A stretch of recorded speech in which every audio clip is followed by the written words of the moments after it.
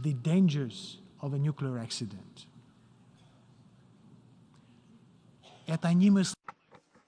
This is an unthinkable threat with potentially catastrophic global consequences. A nuclear war cannot be won, and it should never be fought. I express my strong support for the important work done by the IAEA to ensure nuclear safety in Ukraine.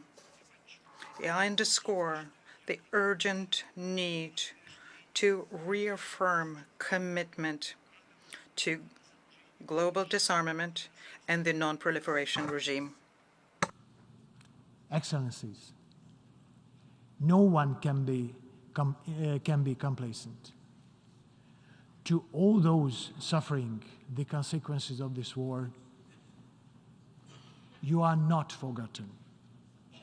We see you, we hear you. Across the UN system, we are working tirelessly to find solutions to your plight and to accompany you on the road to reconstruction. I commend member states that have already begun to provide that assistance, and call for further support to rebuild the country. In the General Assembly, there has been firm support for a political solution. 3 resolutions adopted during the 11th Emergency Special Session have referenced political dialogue, negotiations, mediations, or other peaceful means. A solution based on the UN Charter and international law, and one that respects Ukraine's sovereignty and territorial integrity within its internationally recognized borders. Excellencies, this war will come to an end, and the time of reconstruction, reconciliation, and transformation will come. We know it will not be easy. We know the scars are deep. Culture, family bonds, sports, arts, and the acknowledgement of the shared destiny of humanity will certainly help nations currently facing each other in the trenches. Please allow me to now address the leaders and people of the Russian Federation. Russia was and remains a major member of the community of nations. Other members are awaiting for Russia to come back to the pathway of bringing in and sustaining peace so as to bring in its own contribution to general stability and well-being.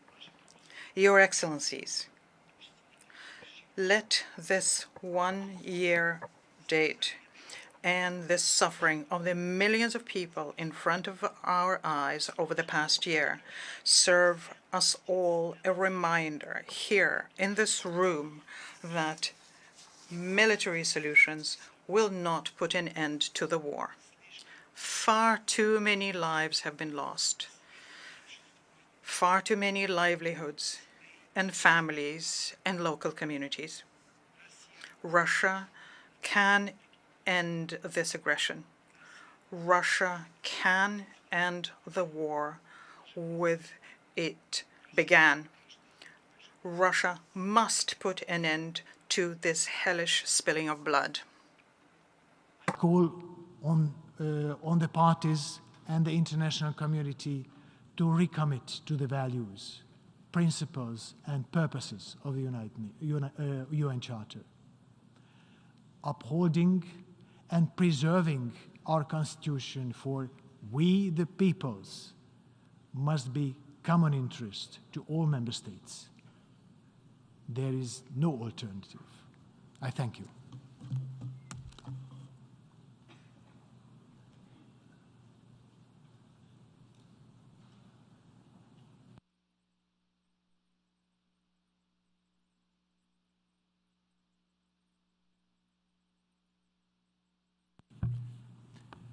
I now invite the Secretary General of the United Nations, His Excellency Antonio Guterres, to make a statement.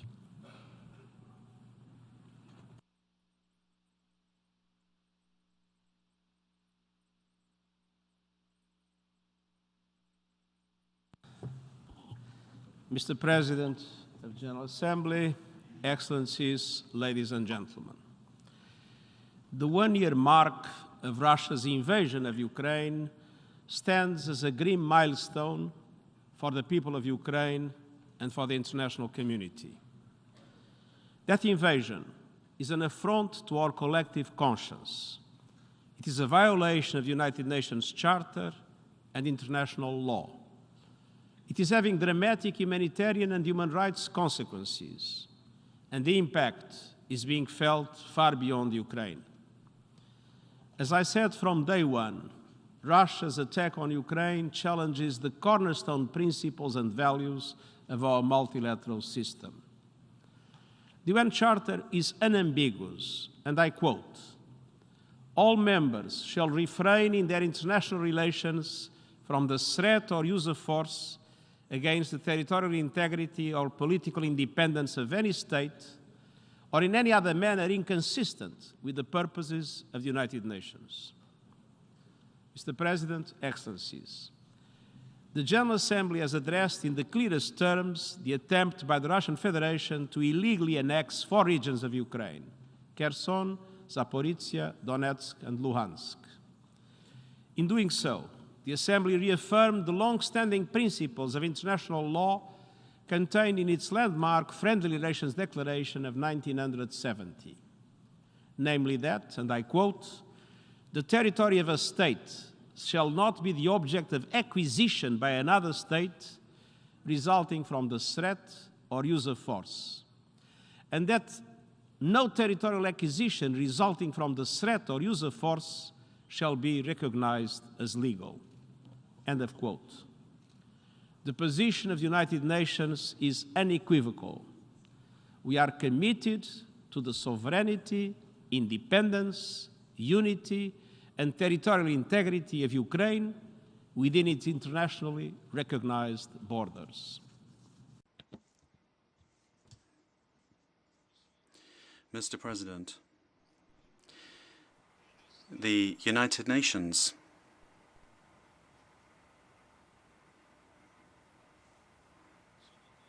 has stayed on the ground working with humanitarian partners. Fully 40% of Ukrainians are in need of humanitarian assistance. Vital infrastructure has been targeted. Water, energy, and heating systems have been destroyed in the dead of winter. UN agencies have also been cooperating with host countries that received more than 8 million Ukrainians, the largest refugee crisis since the Second World War. Last year, the UN launched a $5.6 billion humanitarian appeal for the people of Ukraine. I urge your full support. I have visited Ukraine twice since the start of the war, where I heard testimonies of severe violations of international humanitarian and human rights laws. In this conflict, as elsewhere, the United Nations is committed to ensuring justice and the principle of accountability. President, even amidst the brutality of war, we have worked in concerted and creative ways to forge solutions. In Mariupol, the United Nations helped evacuate civilians trapped in the Azovstal steel plant. The Black Sea Grain Initiative has shown the possibility of Ukraine and Russia to advance global food security with the support of the government of Turkey and the United Nations. Despite ongoing challenges, the initiative to ship grain and other foodstuffs from Ukraine is making a difference. We are working hard to remove all remaining obstacles to the implementation of the Memorandum of Understanding between the Secretariat of the United Nations and the Russian Federation to facilitate exports of Russian food and fertilizers to global markets. This is also an important contribution to address global food insecurity, and will continue to support these initiatives for the benefit of millions of people across the world, especially in the global south. Notwithstanding deep mistrust, the parties to the conflict have also worked out regular exchanges of prisoners of war facilitated by regional actors. These efforts can and must continue and expand as much as possible. Mr. President, over the past year, not only have we seen suffering and devastating grow, it is also becoming more evident just how much worse it could all still become. The possible consequences of a spiraling conflict are a clear and present danger. Every day, we are reminded of the grave threat that haunts us all when irresponsible military activity continues around the Zaporizhzhia nuclear power plant, the largest nuclear facility in Europe. I commend the International Atomic Energy Agency for engaging the sides to ensure the area remains safe. The security and safety of all Ukrainian nuclear power plants must be guaranteed. The war is also fanning regional instability and fueling global tensions and divisions, while diverting attention and resources from other crises and pressing global issues. Meanwhile, we have heard implicit threats to use nuclear weapons. The so-called tactical use of nuclear weapons is utterly unacceptable. It is high time to step back from the brink. Complacency will often deepen the crisis while further eroding our shared principles proclaimed in the Charter. Mr. President, Excellencies, war is not the solution. War is the problem. People in Ukraine are suffering enormously. Ukrainians, Russians, and people far beyond need peace. And while prospects may look bleak today, we must all work knowing that genuine, lasting peace must be based on the UN Charter and international law. The longer the fighting continues, the more difficult this work will be. We don't have a moment to lose, and I thank you.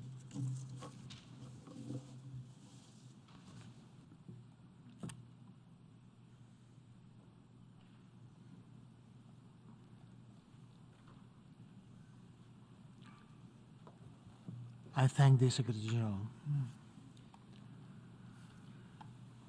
I now give the floor to His Excellency Dmytro Kuleba, Minister of Foreign Affairs of Ukraine, to introduce draft resolution A/ES11/L7.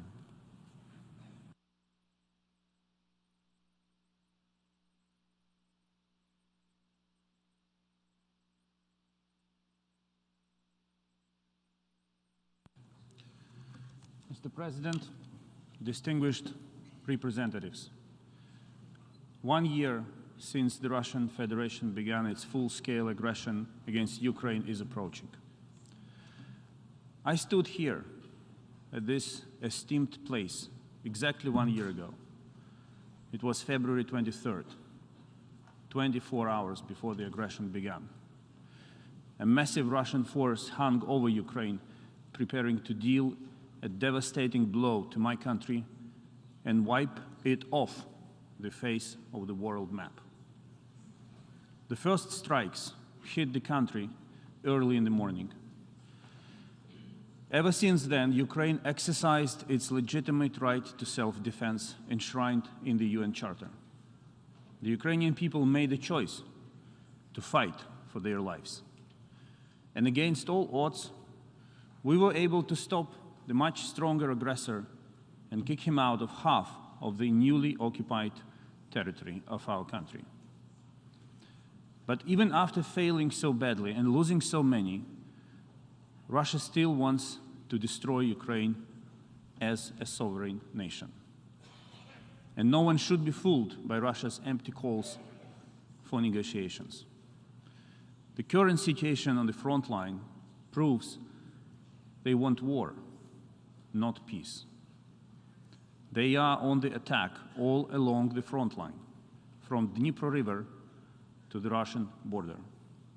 They keep striking Ukraine's civilian infrastructure with salvos of cruise missiles made in Russia and drones made in Iran.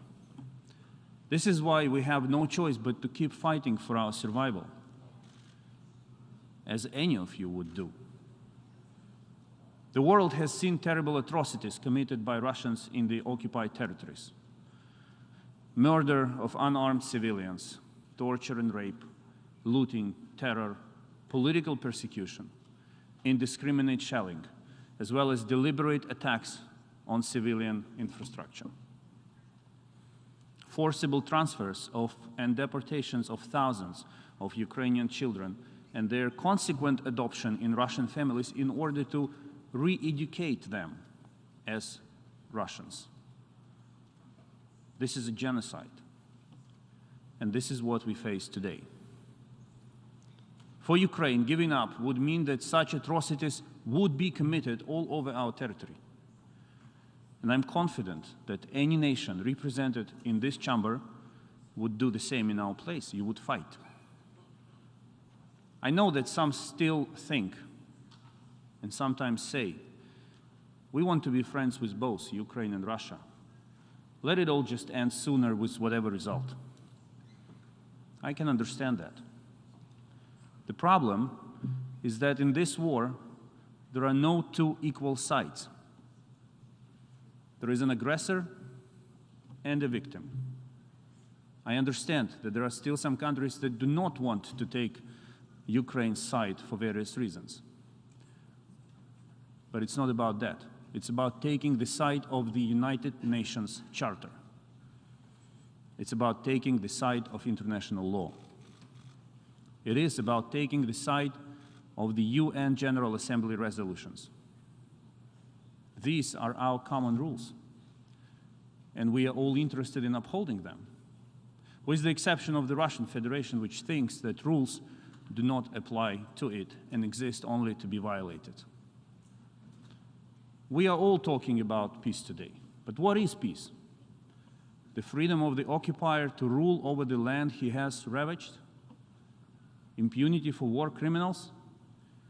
A respite and a chance to prepare for a new war and new crimes?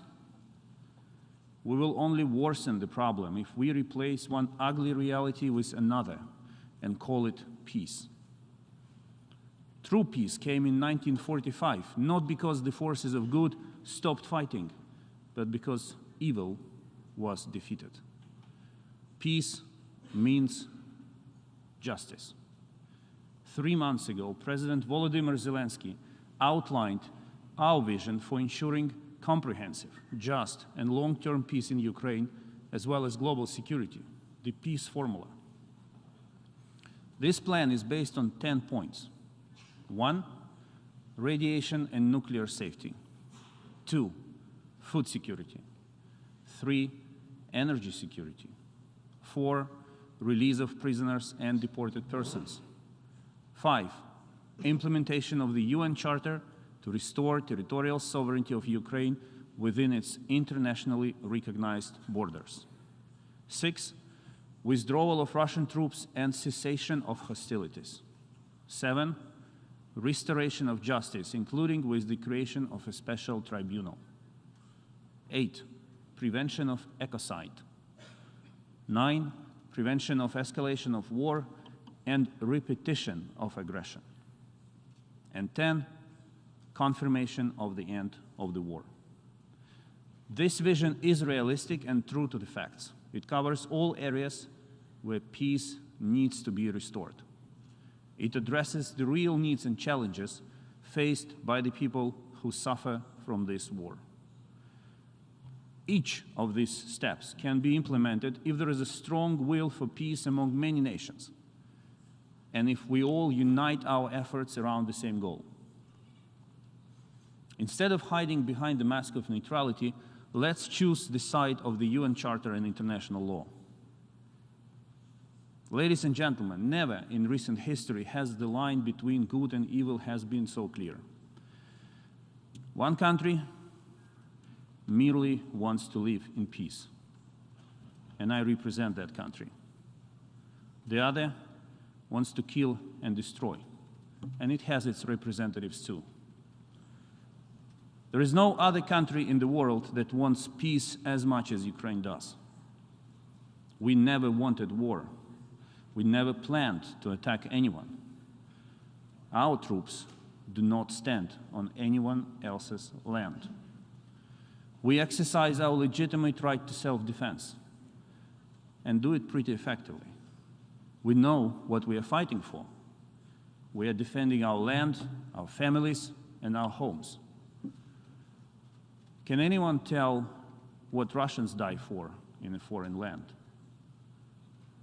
This is why calls to cease delivery of weapons and ammunition to Ukraine are badly misplaced. It is perfectly legitimate to help a nation that has been attacked and is justifiably defending itself. It is an act of defense of the UN Charter. It is an act in favor of ending the war sooner and achieving a lasting and just peace. On the contrary, it is illegal and against the UN Charter to give military help to the aggressor. It is an act of war escalation and prolongation of atrocities, destruction, and sufferings. The principle of territorial integrity cannot be compromised. Is there anyone in this room who is ready to give away 1 square meter of its territory to a bloodthirsty neighbor? We all know the answer. There is none. And Ukraine is one of you. The world will drown in chaos if we allow changing borders by force under the disguise of political expediency or sympathy towards aggressor. With the support of the world, Ukraine can restore its territorial integrity and respect for the UN Charter, and it will. And this will discourage Russia and other aggressors from wanting to attack other nations. To achieve this noble goal, we need to send a strong and clear message that the UN Charter, including the principles of sovereign equality and territorial integrity of states, should serve as the basis for the process of peaceful resolution. I therefore call on members of the United Nations to support draft resolution entitled Principles Underlying a Comprehensive, Just, and Lasting Peace in Ukraine. The aforementioned resolution will contribute to our joint efforts to bring the war to an end, as well as protect the fundamental principles of international law and the UN Charter. And again, exactly a year ago, I was standing here appealing to the nations united in this hall on the need to prevent war. A year after, against all odds, Ukraine is effectively defending itself against a much stronger enemy. And I appeal to you, this is a decisive moment to show support, unity, and solidarity. This is the moment to prove that you stand for the UN Charter in words and in deeds. Thank you for your attention.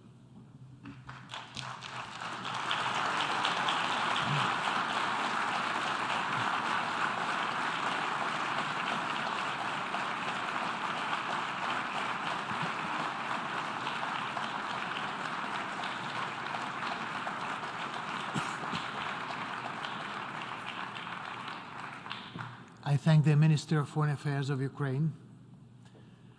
I now give the floor to the distinguished representative of Belarus to introduce draft amendments contained in document A/ES11/L8 and A/ES11/L9.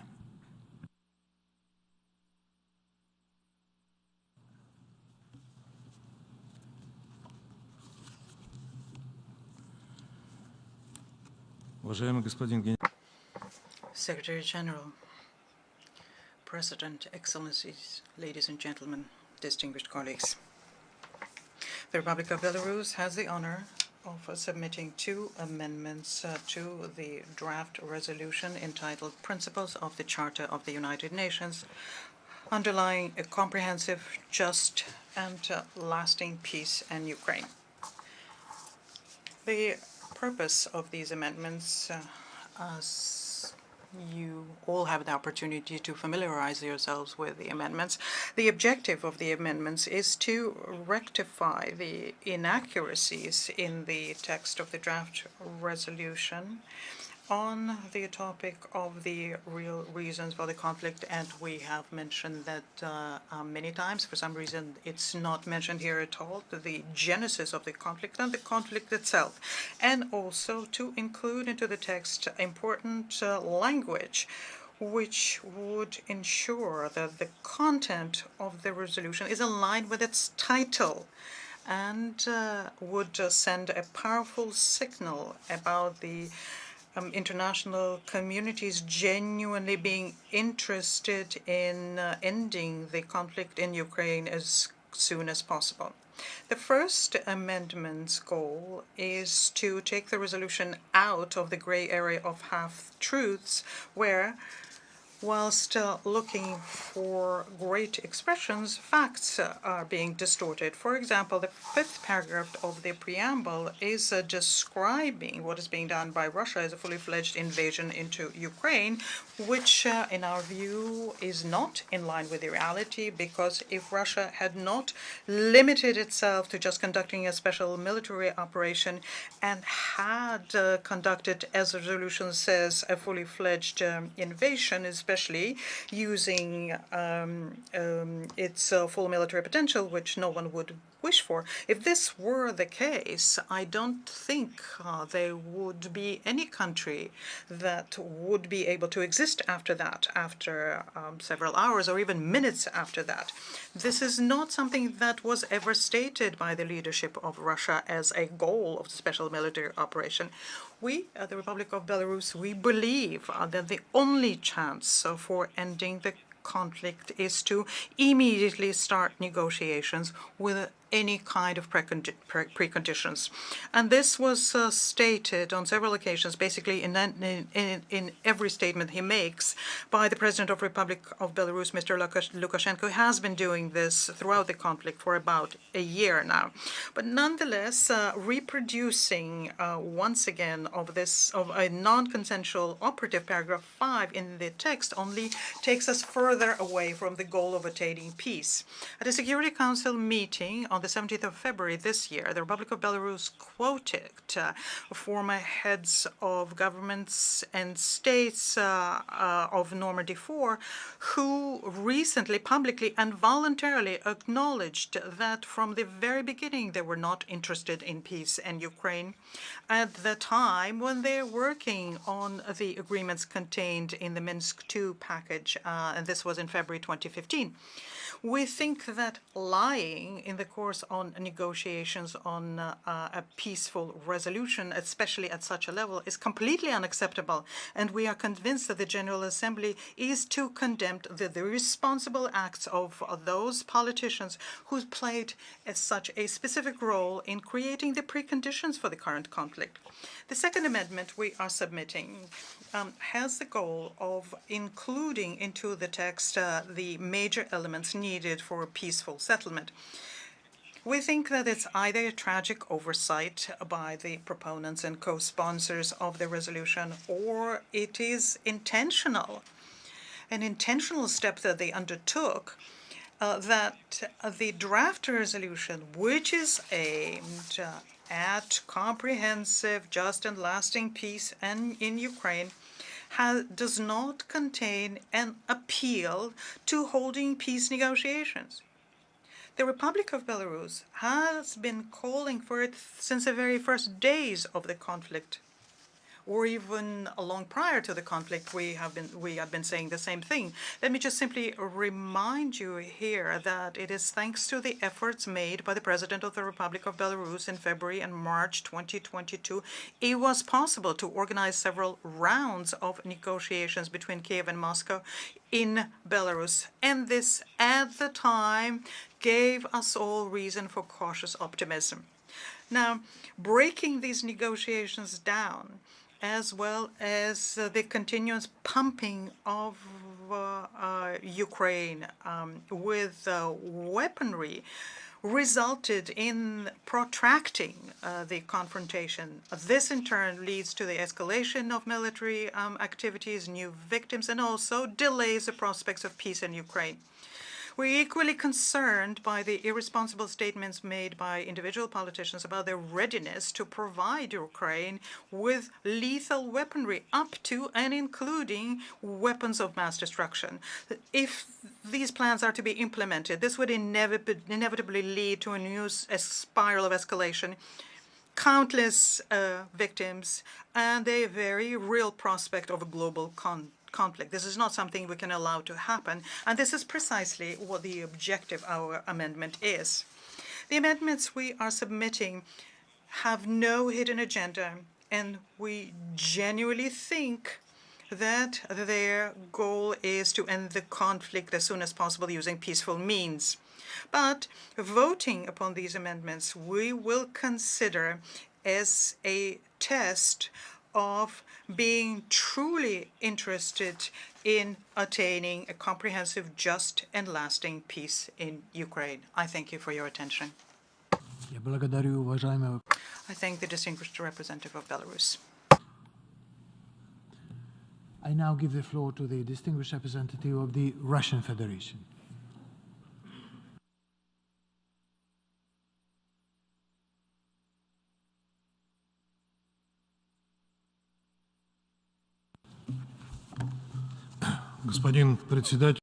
Mr. President, a little more than a year ago, Ukraine and its Western sponsors convened the 11th Emergency Special Session of the General Assembly. At the time, many of the United Nations member states were disoriented and yielded to the collective West, which was claiming that nothing more terrible had happened in the history of humankind, and that is why the reaction to what was being done by Russia was to be unprecedented. Since that, many of you have better understood the reasons for what happened and what is happening now, and it's become much more difficult for the Western camp to mobilize member states of the UN in support of their crusade against Russia.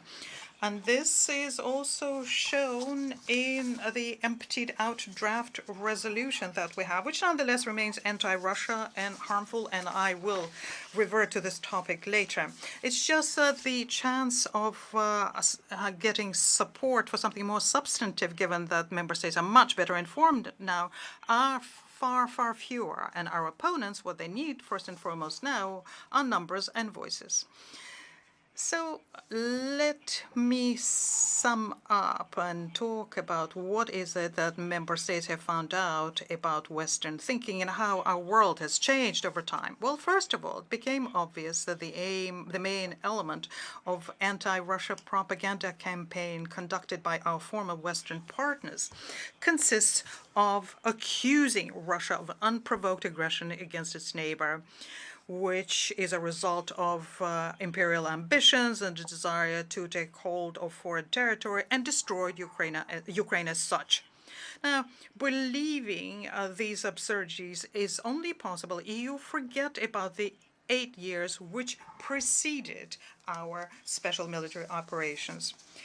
And this is how long the criminal nationalist regime, which arrived in Kiev as a result of an institutional coup supported by the West, that's how long they kept waging bloody war against the people in Donbass. And their own crime was that they wanted to remain Russian. They wanted to see their children as Russian. They wanted to honor the memory of their ancestors and did not want to glorify Nazis and their acolytes. Starting history on the 24th of 2022 and ignoring everything that came before is an intentional attempt by the collective West to confuse people and hide the real reasons for the conflict, whereas they are key for understanding the prospects for its peaceful settlement. Thanks to very well-known confessions of a number of retired Western leaders, no one has any doubt today that the West used the cover of the Minsk Agreement approved by the Security Council, whereas in actual fact that had the goal of preparing Ukraine for war against our country. With the condoning and participation of Americans and Europeans in Kiev, what you had is the formation and the armament of a truly authoritarian despotic regime, which kept destroying all of its opposition or anything that could be in any way connected to Russia. In a country where Russian is a native tongue for most people, and which for many centuries was culturally united with our country, pursuing a policy like this meant destroying the foundations of society and installing an artificial paradigm of Ukraine as anti-Russia. Throughout all of these years, the Kiev regime continued its inhuman shelling of the peaceful towns in Donetsk and Luhansk People's Republic, where peaceful civilians were dying, including children, and we regularly informed the Security Council and General Assembly about that. We conducted meetings and sessions within the UN in which people from Donbass themselves participated, and they had the opportunity there to describe their tragedy.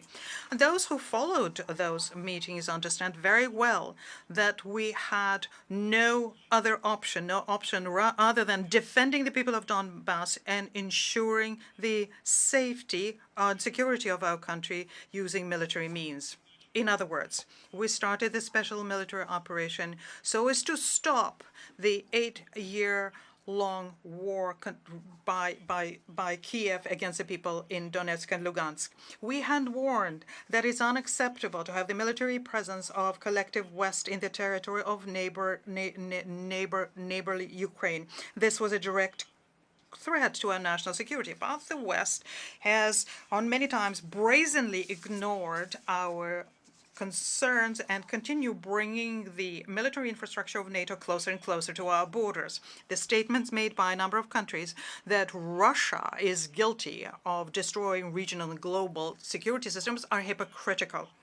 Our Western colleagues now prefer not to recall that, but at the end of 2021, Russia put forth a whole number of specific initiatives on de-escalation and strengthening confidence in the Atlantic area. We proposed that the US and NATO sign security guarantees treaties. We therefore were thus giving diplomacy a chance.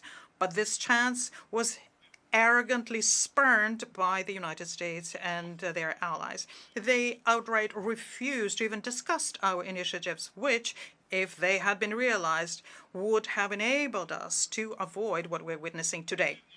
And we understand now why that was the case.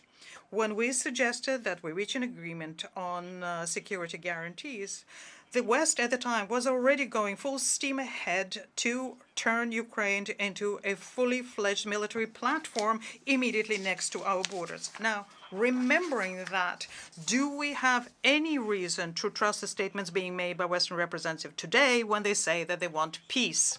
I think that today, 1 year after the active stage of the Ukrainian crisis began, very few doubt that it's not Ukraine that is fighting Russia, because Ukraine basically spent all of its military potential in the first weeks of the special military operation, but rather it is a collective West in the person of the United States and its NATO and European Union allies. Not only do they provide Kiev with weapons and ammunition, they also provide the armed forces of Ukraine with intelligence information and coordinate their missile strikes. At the same time, West, they used to tell us tall tales about partnership and cooperation, has now fully shown its true colors.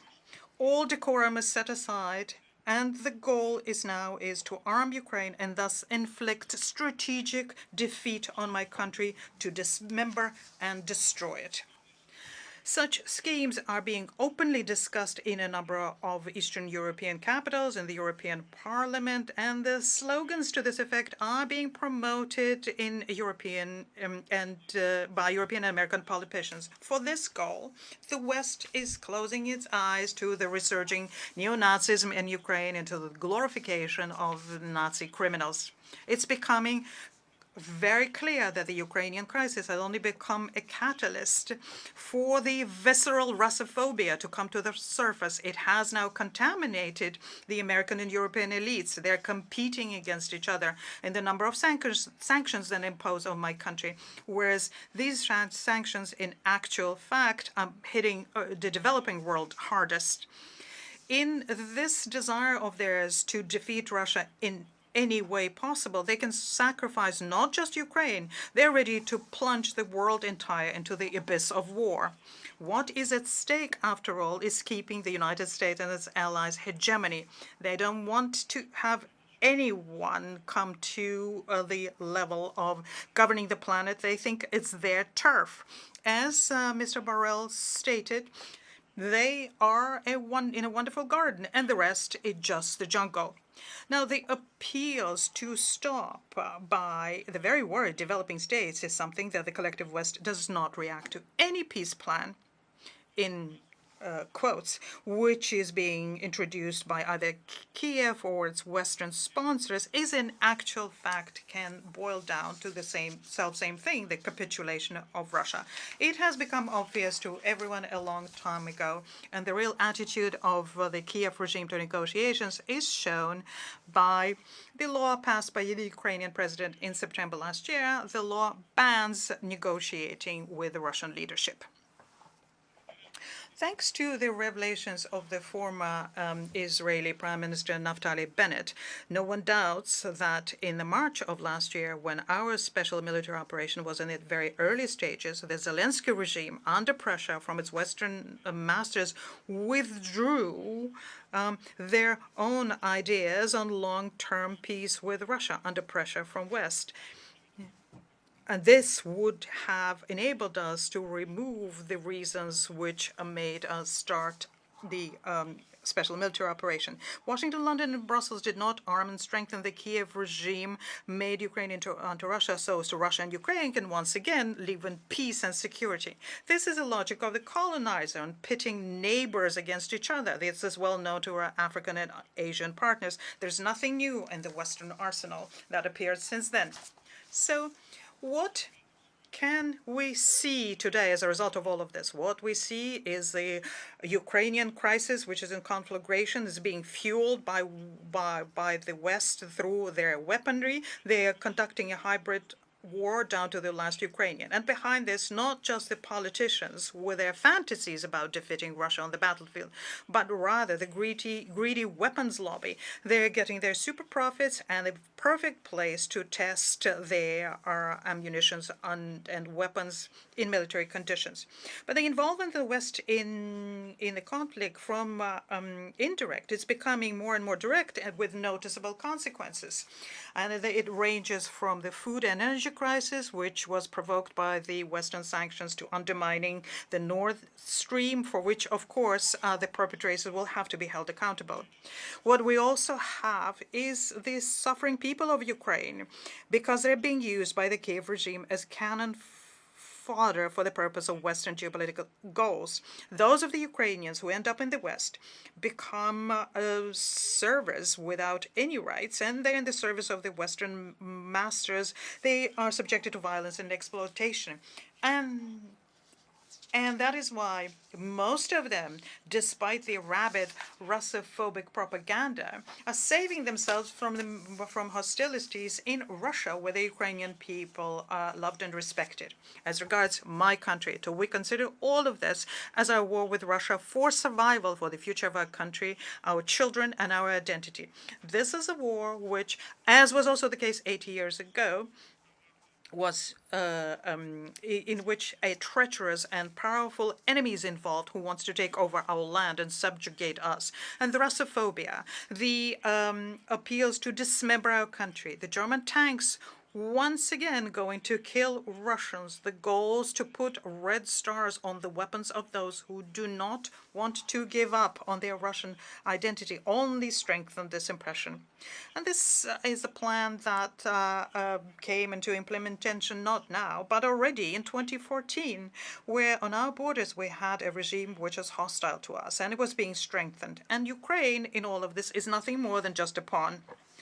And since that is the case, well, you will understand very well that looking for solutions out of this situation, so fraught with most negative consequences for the humankind as a whole, in the case of direct confrontation between Russia and NATO, needs to be conducted not between Russia and Ukraine, but between Russia and the collective West. First and foremost, Washington, which is behind the Kiev regime.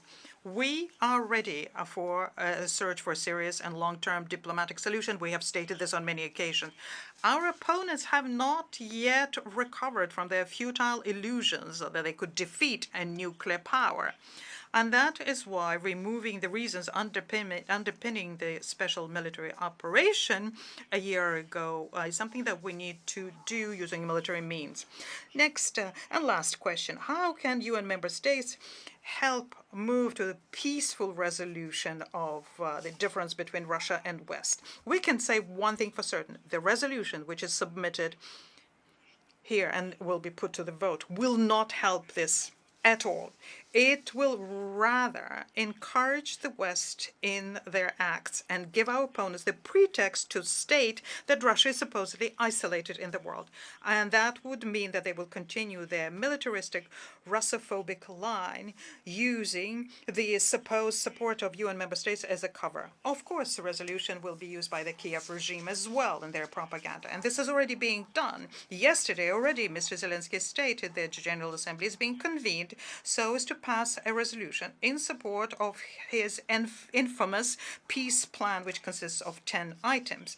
And this, when we know that the mention of this confusing initiative, as far as we understand, was removed from the draft at the request of a number of UN colleagues. Unfortunately, the Kiev regime is incorrigible in how disingenuous they are. But this disingenuousness that we are well familiar with simply don't know about. Now, can this situation be rectified? Can we prevent the West from using this document for their purposes, especially in the conditions where many of you are under severe pressure and blackmail from Washington and allies? Yes, it's possible. What you need to do is support the balancing amendments that my Belarus colleague had introduced right before me. If the amendments are rejected and the document will remain as it is now, one-sided and divorced from reality, we urge everyone to vote against the draft resolution. I thank you. I thank the distinguished representative of the Russian Federation. Thank you very much.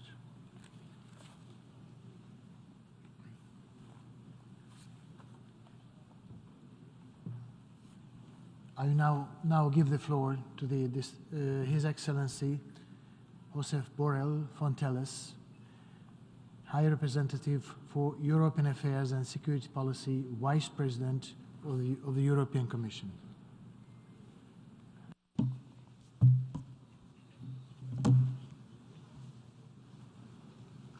Mr. President of the General Assembly, distinguished delegates, ladies and gentlemen, this week marks 1 year since Russia started its illegal invasion of Ukraine.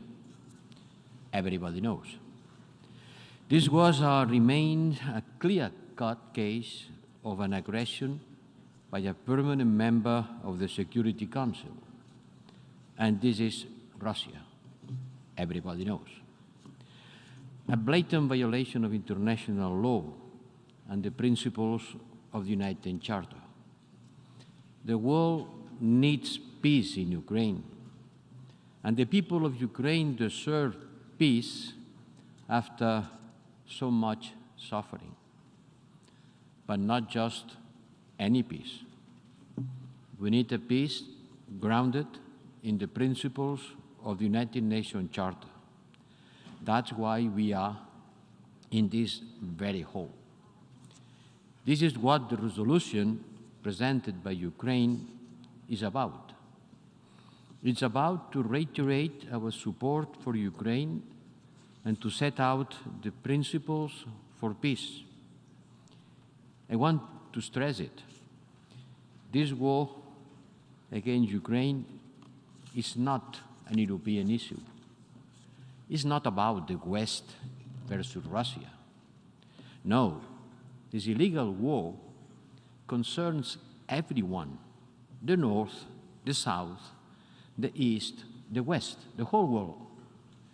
And we are here today to reiterate our support to Ukraine's sovereignty and territorial integrity within its internationally recognized borders, as for any member of the United Nations.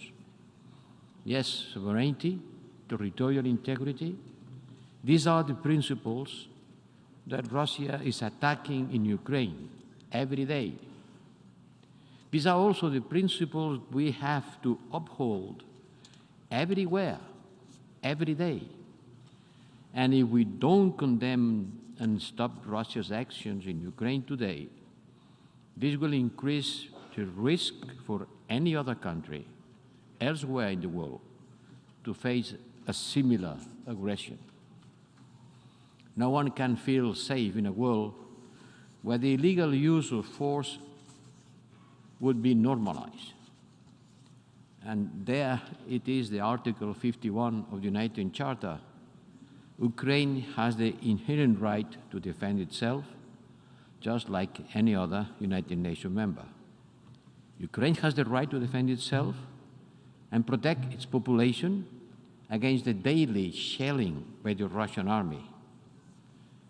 Excellencies, colleagues, the European Union has always been a peace project, and we have been quite successful on bringing peace to the European continent and promoting it around the world. It is central to our DNA. It's in our origin. And when it comes to Ukraine, the real question today are what kind of peace? Yes, peace, but what kind of peace? Yes, end the war, but how do we end the war? How to achieve this peace? The first obvious step for peace is for Russia to stop its attack. It must end all hostilities and withdraw its forces and military equipment for Ukrainian soil. And it must do it immediately, completely, and unconditionally. And until then, the European Union will continue to give Ukraine the support it needs to defend its population. It's also in accordance with the United Nations Charter. We will continue to provide humanitarian and financial assistance.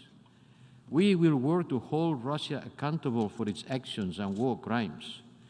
And we know from experience that there can be no lasting peace without accountability. At the same time, we will continue to support Ukraine's wish for a just peace in line with the United Nations Charter through two tracks, supporting Ukraine and looking for peace. They go hand in hand. They are not either or. They are not incompatible. By the contrary, they go hand in hand. They are complementary. You all know about President Zelensky's peace formula. The European Union supported, and we will work to mobilize the broadest possible international support for it. Indeed, all of us have a responsibility to work for a just and lasting peace, as this resolution tabled by Ukraine sets out. And the United Nations Secretary General has offered his good offices to bring an end to this war, and we support him. Others have also contributed to the diplomatic efforts. The purpose of this resolution is to support and encourage the efforts to look for peace. We, the European Union, we have been working in close cooperation with Ukrainian partners throughout the whole preparatory process in a transparent and inclusive manner. We have been as inclusive, as transparent as possible. amendments and comments made in good faith were duly considered and taken on board to the extent possible. And we thank delegations that engage with us. This, for sure, has strengthened the text. But by putting forward additional amendments right now, Belarus tries to create confusion on the process. When the text before the membership is a simple call for peace in line with the United Nations Charter, these amendments are not made in good faith. They are manipulative, since they do not reflect the situation on the ground, which is the unjustified and unprovoked aggression by one member state against another. We will vote against these amendments and call on all United Nations member states to do the same and to support the draft resolution tabled by Ukraine. Excellencies, distinguished delegates, the text before us today is very much in line with the United Nations Secretary General plea at his briefing to the General Assembly on the 6th of February, and even today on his speech. As he rightly put it, the world needs peace, but peace in line with the United Nations Charter and international law. And for all reasons, simple reasons, evident reasons, I'd ask you to join us in co-sponsoring this United Nations General Assembly resolution and vote in favor, because this is a moment for every member of the United Nations to stand and to be counted. Thank you. I thank the Vice President of the European Commission.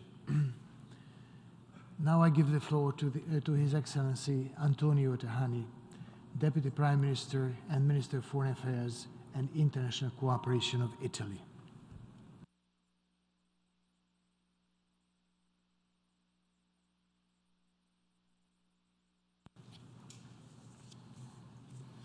Monsieur le Président, Mr. President, Excellencies, a year ago,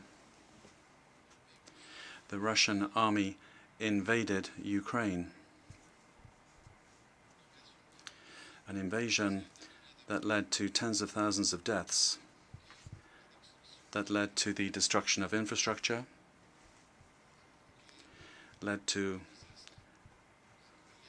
unbelievable disasters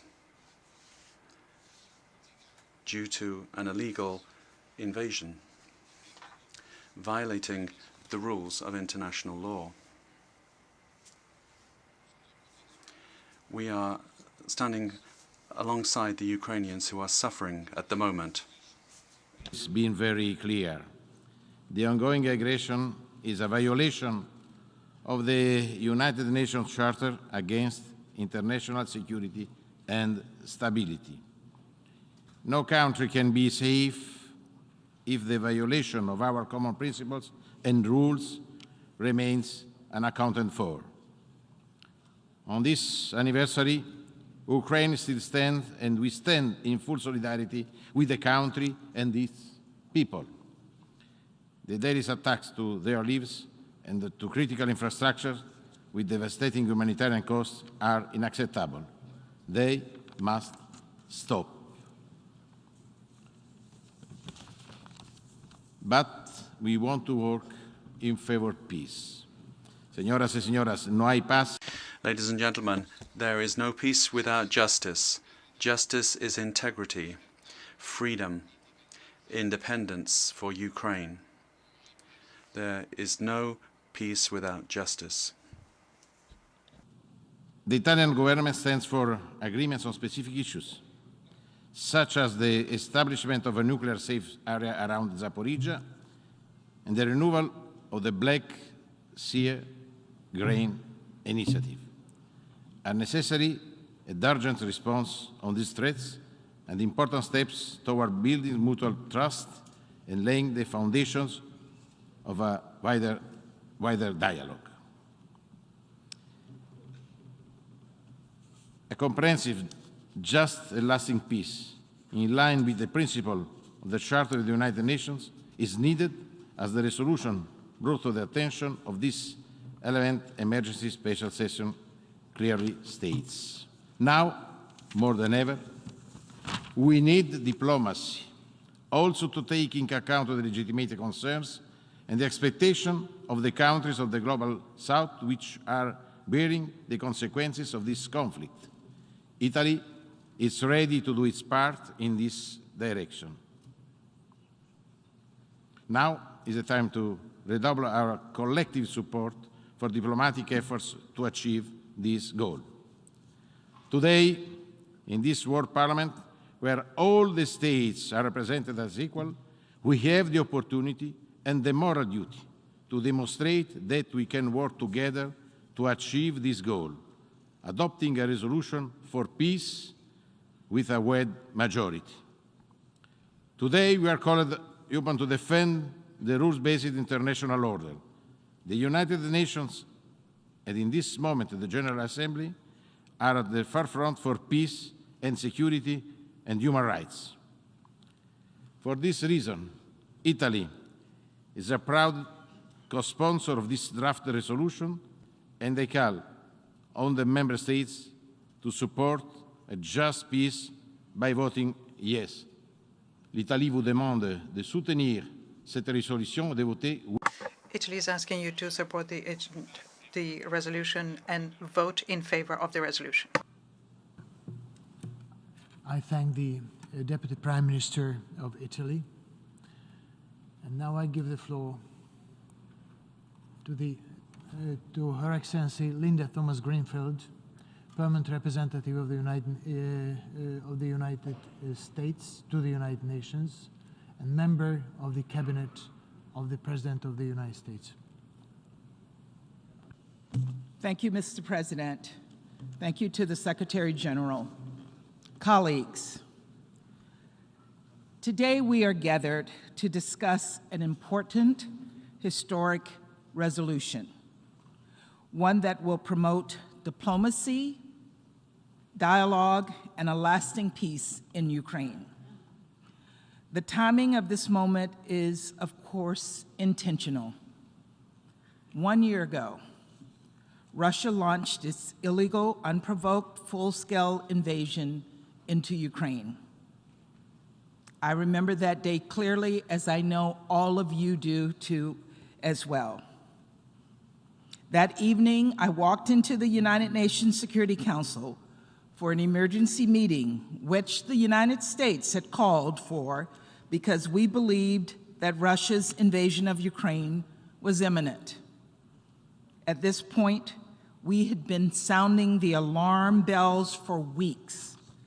I had informed the Council in no uncertain terms about the buildup of troops along the border and what we thought it meant.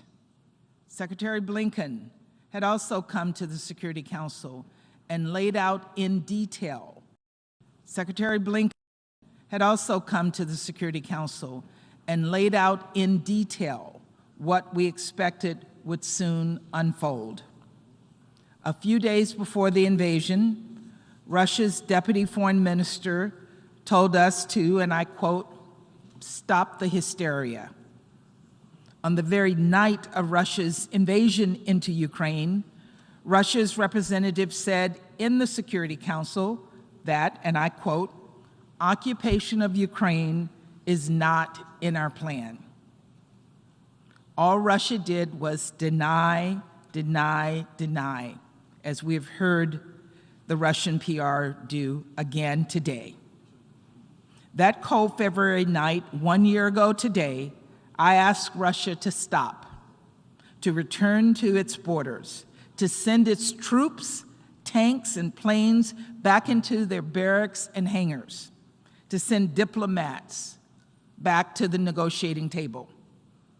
But it was too late.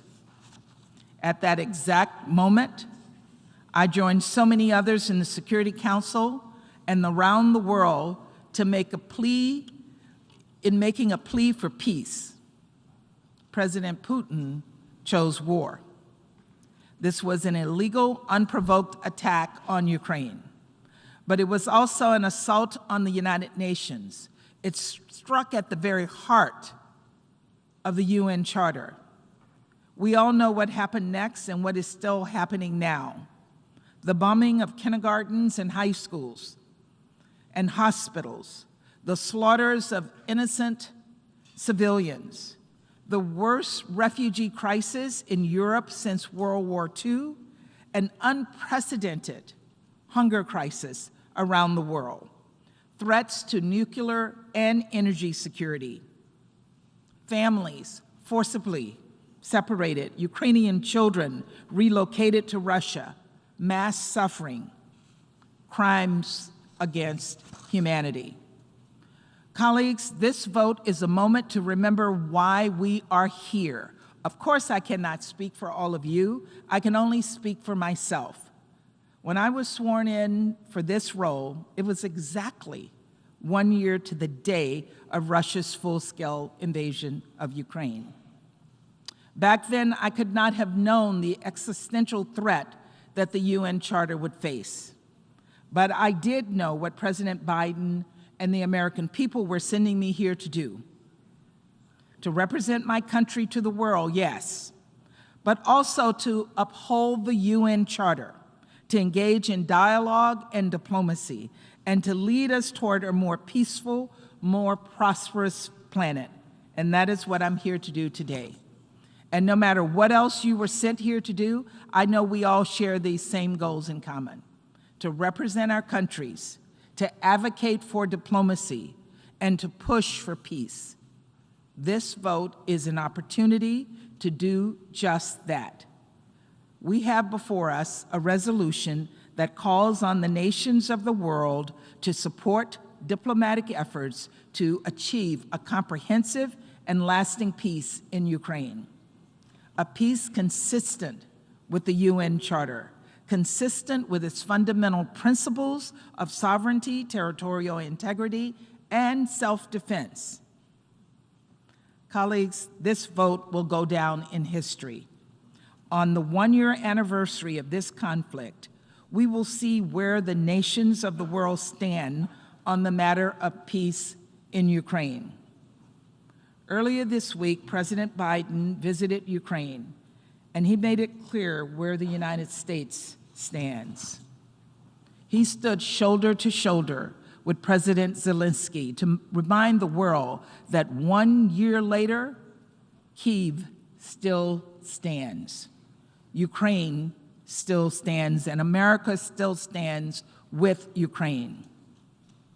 I too visited Ukraine late last year, and while I learned a great deal in my meetings and discussions, the most powerful lessons I took away were in the faces of the Ukrainian people.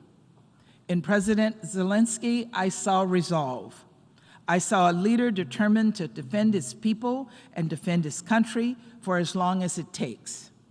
In the faces of refugees and victims, I saw suffering, deep sorrow, unimaginable pain was etched into their visages.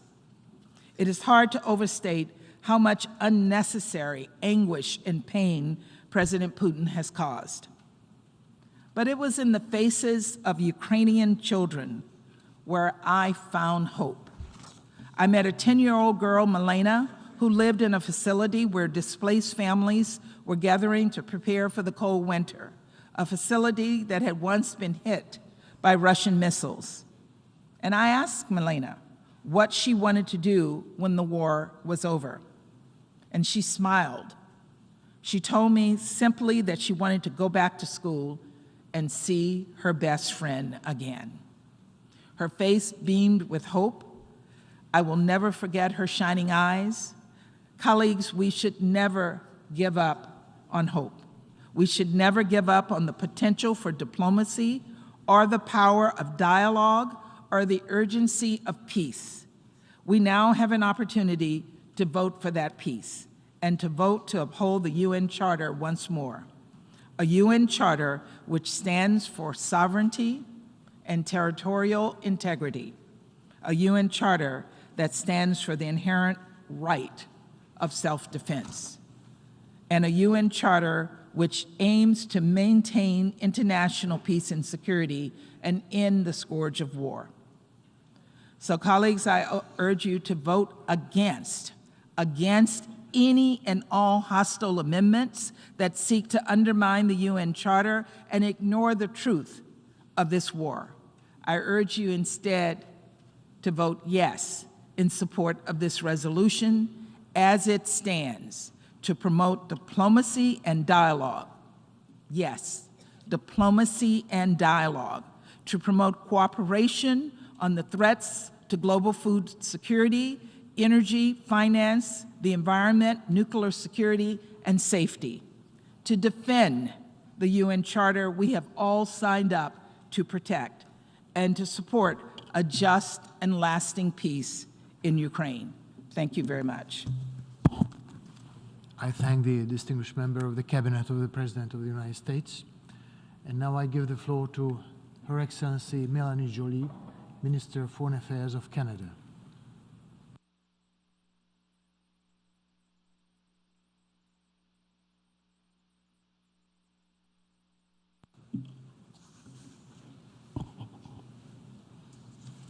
Merci, Monsieur le Président.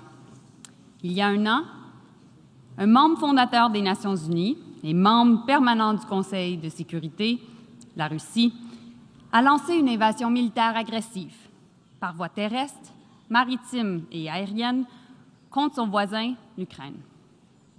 Cette guerre a des conséquences catastrophiques pour le peuple ukrainien et le monde entier. La guerre de la Russie contre l'Ukraine est injustifiable, elle est illégale, elle est cruelle et inhumaine, et il faut y mettre fin. We are called on today, as equal members of the General Assembly, to once again reaffirm our full support for the purposes and principles of the Charter of the United Nations, to ensure that these purposes and principles underlie a comprehensive, just, and lasting peace in Ukraine, and to affirm our support for international law and for accountability when the law is broken. We have before us today a resolution that does this. Its text has been drafted to reflect the views and concerns of members from all regions. For these reasons, Canada believes that this draft resolution deserves the support of each and every member of this Assembly. Mr. President, as we mark this grim occasion, the Russian Federation further invasion and illegal war of aggression against Ukraine rages on. Russia is continuing its missile attacks against Ukrainian cities, killing Ukrainian civilians, and destroying the country's critical infrastructure. Schools and hospitals have not been spared. Thousands of Ukrainian civilians have been killed. More have been injured. And more than 14 million Ukrainians have been forced to flee their homes. Last week, I was in Kyiv, and I heard firsthand some of the heartbreaking choices this war has forced on the people of Ukraine. These stories remind us of the true and brutal nature of Russia's war. This is not and has never been a so-called special military operation. President Putin is entirely responsible for this war, and his latest address proves that he remains unmoored from this reality. His address was nothing more than recycled absurdities, as repeated by the Russian ambassador today in this chamber, and his suspension of the START treaty is nothing short of reckless. This is total war, aimed at punishing and destroying the free, independent, and sovereign nation of Ukraine and its people. And President Putin will not succeed. Monsieur le Président, le Canada est inébranlable dans son soutien à l'Ukraine et nous sommes déterminés à la soutenir aussi longtemps qu'il le faudra, de la résistance jusqu'à la reconstruction. Nous avons fourni de l'aide financière importante, certes, de la formation et du matériel militaire, ainsi que de l'aide humanitaire. Au-delà du bilan humain effarant, les pertes en Ukraine sont estimées à 250 milliards de dollars. Le coût de la reconstruction de l'Ukraine sera le double, voire plus encore. We know that for reconstruction to be inclusive and enduring, it must address both the physical and invisible impacts of Putin's war. And so we must tackle the psychological marks of the war on Ukraine's people with the same seriousness and urgency as the physical scars. The impacts of the war on food and energy security, supply chains, and inflation have rippled across every corner of the world and have hit the most vulnerable the hardest. Russia's war of choice is estimated to cost the global economy $2.8 trillion. 51 million more people were pushed into poverty during the first 3 months of the war alone because of the soaring food and energy prices triggered by Russia's invasion. These are lives and livelihood destroyed by President Putin's war of choice and its impacts. And we have heard the calls from many countries here in this chamber about the disastrous impacts of this war on their peoples and their economies. But peace has to be built on security and justice. And Russia needs to listen and respond to the demands of this Assembly to stop its war of aggression. Monsieur le Président, que la Russie poursuive cette guerre illégale nous dit ce que ce pays pense des Nations Unies et de chacun des membres représentés en cette salle. Depuis la première convocation de la 11e session extraordinaire d'urgence, nous avons été clairs. Nous avons rappelé l'obligation de tous les États, en vertu de la Charte, de s'abstenir de recourir à la menace ou à l'emploi de la force contre l'intégrité territoriale ou l'indépendance politique de tout autre État. Nous avons réaffirmé notre engagement en faveur de la souveraineté, de l'indépendance, de l'unité et de l'intégrité territoriale de l'Ukraine à l'intérieur de ses frontières internationalement reconnues jusqu'à ses eaux territoriales. Et nous avons explicitement demandé à la Russie de cesser immédiatement de recourir à la force contre l'Ukraine, de retirer immédiatement, complètement et inconditionnellement toutes ses forces militaires du territoire de l'Ukraine. Yet, through its words and actions, Russia is showing us very plainly that it does not respect this Assembly and the members represented here. More than that, it has expanded its illegal war of aggression. It has used its veto, its power, its privilege to sideline the Security Council. It has attempted to illegally annex Ukraine's territory through sham referenda. It has peddled misinformation and conspiracy theories online in our countries and in this chamber. It has doubled down on its attacks against Ukraine's critical infrastructure in clear violation of international humanitarian law. This is not the sign of a country that respects its obligation or its fellow member states.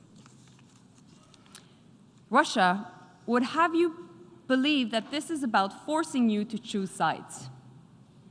Today's vote is not about choosing sides. It's about choosing peace, a comprehensive, just, and lasting peace in Ukraine. It is about choosing to uphold the UN Charter.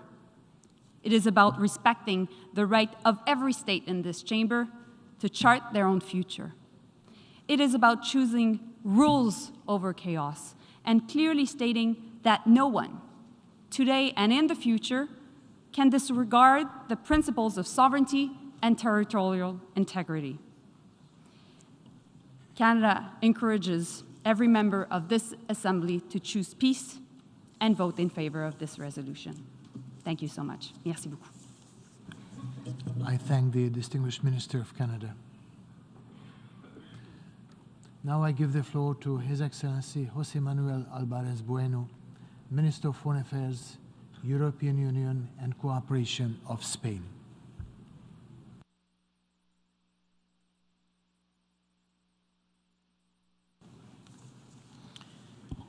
Señor presidente de la Asamblea General, estimados delegados, se cumple un año desde el inicio de la agresión de la Federación Rusa contra Ucrania.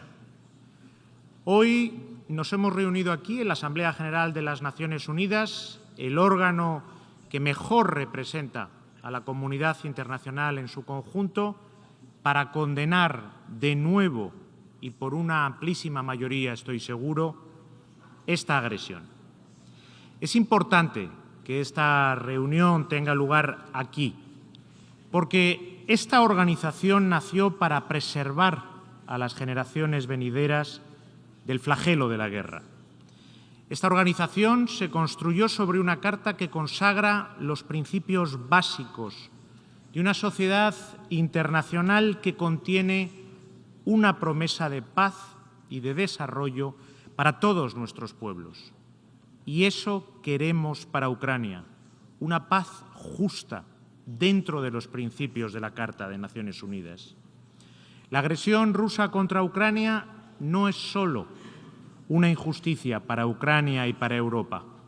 Es una amenaza global porque constituye un ataque frontal a dichos principios, al principio de igualdad soberana de todos los Estados, al principio de abstención de la amenaza o del uso de la fuerza contra la integridad territorial o la independencia política de otro Estado, a la obligación de arreglar las controversias internacionales que puedan surgir a través de medios pacíficos. Esta agresión no tiene justificación porque es una guerra ilegal, contraria a la Carta de las Naciones Unidas. De consolidarse este precedente, el día de mañana, todos nosotros nos enfrentaremos a un mundo más inseguro y más violento. Por eso, esta sesión especial reviste una relevancia especial. La Carta sobre la que acordamos basar el orden internacional requiere hoy de nuestra defensa y compromiso. Los medios que Rusia utiliza para tratar de ganar esta guerra también son ilegales. La Comisión Internacional Independiente de Investigación sobre Ucrania, creada por el Consejo de Derechos Humanos en marzo, ha constatado que se han cometido crímenes de guerra y violaciones de los derechos humanos, incluyendo ejecuciones sumarias, confinamiento ilegal, tortura, malos tratos, actos de violencia sexual en zonas ocupadas por las Fuerzas Armadas rusas. Con su trato a los prisioneros de guerra, con sus ataques sobre no combatientes y sobre infraestructuras civiles básicas, Rusia vulnera la Declaración Universal de Derechos Humanos, el primer, el tercer y el cuarto Convenio de Ginebra y su primer protocolo adicional. Condenamos en los términos más categóricos esta violación flagrante del derecho internacional humanitario. Los responsables de estos crímenes deberán rendir cuentas ante la justicia. España exige una vez más la retirada inmediata, completa e incondicional de las tropas rusas de todo el territorio ucraniano, tal y como ordenó la Corte Internacional de Justicia el pasado 16 de marzo. Durante este año, el pueblo ucraniano se ha enfrentado con gran valor, gran dignidad, gran determinación a una invasión que está causando un sufrimiento injusto e incalculable. Pienso en las familias de las decenas de miles de civiles fallecidos y heridos, en los millones de desplazados internos e internacionales, en todas las víctimas de esta guerra ilegal e injusta. Les traslado toda mi solidaridad, apoyo y respeto y les reitero que España está a su lado. Frente a este horror, España es ya el quinto país de la Unión Europea en recepción de personas ucranianas desplazadas, casi 170.000 acogidos en el marco de la Directiva sobre protección temporal. En apoyo a Ucrania, España ha aprobado el paquete de ayuda humanitaria más grande de su historia para un solo país y hemos comprometido 250 millones de euros para la reconstrucción de Ucrania a través de agencias multilaterales. Y lo hacemos sin dejar de lado las necesidades de otros socios, como en el Sahel o en América Latina. No estamos reduciendo, sino aumentando nuestros presupuestos de cooperación para esas regiones del mundo. Como recuerda el texto sometido a consideración de esta Asamblea, la guerra tiene consecuencias globales. Ha agravado la crisis de seguridad alimentaria, la crisis financiera, la crisis energética posterior a la pandemia. La iniciativa de granos del Mar Negro, con la participación fundamental del secretario general Guterres, ha evitado que empeore la grave situación humanitaria en muchas regiones del planeta, especialmente en África y Oriente Próximo. Y ante su próxima expiración, el 5 de marzo, llamamos a su pronta renovación. Hoy, en este triste aniversario, nos reunimos nuevamente aquí para expresar nuestra más absoluta repulsa a esta continua violación por parte de Rusia del derecho internacional. España reitera su voluntad y la necesidad de que se alcance una paz amplia, justa, duradera, con pleno respeto al derecho internacional y a la soberanía e integridad territorial de Ucrania dentro de sus fronteras internacionalmente reconocidas. Eso es lo que propone el proyecto de resolución presentado hoy para consideración de la Asamblea. España lo ha copatrocinado y pide el voto favorable para esta resolución en su integridad del resto de los Estados miembros que reconocen sin ambages la preeminencia de los principios contenidos en la Carta de las Naciones Unidas. Votar a favor de esta resolución hoy no solo es votar a favor del derecho de Ucrania a existir como Estado, a favor de su seguridad y de su libertad, sino que es votar a favor de los motivos fundacionales de esta organización y de los principios fundamentales de su Carta. Y el primero de ellos, la abolición de la guerra y la preservación de la paz. Muchas gracias. I thank the distinguished Minister of Spain. And now I give the floor to His Excellency Mario Adolfo Bucaro Flores, Minister of Foreign Affairs of Guatemala.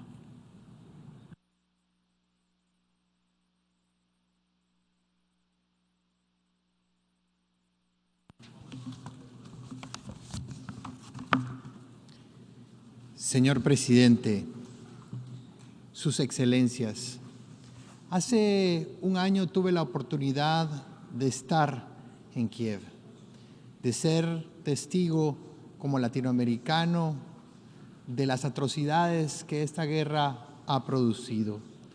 Por eso agradezco esta convocatoria de reanudar la 11ª sesión especial de emergencia de la Asamblea General de las Naciones Unidas. Es lamentable que estemos a un año de esta agresión ilegal, injustificada y no provocada de la Federación de Rusia en contra de Ucrania y nos volvamos a reunir para atender una de las mayores crisis a nivel mundial cuyo impacto no tiene precedentes, pero al escuchar las declaraciones que hemos visto, vemos que esto va a continuar. Por eso Guatemala, enfáticamente ante dicha agresión, desde el inicio de este conflicto no dudó en alzar la voz para reiterar la paz, la seguridad internacional, como pilares fundamentales de la coexistencia entre todos nosotros, porque tenemos la obligación de poder trabajar juntos a través del multilateralismo para poder frenar esta injustificada y no provocada agresión de la Federación de Rusia en contra de Ucrania. Nos enfrentamos a un ataque de orden internacional basado en el hecho de que se tienen que respetar las normas que hemos pactado y los principios de la Carta de las Naciones Unidas que todos hemos signado. Guatemala, como miembro fundador de la Organización de las Naciones Unidas, otorga la mayor importancia a la Carta Fundamental, puesto que desde la misma están plasmados los ideales del multilateralismo, promoviendo los principios fundamentales del derecho internacional, respetando la igualdad, la soberanía de los estados, así como los principios de integridad territorial, independencia política y la no intervención en los asuntos internos que nos corresponden a cada uno. Por ello, Guatemala copatrocinó el proyecto de resolución titulado Principios subyacentes a una paz amplia, justa y duradera en Ucrania. Señor Presidente, La República de Guatemala, como Estado de vocación pacífica y promotora de la paz, reitera la importancia ante las disputas entre los estados de privilegiar la diplomacia, la resolución negociada y civilizada de los medios pacíficos que nos otorga el derecho internacional y que no pueden ser violentados por la fuerza. No podemos aceptar la idea de utilizar la fuerza y la agresión de un Estado y especialmente de un miembro permanente del Consejo de Seguridad de las Naciones Unidas. Esto tiene que tener responsabilidades y obligaciones particulares, porque mantener la paz y la seguridad internacional es un deber de cada uno de nosotros. Por ello, apoyamos y consideramos que el lenguaje del proyecto de resolución es coherente y está pegado a los principios de la Carta de Naciones Unidas, reafirmando así el compromiso de la Asamblea hacia la soberanía, la independencia y la integridad territorial de Ucrania.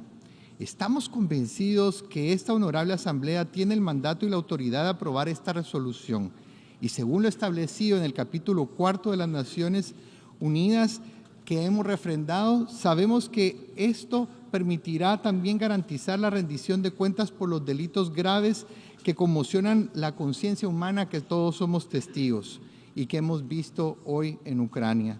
Se debe garantizar la justicia para todas las víctimas del conflicto y la prevención de futuros delitos y por ello Guatemala cofacilitó las negociaciones de la creación de un registro de daños y apoyamos toda iniciativa que busque crear el Tribunal Especial sobre el crimen de agresión cometido por la Federación Rusia en contra del derecho internacional. Señor presidente, estamos consternados por las terribles consecuencias humanitarias y los derechos humanos que se han violentado a través de las hostilidades en contra de Ucrania. Así que continuaremos levantando la voz hasta que cese todo ataque injustificado, porque las consecuencias devastadoras con la población civil no se pueden tolerar. Hoy todos nosotros, con el voto que emitiremos, estaremos dándole voz a aquellos que no tienen voz. Hoy tenemos que hacer justicia por los derechos humanos. Hoy tenemos que velar para que triunfe la paz. Y creemos firmemente que es esencial en el pleno cumplimiento de las obligaciones que hemos tenido que se respete el derecho internacional humanitario que busque proteger a esta población civil, así como garantizar el acceso humanitario seguro para poder garantizar que cese todo ataque y también se preserven los bienes indispensables de la supervivencia de la población ucraniana. Mi delegación reitera inequívocamente la urgencia de poner fin a esta agresión y buscar una salida pacífica. Por lo anteriormente expuesto, respetuosamente solicitamos a todos los Estados miembros votar en contra de las enmiendas presentadas por Bielorrusia y votar a favor del proyecto de resolución ES-11/6 a fin de enviar un mensaje claro por parte de esta Asamblea y preservar la paz, la justicia en favor de Ucrania. Muchísimas gracias. I thank the distinguished Minister of Guatemala. And now I give the floor to Her Excellency Tanja Fajon, Minister of Foreign and European Affairs of Slovenia.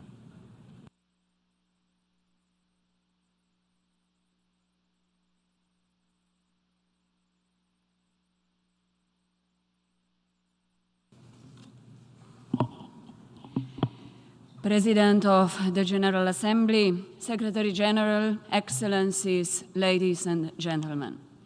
In 1945, the United Nations were created to save succeeding generations from the scourge of war.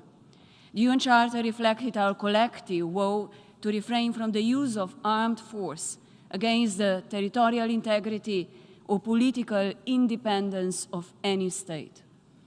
Aggression, violation of territorial integrity, and illegal annexation of sovereign territories should have no place in the world order of the 21st century. Yet the principles enshrined in the UN Charter are being blatantly violated, and all those who hoped for a peaceful, just, and prosperous world almost 8 decades ago would have been deeply disappointed. Ladies and gentlemen, a year ago, Ukraine, a sovereign country, was attacked by its neighbor, the Russian Federation. Sadly, despite the wide international condemnation and calls for the immediate withdrawal, the war still continues, along with its devastating consequences especially for the civilian population. I commend the bravery and courage of the Ukrainian people. Slovenia knows from its own historical experience what it means to fight for your land. We know what is at stake when somebody uses force to deny your independence and sovereignty. And although we Slovenians are deeply concerned about the wider security, political and economic consequences of the Russian aggression, we also remain committed to assisting Ukraine and its people. We stand in solidarity with the women, men, and children whose lives have been changed forever by this unjustified war. We are deeply concerned about growing numbers of civilian casualties and the gruesome testimonies of sexual and gender-based violence used as a weapon of war. Especially heartbreaking are the accounts from children. Millions are displaced, many of them at risk of human trafficking, exploitation, conflict-related sexual violence, and forced deportations. They are deeply traumatized by the war and the violence. Their childhood is over forever. The deliberate attacks of the Russian army on civilian population and critical infrastructure constitute most serious crimes that should not go unpunished. All those responsible must be held to account. Slovenia supports all efforts to end impunity for the perpetrators of international law violations, especially the most serious ones. The principle of accountability must be upheld, since it is the only foundation for the life when the war and its atrocities end. It is the only foundation of justice, the only foundation for reconciliation, and the only foundation which enables the victims to move forward. Excellencies, our strong support goes to the efforts by the UN Secretary General, as well as the member states that promote a comprehensive, just, and lasting peace in Ukraine. We need to redouble our diplomatic efforts to de-escalate the current situation and end the fighting through political dialogue, negotiation, and other peaceful means. All peace efforts which take into account who is the aggressor and who is its victim deserve our support. Slovenia would like to stress that international law, peaceful settlement of disputes, and the respect for the decisions of international tribunals, as well as their full implementation, are the building blocks of a world that is peaceful, stable, and prosperous.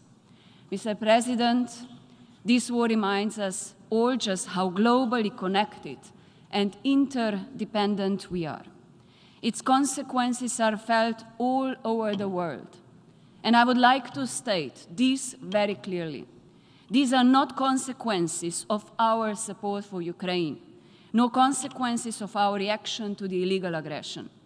These are the consequences of the aggression itself. They are the sole and full responsibility of the aggressor. With a staggering rise in food and energy prices and the looming inflation, millions of people are faced with severe challenges. Disruptions to food supply chains, energy and finance systems around the globe affect us all. But the least developed and low-income countries suffer the most. And we all must do better. I would like to reassure our friends and partners worldwide that reacting to the Russian aggression on Ukraine does not mean that the other conflicts, crises, or challenges are forgotten. Our humanitarian response to other situations of need is not being diminished. Our solidarity and responsibility remain firm. We applaud Ukraine for launching the initiative Grain from Ukraine. Despite the war, Ukraine extended its hand across the sea to the people in need and those facing food insecurity. To facilitate the grain export, Slovenia has joined efforts to help and support this important initiative with its own contribution. Ladies and gentlemen, let me conclude by saying it once more. Any unprovoked invasion of any sovereign country is unacceptable. Violations of the international legal order that we have worked so hard to build cannot and must not become our new normal. With that, Slovenia gives its strong support for today's resolution on principles underlying a comprehensive, just, and lasting peace in Ukraine in line with the UN Charter. Thank you. I thank the distinguished Minister of Slovenia.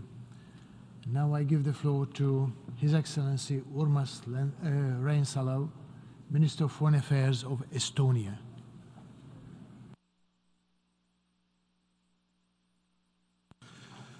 Mr. President, Excellencies, ladies and gentlemen, a year ago, the world watched in horror how Russia launched its full-scale, brutal, unprovoked and illegal war of aggression against Ukraine.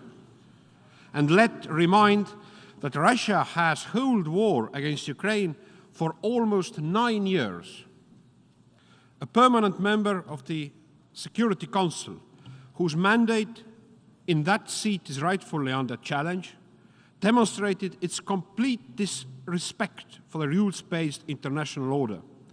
By invading its sovereign neighbor Ukraine, Russia has trampled upon the fundamental principles of the UN Charter, including the obligation to refrain from using force against another state.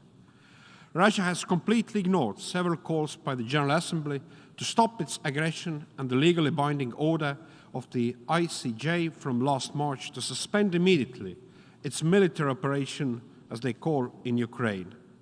There have been no signs of de-escalation, and we see the opposite as Russia's new offensive is unfolding. Russia continues to punish Ukraine for choosing its own sovereign path. As we speak, Russian bombs continue targeting critical infrastructure, including energy and water systems, with the aim of breaking the Ukrainian will by causing immense pain and suffering to civilians. We have witnessed Russia's massive airstrikes on civilian sites, often in densely populated areas. Abounding evidence shows that the aggressor has also used sexual and gender-based violence as a weapon of war. This brutal war of aggression has already caused at least 19,000 civilian casualties, approximately 1,300 of them children. Nearly 13.5 million people have had to flee their homes, while entire cities have been reduced to rubble. Over 17 million people in Ukraine are in need of humanitarian assistance. Over 1.6 million Ukrainians have been deported, among them thousands of children for illegal adoptions. Truth of that should prevail. Therefore, I call on countries worldwide to recognize Russia's war of aggression against Ukraine as a genocide. Putin has not kept secret about his intent to annihilate Ukrainian nation and state. Let us be clear. Russia's full-scale war of aggression impacts us all, and therefore it is our duty to restore peace and justice and not let the aggressor go unpunished. Aggression as an instrument of international relations must be completely discredited. Russia must be held accountable for all atrocity crimes committed in Ukraine, including for the crime of aggression. For this, we need to establish an international special tribunal to hold Russian political and military leadership to account. The UN can protect the common values of states enshrined in the UN Charter by denying Mr. Putin the opportunity to hide in the judicial loophole. As we know, impunity today will only lead to more crimes tomorrow. So, Mr. Putin, you will be on the tribunal and pay for crimes you have done. Господин Путин должен пойти под трибунал. Mr. President, Ukraine deserves peace, a peace that preserves Ukraine's territorial integrity and upholds its sovereignty in accordance with UN Charter and international law. The only way towards a comprehensive, just and lasting peace is the immediate, complete and unconditional withdrawal of the occupying forces of the Russian Federation from the territory of Ukraine within its internationally recognized borders. The use of force to redraw national borders cannot be an option.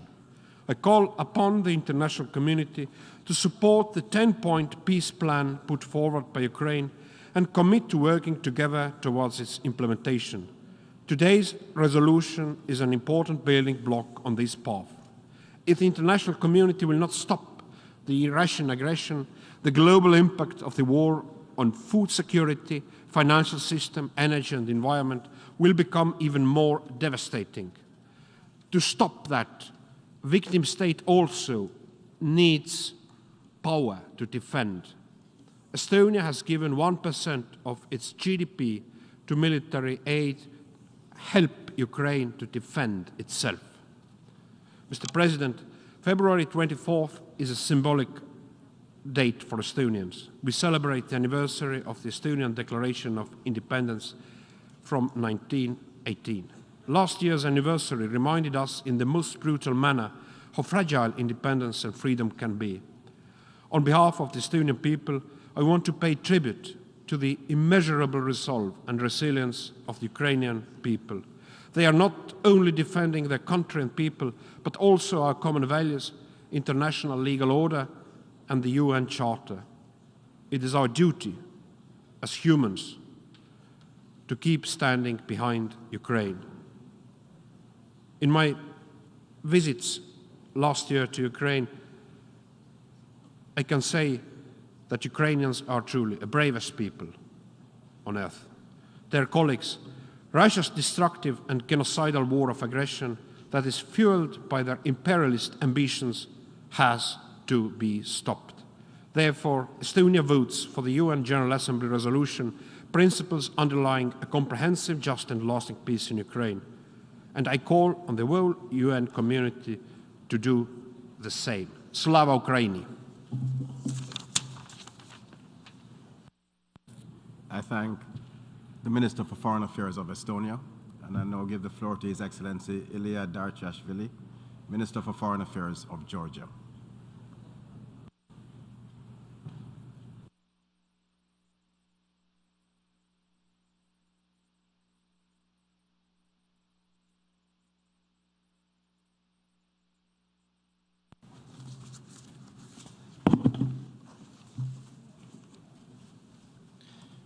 Mr. President, Excellencies, ladies and gentlemen, the United Nations was founded to save succeeding generations from this scourge of war. Unfortunately, this cause has been repeatedly challenged. Russia's war of aggression against Ukraine has been a brazen attack on the entire international rules-based order, shattering global peace and security architecture. It has resulted in grave humanitarian consequences, loss of lives and mass displacement. After 1 year, we gathered again to stand for the principles of the Charter this organization is founded on, for the fundamental norms and principles of the international law. Dear colleagues, it has been almost 15 years since Russia's full-scale military aggression against Georgia and the consequent occupation of 20% of its territories in blatant violation of the principles of the UN Charter, Helsinki Final Act, and the Charter of Paris. Russia-occupied Abkhazia and Tkhinvali regions of Georgia remain in the constant source of insecurity due to Russia's illegally stationed military bases. Excellencies, Georgia remains committed to peaceful resolution of Russia-Georgia conflict that relies on the occupation of two Georgian regions by Russia on the one hand, and reconciliation and confidence building between the communities across the occupation lines on the other. While Georgia remains in full compliance with the EU-mediated 12 August 2008 ceasefire agreement, consolidated approach of the international community is essential in urging Russia to comply with its obligations under ceasefire agreement and withdraw its military forces from the territory of Georgia. In this regard, Georgia tries to utilize the existing negotiations format of the Geneva international discussions. Dear colleagues, Ukraine needs peace. Our countries and our people need peace. The world needs peace. We face the global challenges of unprecedented scale, climate change, natural disasters, pandemics, terrorism, unconventional threats that require our joint efforts, our cooperation. There is so much the United Nations can and have to do. We need to do so for our children, and we need to do so for the future generations. But we succeed only if each and every member of this organization stands firm in defending its founding principles we proudly recommitted to in the UN 75 Declaration. I would like to underline the importance of the Peace Formula Initiative and reiterate Georgia's support to it. This initiative goes beyond the restoration of peace and territorial integrity of Ukraine and has more overarching aim of defending the core values of the United Nations. Distinguished delegates, Georgia fully aligns itself with the efforts of international organizations and stands in solidarity with the people of Ukraine in these trying times. The government of Georgia initiated and delivered significant humanitarian support to Ukrainians on the ground, as well as the displaced persons from Ukraine residing in Georgia. Excellencies, let me also use this opportunity to voice Georgia's strong support to the draft resolution before us today, which once again sends a clear signal in defending of the core principles of this organization, principles of sovereignty and territorial integrity, and calls for a comprehensive, just and lasting peace in line with the UN Charter. I would like to conclude by once again reiterating our strong and unwavering support to Ukraine's territorial integrity and sovereignty within its internationally recognized borders. I thank you. I thank the Minister for Foreign Affairs of Georgia. I now give the floor to His Excellency Ian Borg, Minister for Foreign Affairs and European Affairs and Trade of Malta.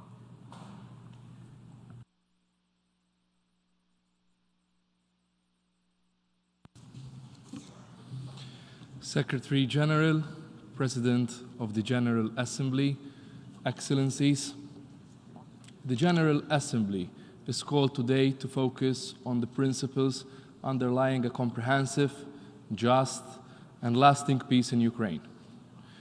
We remain gravely concerned about the ongoing war of aggression of the Russian Federation against Ukraine and reiterate that it is in violation of the UN Charter, its values, and the rules-based international order.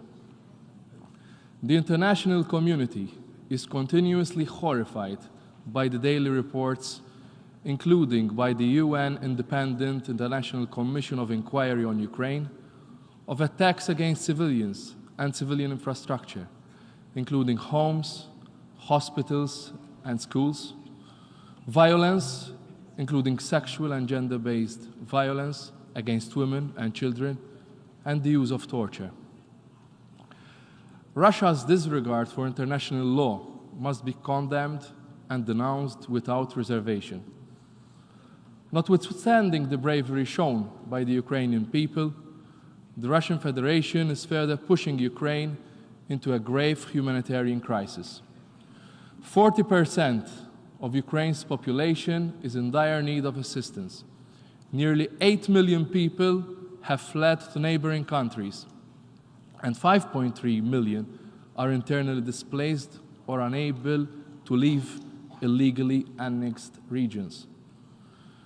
The discovery of mass graves in areas regained from Russian occupation further underlines the gravity of the situation. We reiterate that all those who commit alleged violations of international humanitarian law and human rights law must be held accountable. Malta will continue to support all efforts by Ukraine and the international community to this end. Mr. President, at every opportunity, we have emphasized the implications of this aggression on the region, the continent, and globally. We have put the spotlight on the humanitarian catastrophe that the Ukrainian people are forced to endure, and the sufferings that the war has brought to people around the world.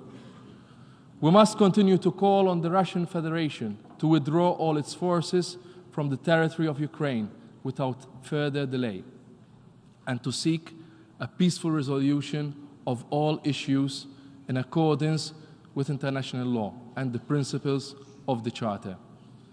Mr. President, Malta reiterates that halting this war of aggression against Ukraine at once is the only way forward. There's no other way.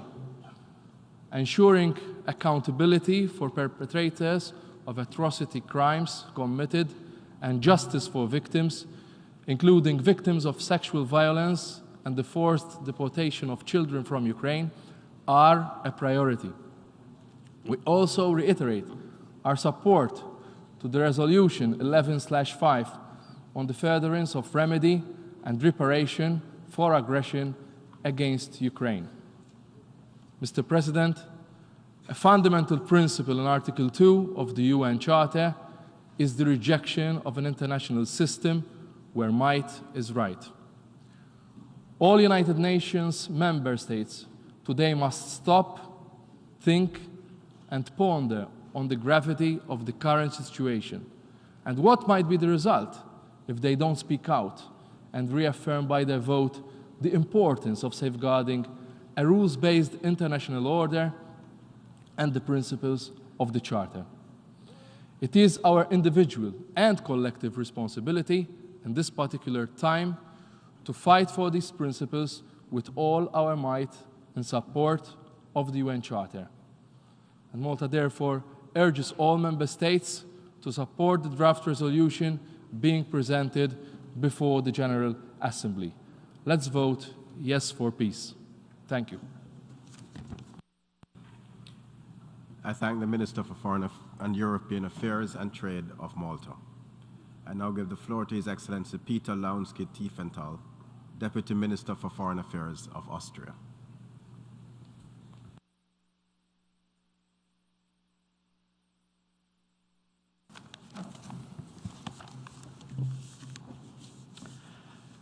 Mr. President, Excellencies, distinguished delegates, we gather here today to mark a somber anniversary. Almost 1 year has passed since Russia launched an unprovoked and unjustifiable war of aggression against its neighbor, Ukraine. 1 year of human suffering, 1 year of missiles and drones raining down on Ukrainian civilians. I witnessed the destruction and horrors of this war myself upon my visit to Ukraine late last year. Everyone who has visited Ukraine in the last 12 months cannot return without having been deeply touched on a human level, and so have I. Visiting Kiev and Irpin, looking into the faces of small children and their teachers, being grateful for a simple generator so that the local kindergarten can be heated. Or meeting citizens standing in front of their destroyed houses, being grateful for basic equipment such as power banks so that they can stay in touch with their loved ones. Their faces are a reflection of the cruelty, senselessness, and human tragedy of this war. We are impressed by the tremendous courage and perseverance Ukrainians are demonstrating to us.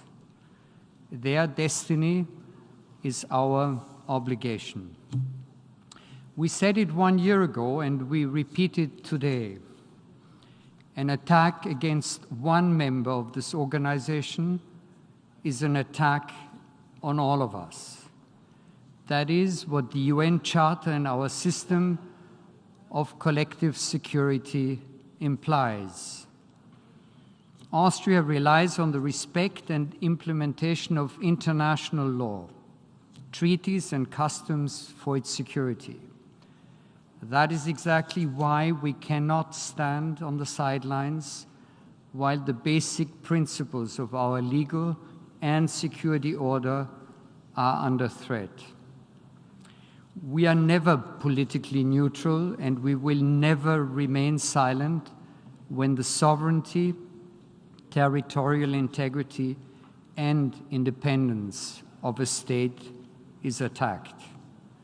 In the past year, we've seen an overwhelming support at the General Assembly to call on Russia to stop this war, to stop the suffering of Ukraine's population, to stop the nuclear threats, and to stop the blatant breaches of the UN Charter, including the illegal attempt to annex whole regions of Ukraine. We are encouraged by this overwhelming show of solidarity with Ukraine in the face of a brutal armed attack, and by the overwhelming support for international law and for the UN Charter. We also expressed grave concerns about the global consequences of this war, about the impact on food security, the rise in energy prices, the mass displacement of persons. It is crucial to alleviate the global consequences of this war. We commend the Secretary General for his leadership and the efforts of the government of Turkey in facilitating the Black Sea Grain Initiative, as well as the Grain from Ukraine initiative. Austria fully supports its continued renewal as well as its full unhindered implementation. And we've listened to concerns and understand that we must not lose sight of other crises, which is why Austria is continuing its strong and persistent financial support to humanitarian efforts around the world. Austria stands in full solidarity with Ukraine, the Ukrainian government, and the Ukrainian people. Austria has bilaterally provided 124 million euros in humanitarian assistance with focus on winterization, energy support, and basic needs, and so much more has already been done. In the past year, we've seen millions of lives uprooted and millions of people fleeing their home to seek shelter.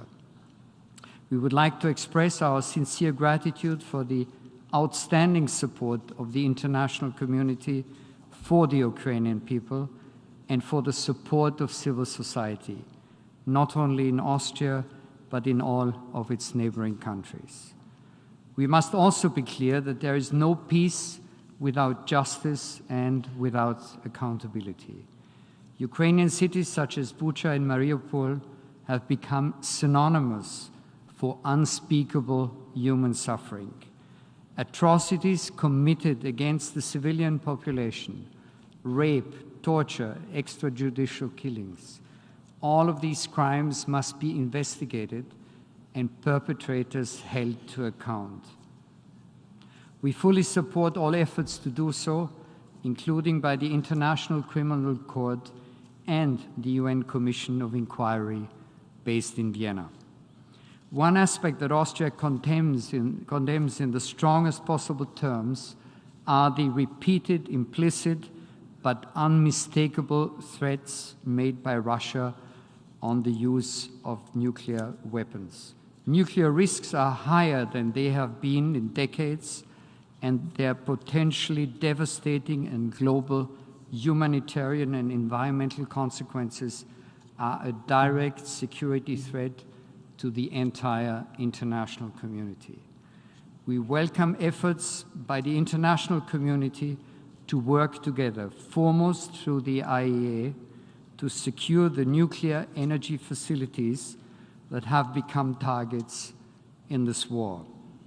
We welcome proposals by its Director General, Rafael Grossi, to this effect, and are grateful for the tireless work of the IAEA teams present on the ground in all nuclear power plants in Ukraine.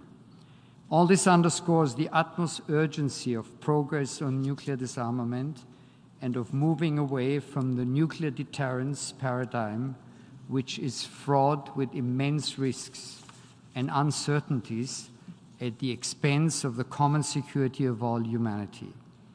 The international community must come together to ensure that the taboo against any use of nuclear weapons is not broken and that any threat or use remains inadmissible.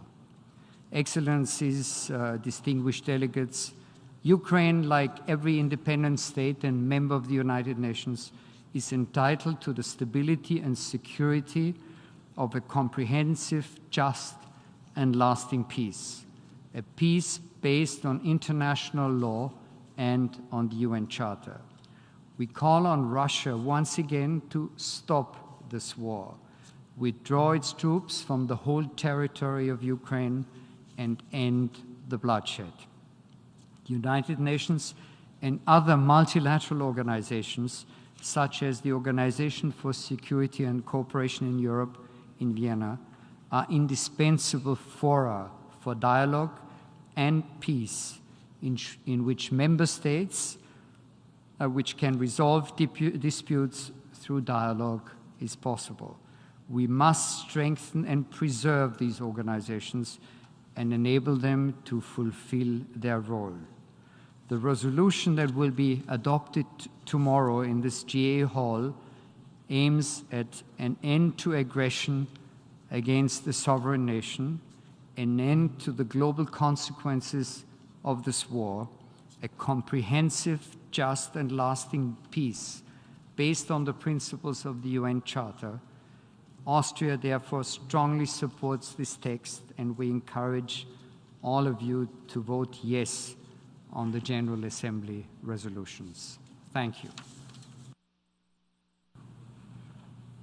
I thank the Deputy Minister for Foreign Affairs of Austria.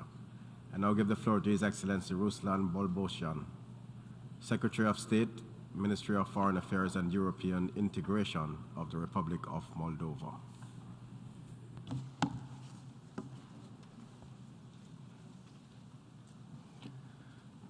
Mr. President, distinguished representatives, it's deeply regrettable that the large-scale and illegal invasion of the Russian Federation against Ukraine has already been going on for a year. In view of this, it is more than critical that we strongly support the resumption of the special emergency session of the UN General Assembly to discuss and make decisions on the principles underlying the achievement of comprehensive, just, and lasting peace in Ukraine. Distinguished delegates, 12 months of unprovoked and unjust war of aggression have killed thousands of innocent people and pushed millions of Ukrainians to flee their homes. 12 months of the blatant violation of the UN Charter and the principles of the international law by one of the permanent members of the UN Security Council, whose primary responsibility is to maintain peace and security worldwide. Russia's illegal and unprovoked attack continues direct threats to the sovereignty and independence of Ukraine, has destabilized European security and undermined global stability. We express our utmost admiration to all Ukrainians for their courage, resilience, and inner power to pursue this fight for survival, justice, and freedom. The Republic of Moldova expresses its compassion with the families of the victims and stands in solidarity with the people of Ukraine in these tough times. The Republic of Moldova has firmly demonstrated its commitment and engagement in ensuring protection for those seeking refuge in our country. We continue to offer support and shelter to Ukrainian people who fled the war. Approximately 700,000 Ukrainian refugees have entered the territory of the Republic of Moldova since the beginning of the war in Ukraine, and other 80,000 remain to date in the country, almost half of them being children. All of them need a special protection. In this way, the government of the Republic of Moldova recently adopted the decision to introduce from 1st of March the temporary protection mechanism for the Ukrainian refugees, thus contributing to a more efficient management of the migration flows, legalization, and access to fundamental rights. We will also continue to provide humanitarian support to Ukraine and facilitate transit of goods through the solidarity lanes, which are key to ensuring food security and the global level. Moldova has also felt the security consequences of the war in Ukraine. At least 4 missiles targeting Ukraine crossed our airspace, and several incidents of missiles debris landing on our territory have happened.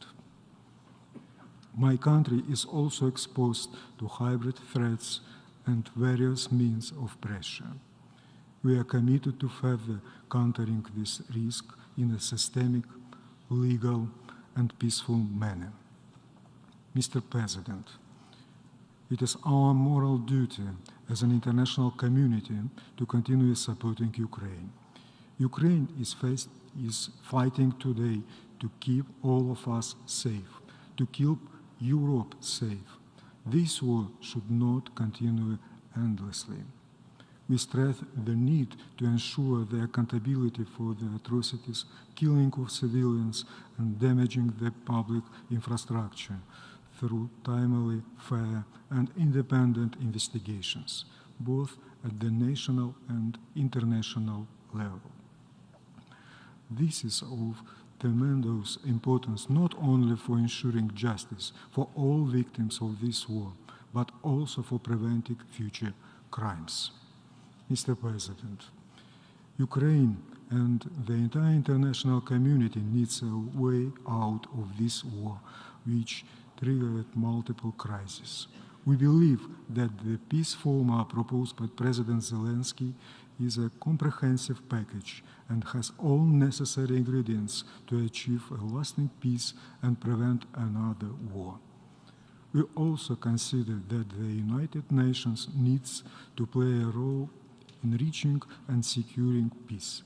In this regard, the Republic of Moldova has co-sponsored the draft of resolution UN Charter principles underlying a comprehensive, just, and lasting peace in Ukraine, which we hope will garner the support of this August Assembly.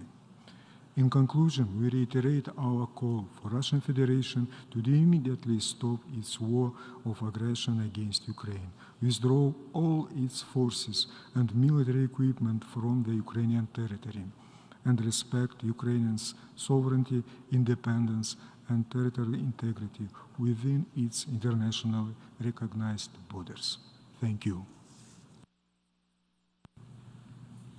I thank the Secretary of State of the Republic of Moldova. I now give the floor to His Excellency Bernardo Ivo Cruz, Vice Minister for Foreign Affairs of Portugal.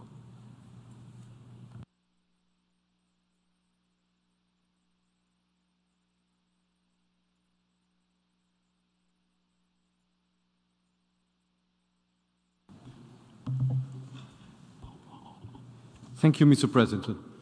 We align our statement with the one delivered by the European Union and would like to add the following points in our national capacity. This week, we mark 1 year since the Russian leadership decided to invade Ukraine and to wage war against a sovereign country, a decision taken and implemented, let us not forget, while the Security Council was in session discussing ways to prevent it. Since then, we are counting 365 days of unprovoked and unjustifiable aggression, which grossly violates the international law and, in particular, the Charter of the United Nations. We condemn Russia in the strongest terms for this war and for the irresponsible nuclear rhetoric.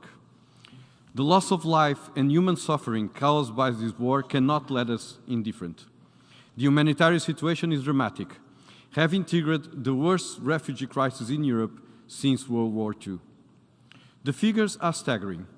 Thousands have died and millions left the country or became internally displaced. The strategy of relentlessly attack critical infrastructures with a tremendous impact on civilian populations is particularly reprehensible. Portugal supports the sovereignty, independence, unity, and territorial integrity of the Ukraine. We will continue to provide assistance to its government and people, both bilaterally and in the framework of the European Union and of the United Nations, as long as it takes. Portugal is fast approaching the 6,000 requests for temporary protection on our humanitarian aid continues to grow. We are also engaged in the reconstruction of schools, namely in the Zaporizhzhia region. Mr. President, beyond Ukraine, the consequences of the war are felt more severely by the most vulnerable population, suffering from a combination of impacts of food, fuel, and financial crisis.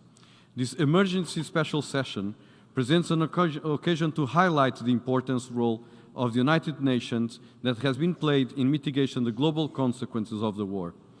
600 million people worldwide live in food insecurity, a figure that tends to get worse. The Black Sea Grain Initiative has so far allowed the shipment of more than 21 million tons of grain reaching regions where it's most needed.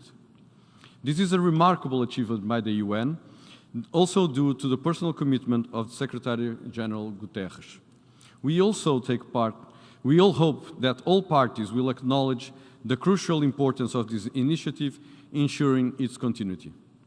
Many agencies, funds, and programs in the UN system are doing everything within their capacity to address the global consequences of the war.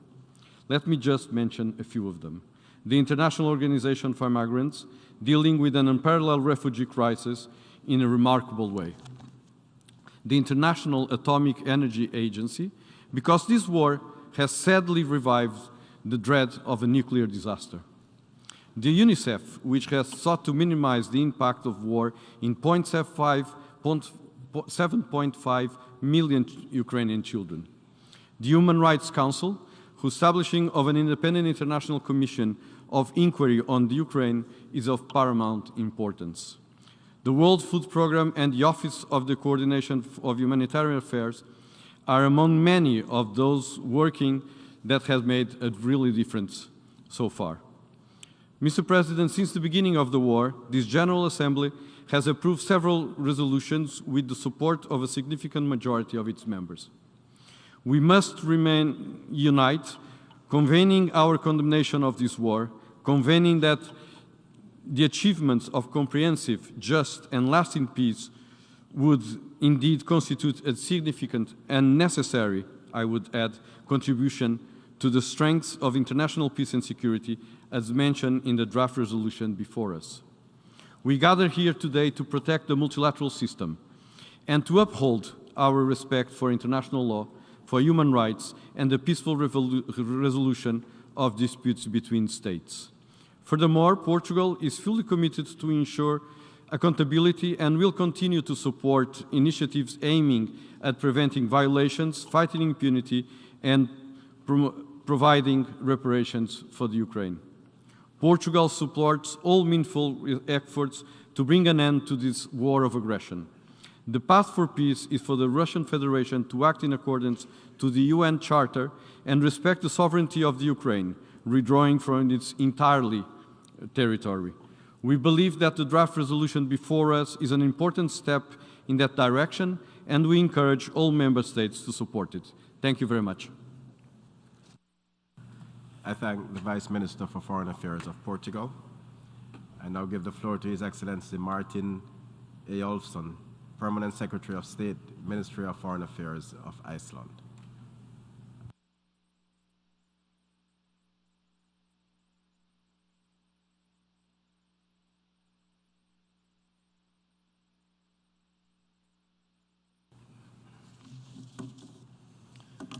Mr. President, Iceland aligns itself with a statement to be made tomorrow by Denmark on behalf of the Nordic countries. This is a sad moment. The General Assembly of the United Nations convenes in an emergency session to mark that a year has passed since Russia launched its unprovoked and unjustifiable full-scale invasion of Ukraine. Russia, a permanent member of the Security Council, has with this horrendous act of aggression assaulted not only Ukraine, but our common institutions, our common values, and our basic human rights. Rights enshrined in the very United Nations Charter and the Universal Declaration of Human Rights. Rights we have all subscribed to, rights that Russia has also subscribed to. Our admiration for the courage and resilience of the people of Ukraine grows with each day they valiantly defend their country. Their sacrifice and suffering must not be in vain. The Foreign Minister of Estonia, Urmas Reinsalu, said here a while ago that the Ukrainian people were the bravest people of the world. I can not only subscribe to this, I can add to it that their captain, the captain of Team Ukraine, President Zelensky, is the bravest leader of the world and has changed the whole meaning of the world leadership. Mr. President, the solution to end the war is straightforward. Russia can and must stop this war today and withdraw all its forces from Ukraine in full respect of Ukraine's recognized right to independence, sovereignty, territorial integrity, and self-defense. Let us also be reminded that ending the war is only the first step. To establish just and lasting peace for Ukraine is also of critical importance. Russia must and will be held to account for its actions. Accountability for international crimes committed within the context of the war, including the crime of aggression, is vital. It's vital to ensure justice and reparations. There can be no impunity. Accountability is indeed the only way to ensure a lasting peace. Mr. President, the warfare conducted by Russia against a member state is an act of aggression that affects all of us. Humanitarian concerns, food security, economic development, all these important issues that weigh so much on our agenda are hit by this senseless war. To sit idle on the fence or even support the aggressor is beyond comprehension. It is our collective responsibility to end this war, defend Ukraine, and stand up for the values and principles that underpin the UN Charter and the work of this organization.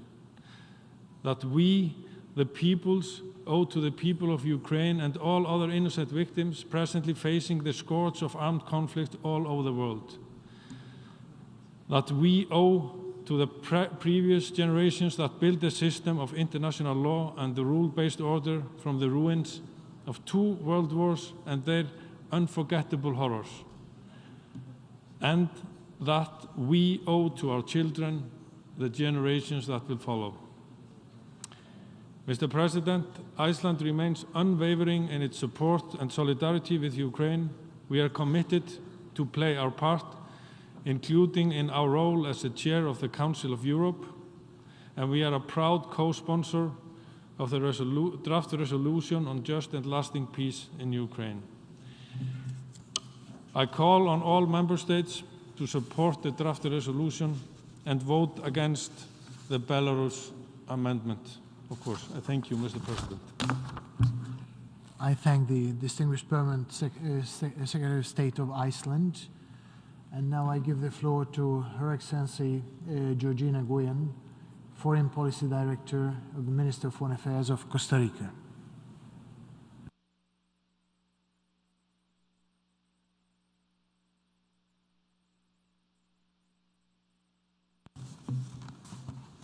Señor Presidente, Costa Rica acude a esta nueva sesión de emergencia de la Asamblea General al cumplirse un año de la invasión ilegal e injustificada por parte de un miembro permanente del Consejo de Seguridad contra un país vecino que, de buena fe, había renunciado a las armas nucleares y apostado por la paz.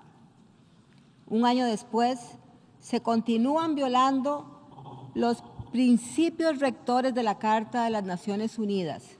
Se menoscaba nuestro sistema de seguridad colectiva y vemos con desmayo las consecuencias de una remozada polarización. Todo ello justo en el momento en que necesitamos construir alianzas para abordar los graves retos globales que enfrentamos como humanidad. A lo largo de este año se han documentado numerosas violaciones graves del derecho internacional por parte de las fuerzas rusas y sus representantes en los territorios ocupados de Ucrania, incluidos, aparte del crimen de agresión, aparentes crímenes de guerra, violaciones a los derechos humanos fundamentales y posibles crímenes de lesa humanidad. Nos encontramos ante una guerra híbrida que se caracteriza por su velocidad, escalada e intensidad, facilitada por el rápido cambio tecnológico y la interconectividad global. Más allá del tipo de guerra al que nos enfrentemos, todas tienen rostro humano, el rostro de millones de personas, el rostro de familias enteras, mujeres y niños que han soportado un año de escalada de violencia, trauma, destrucción y desplazamiento. Los niños siguen resultando heridos o muertos, así como profundamente traumatizados por la violencia, que ha provocado desplazamientos a una escala y velocidad no vistos desde la Segunda Guerra Mundial.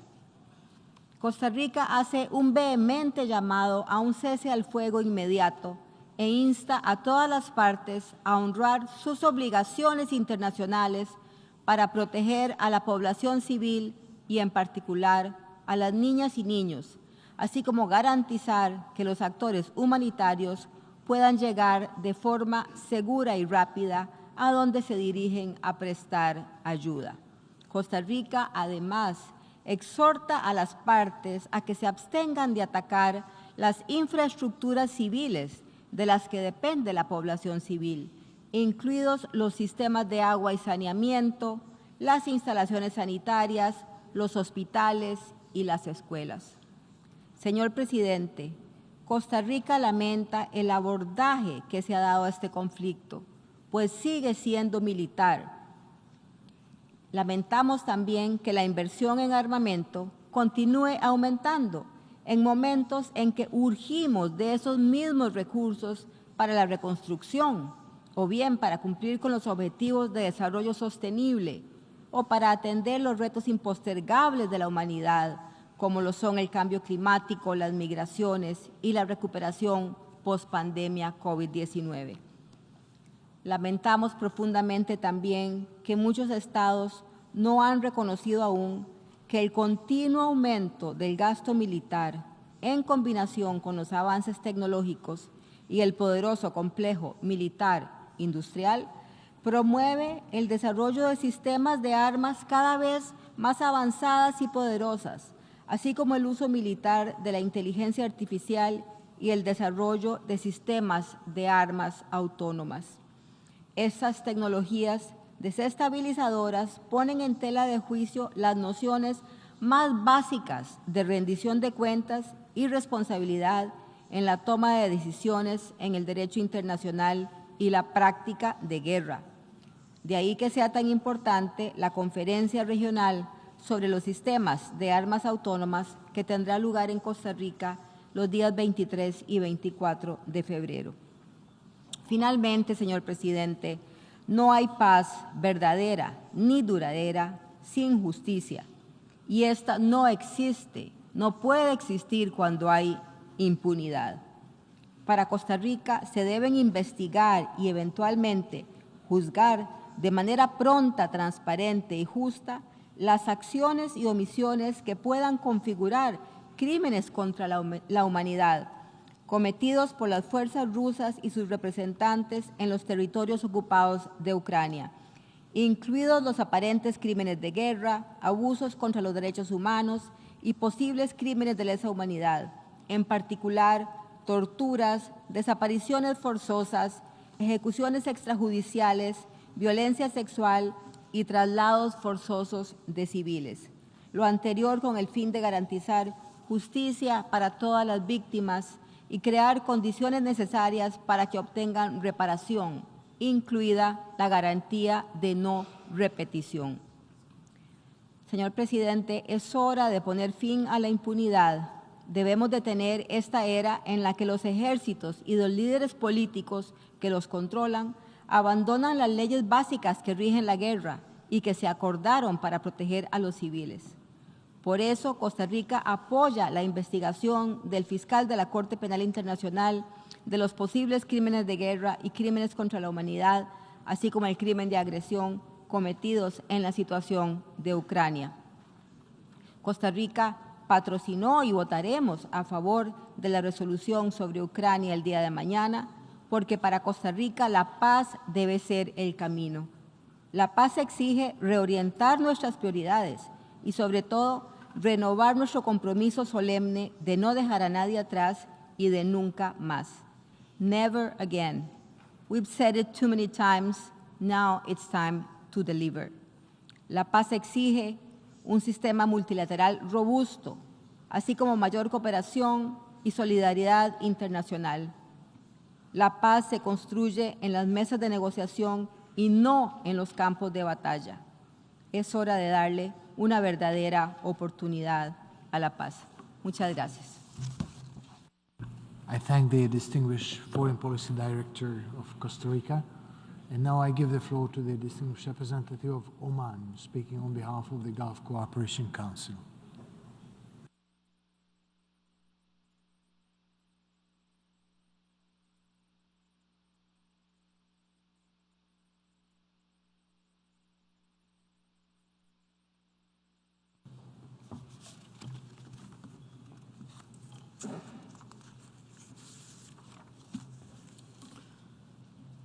السلام عليكم ورحمة الله وبركاته. سعادة الرئيس، السيدات والسادة المحترمين، أتشرف أن أدلي بهذا البيان نيابة عن الدول الأعضاء في مجلس التعاون لدول الخليج العربية، وهي الإمارات العربية المتحدة، مملكة البحرين، المملكة العربية السعودية، دولة قطر، دولة الكويت، وبلاد سلطنة عمان. سعادة الرئيس، السيدات والسادة المحترمين، تتابع دول مجلس التعاون لدول الخليج العربية باهتمام بالغ تطورات الأوضاع على الساحة الأوكرانية، لا سيما الجوانب الإنسانية في ظل زيادة أعداد اللاجئين والنازحين والخسائر في الأرواح التي طالت المدنيين لا سيما من النساء والأطفال، بالإضافة إلى الأضرار الأخرى التي لحقت بالبنى التحتية. تؤكد دول مجلس التعاون على مواقفها الثابتة الداعية إلى الالتزام بالمبادئ الراسخة للقانون الدولي وميثاق الأمم المتحدة، والتي تحكم العلاقات بين الدول، والقائمة على احترام سيادة الدول وسلامتها الإقليمية وسيادتها، وعدم التدخل في شؤونها الداخلية، واحترام علاقات حسن الجوار.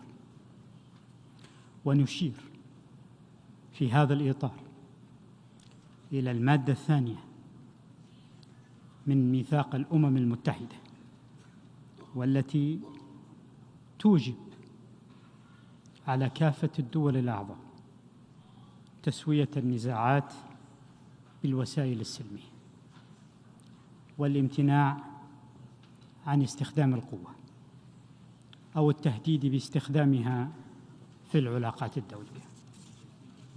كما تؤكد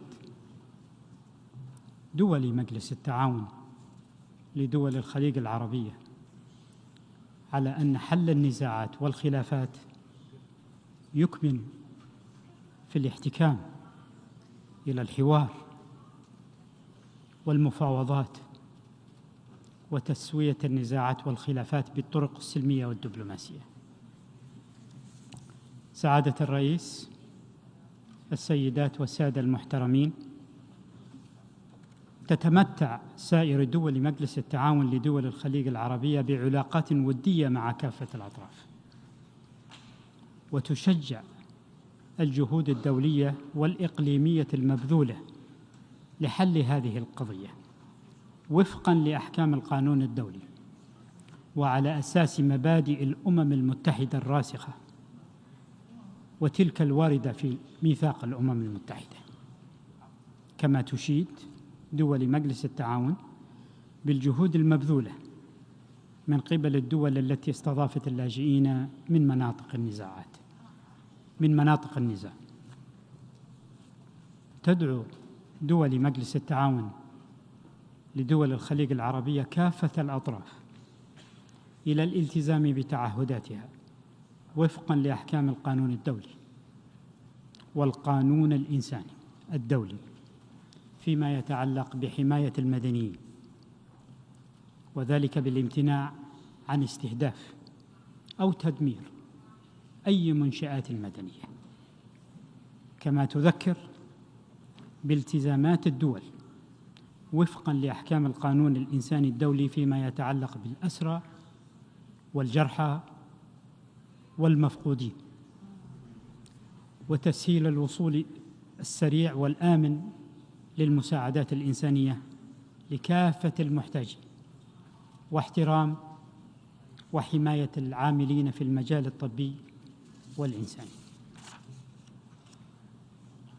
ختاماً، وباسم الدول الأعضاء في مجلس التعاون لدول الخليج العربية، لا يسعنا سوى الإشادة بالجهود الحثيثة التي تبذلها الأمم المتحدة والمنظمات الإنسانية للاستجابة العاجلة للاحتياجات الإنسانية الطارئة للمدنيين. كما نشكر الأمين العام للأمم المتحدة وسائر الأطراف على جهودهم المقدرة في نجاح مبادرة البحر الأسود لنقل الحبوب، بما يعيد الاستقرار للأسعار والأمن الغذائي للعديد من الدول، لا سيما الدول النامية التي هي بأمس الحاجة إلى هذه المحاصيل.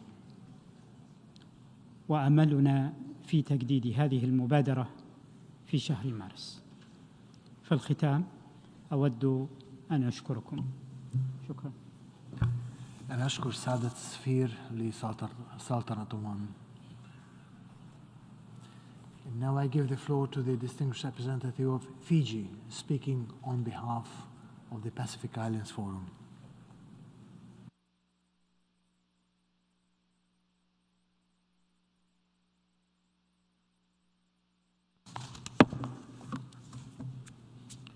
Mr. President, Excellencies, I have the honor to deliver these remarks on behalf of members of the Pacific Islands Forum with presence at the United Nations. I take this opportunity as well to offer our deepest condolences to our forum family, to the peoples of Turkey and Syria following the devastating earthquakes on the 6th of February and again only this week. We salute the bravery of rescue teams, local and international, who have battled to save precious lives despite significant aftershocks and danger to themselves. Such exemplars of our common humanity are relevant to the discussion which brings us here today on this sad anniversary of the illegal invasion of Ukraine by the Russian Federation. Excellencies, like the climate emergency which threatens our blue Pacific continent and this blue planet, the earthquakes in Turkey and Syria reminds us of the many global challenges we need to face together as one United Nations family.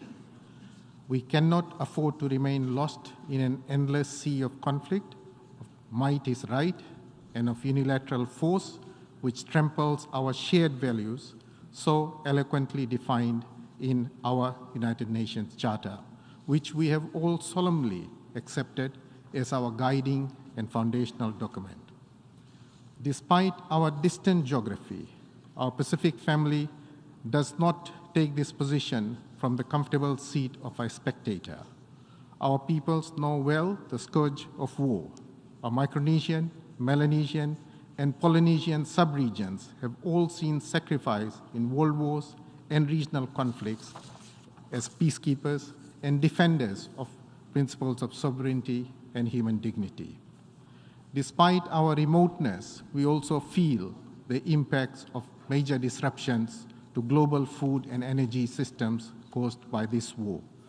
The effects of Russian Federation's illegal invasion of Ukraine travels further than bullets can fly, far beyond Ukraine's internationally recognized borders.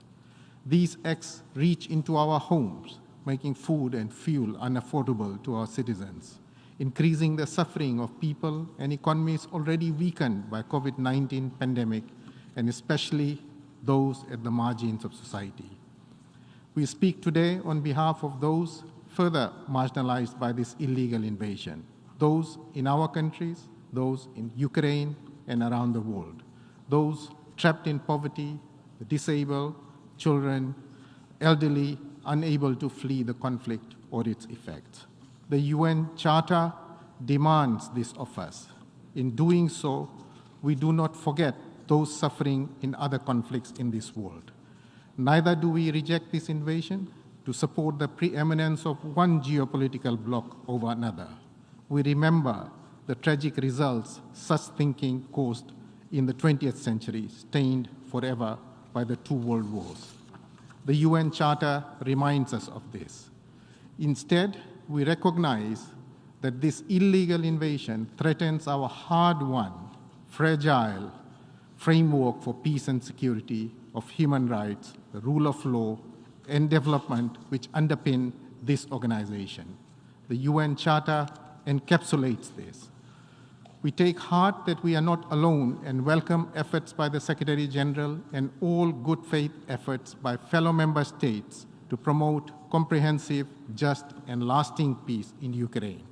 Excellencies, we do not claim that the current world order has been perfected, nor that justice flows as freely as we all desire. However, we do claim that the rules-based international order offers the best path towards a better world, the best instruments to seek justice and security, and the best hope for our common future. We will support this resolution. We will ask you to join us. I thank you. I thank the distinguished representative of Fiji. Now I give the floor to His Excellency Jan Knutsson, Deputy Minister of Foreign Affairs of Sweden.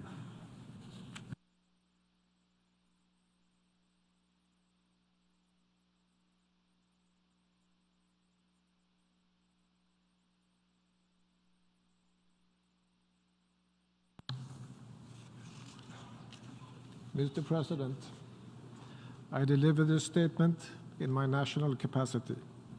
Sweden aligns itself with the statements to be delivered by Denmark on behalf of the Nordic countries and the statement of the European Union.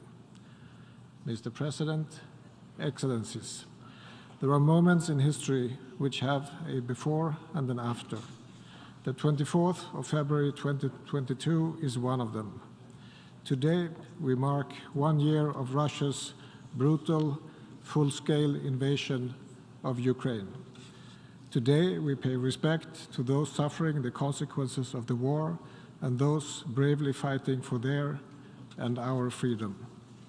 And today and every day, in this room and around the world, we stand united for Ukraine. The Russian aggression is not only a war against Ukraine. It challenges the European and global security order. It's a flagrant violation of one of the most basic rules of international law and the UN Charter, and it is committed by a permanent member of the Security Council.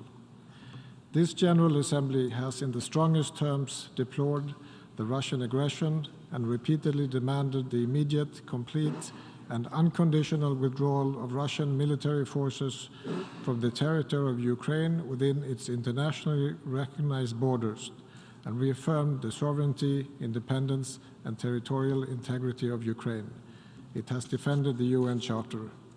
Today, we must again reiterate the loud and clear message to uphold these rules, principles, and values, including by adopting the draft resolution tabled. It is in all our interest. During the first half of 2023, Sweden holds the EU presidency, and no other task is more important to us than strong and continued support for Ukraine and mounting pressure on Russia. Since Russia's full-scale invasion, Sweden's support to Ukraine has increased with 1.2 billion euro in financial, humanitarian, and military support. The EU has contributed with 50 billion euro. We will support Ukraine and the Ukrainian people against Russia's ongoing war of aggression for as long as it takes. Accountability for the crimes committed as part of Russia's aggression against Ukraine must be ensured, and it will be. We continue to condemn Russia's violations of international humanitarian law and international human rights law, the summary executions, the torture, the sexual and gender-based violence, and the forced deportations are only a few examples of Russia's unacceptable violations of international law. All crimes must be investigated, and those responsible must be brought to justice. This is crucial for redress and justice, both for Ukraine as a country and for the victims and survivors. President Putin bears the primary responsibility for Russia's violations of international law. Russian decision-makers also bear individual criminal responsibility for the aggression against Ukraine. Impunity is not an option for Russia's blatant violation of the UN Charter. Ukraine and its people are paying the highest price for the Russian invasion, but the consequences are striking far beyond Ukraine and far beyond Europe. Russia's aggression affects the most vulnerable the hardest, adding to already severe hardships brought about by climate change and the pandemic. Sweden and the rest of the EU is working together to mitigate these global effects of the Russian aggression on food security, energy, finance, the environment, and nuclear safety and security. We stand ready to listen, to engage, and to continue providing support as we have done consistently and significantly. We remain committed partners, including to making progress on the SDGs and addressing climate change. So today we gather in this assembly to express our solid international commitment to achieve a comprehensive, just and lasting peace in Ukraine based on the principles of the UN Charter. Russia must immediately and completely cease military operations, unconditionally withdraw all forces and military equipment from the entire territory of Ukraine, and fully respect Ukraine's territorial integrity, sovereignty, and independence within its internationally recognized borders. Russia can end this war. Russia must end this war, and it must do it now. Thank you for your attention. I thank the distinguished Deputy Minister of Sweden. And now I give the floor to the distinguished representative of the Bolivarian Republic of Venezuela.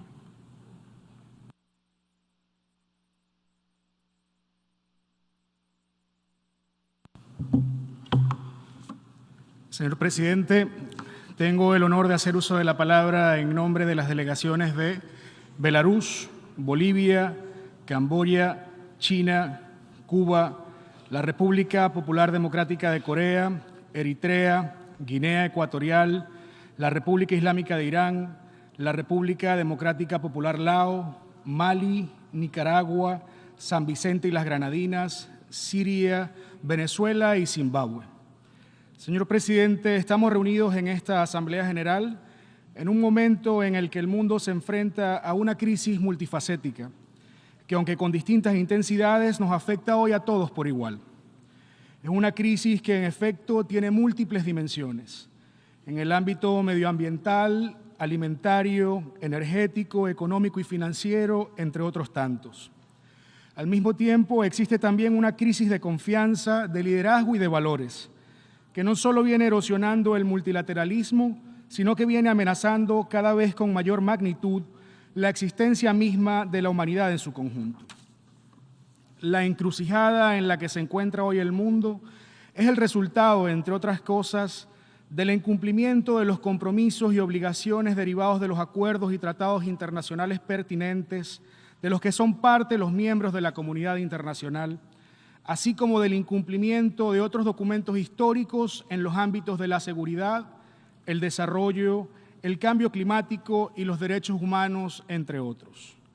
Del mismo modo, la continua violación de otras fuentes del derecho internacional, incluidos los propósitos consagrados en la Carta de las Naciones Unidas, que son la base del derecho internacional moderno, también han desempeñado un papel a la hora de llevarnos a este preocupante punto en el que nos encontramos hoy día. Señor presidente, como hemos subrayado en el pasado, seguimos seriamente preocupados por los actuales y crecientes amenazas contra la Carta de las Naciones Unidas, a la luz del creciente recurso al unilateralismo, por los continuos ataques contra el multilateralismo, los reiterados intentos por reivindicar pretensiones de excepcionalismos inexistentes, los intentos cada vez mayores por desconocer e incluso sustituir los propósitos y principios consagrados en la Carta de la ONU por un nuevo conjunto de supuestas reglas que nunca han sido debatidas de forma inclusiva o transparente, de los crecientes intentos por dividir nuestro mundo en bloques y de los enfoques selectivos o las interpretaciones acomodaticias de las disposiciones de ese documento histórico que se constituye en el Código de Conducta que ha regido las relaciones internacionales entre los Estados durante los últimos casi 78 años sobre la base de principios atemporales.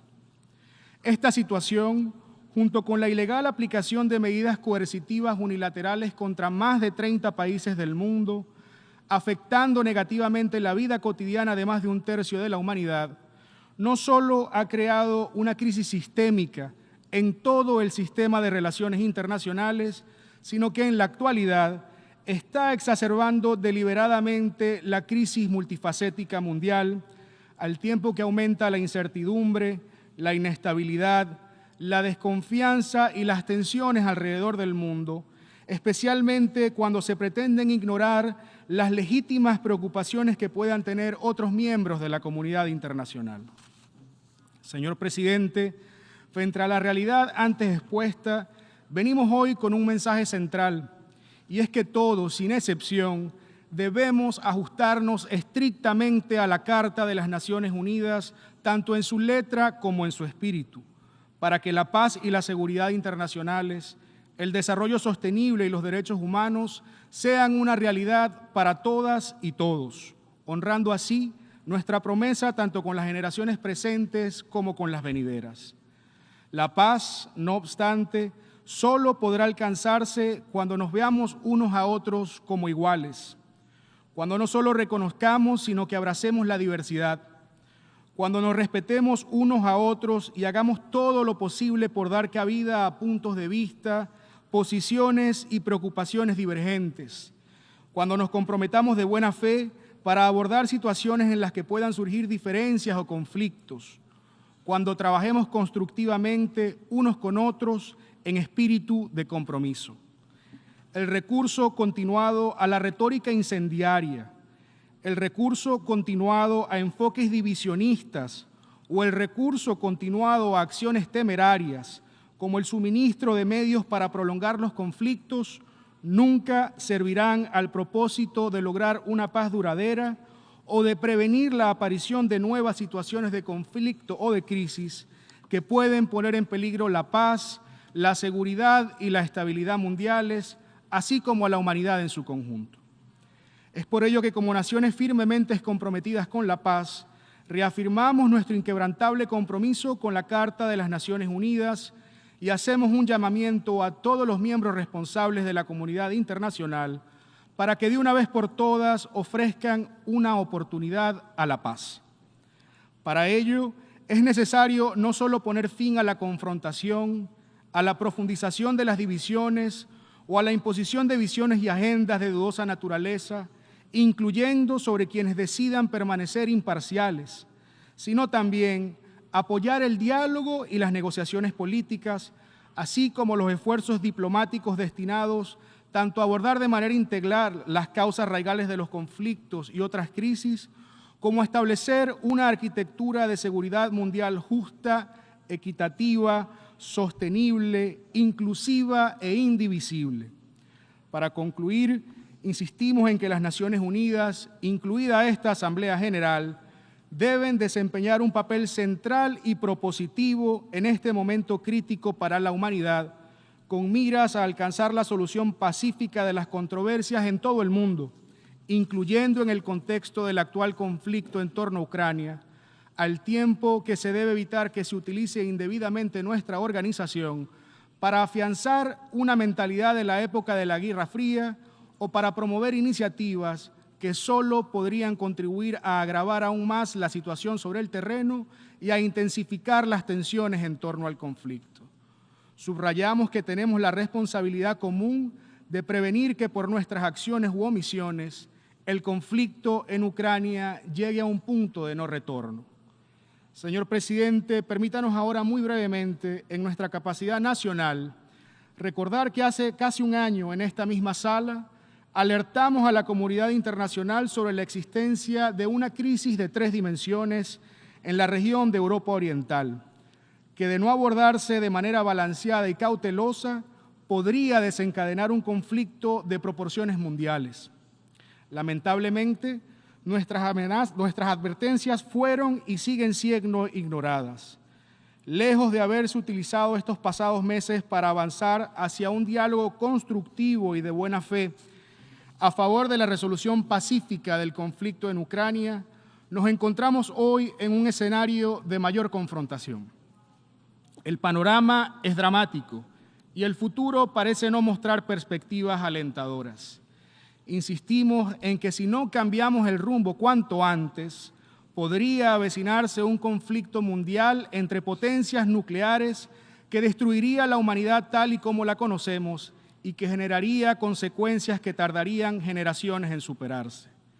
En ese orden, la lamentable, creciente y descontrolada carrera armamentista que desvía hacia la guerra no solo recursos que podrían ser utilizados para el desarrollo y para la lucha contra la pobreza y el hambre, sino también, y de manera irresponsable, armamento para prolongar el conflicto, promueve un choque de bloques deliberado que coloca en grave peligro la paz y la seguridad internacionales. Reiteramos a este respecto que una victoria unipolar definitiva no es más que una ilusión. Señor presidente, las Naciones Unidas deben facilitar una solución pacífica del conflicto mediante el diálogo, la diplomacia y la negociación política entre Rusia y la OTAN, a fin de construir un mecanismo de seguridad europeo equilibrado, efectivo y sostenible, en el que se reconozcan las legítimas preocupaciones de todas las partes, incluyendo en materia de seguridad, con arreglo al principio de indivisibilidad.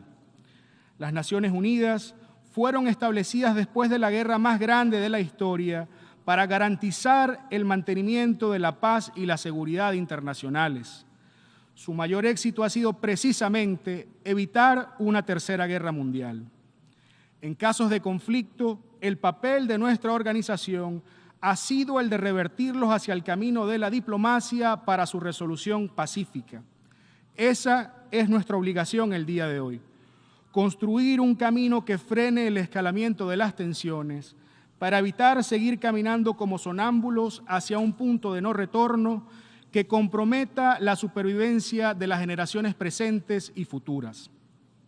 Concluimos reiterando nuestro inquebrantable compromiso con los propósitos y principios consagrados en la Carta de las Naciones Unidas y desde esta tribuna enfatizamos que solo a través de la diplomacia, el diálogo y la contención, sin presiones ni sanciones, podremos poner fin a este conflicto que amenaza hoy a la humanidad como un todo y cuyo impacto se ve exacerbado por la profundización de tendencias unilateralistas y la insistencia supremacista en excepcionalismos inexistentes.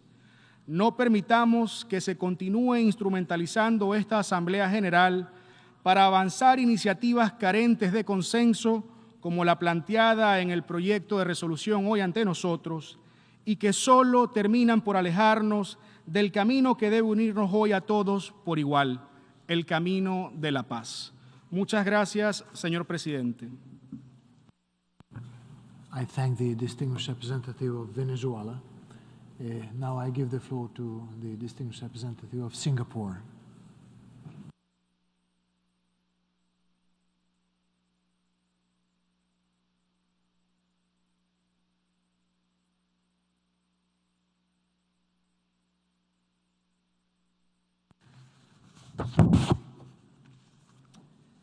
Mr. President, it is tragic that the General Assembly has to convene yet another meeting of the emergency special session, because this means that the war in Ukraine is continuing with full force, causing the loss of so many innocent lives and massive destruction to civilian infrastructure.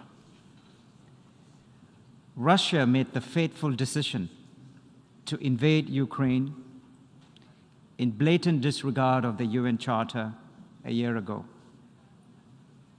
Since then, we have witnessed a war of attrition with spillover effects that have touched all parts of the world.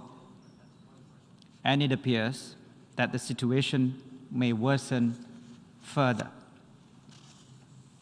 Since the beginning of this war, Singapore has taken a clear and consistent position that Russia's unjustifiable invasion of Ukraine is a clear and gross violation of the principles of the UN Charter and of international law.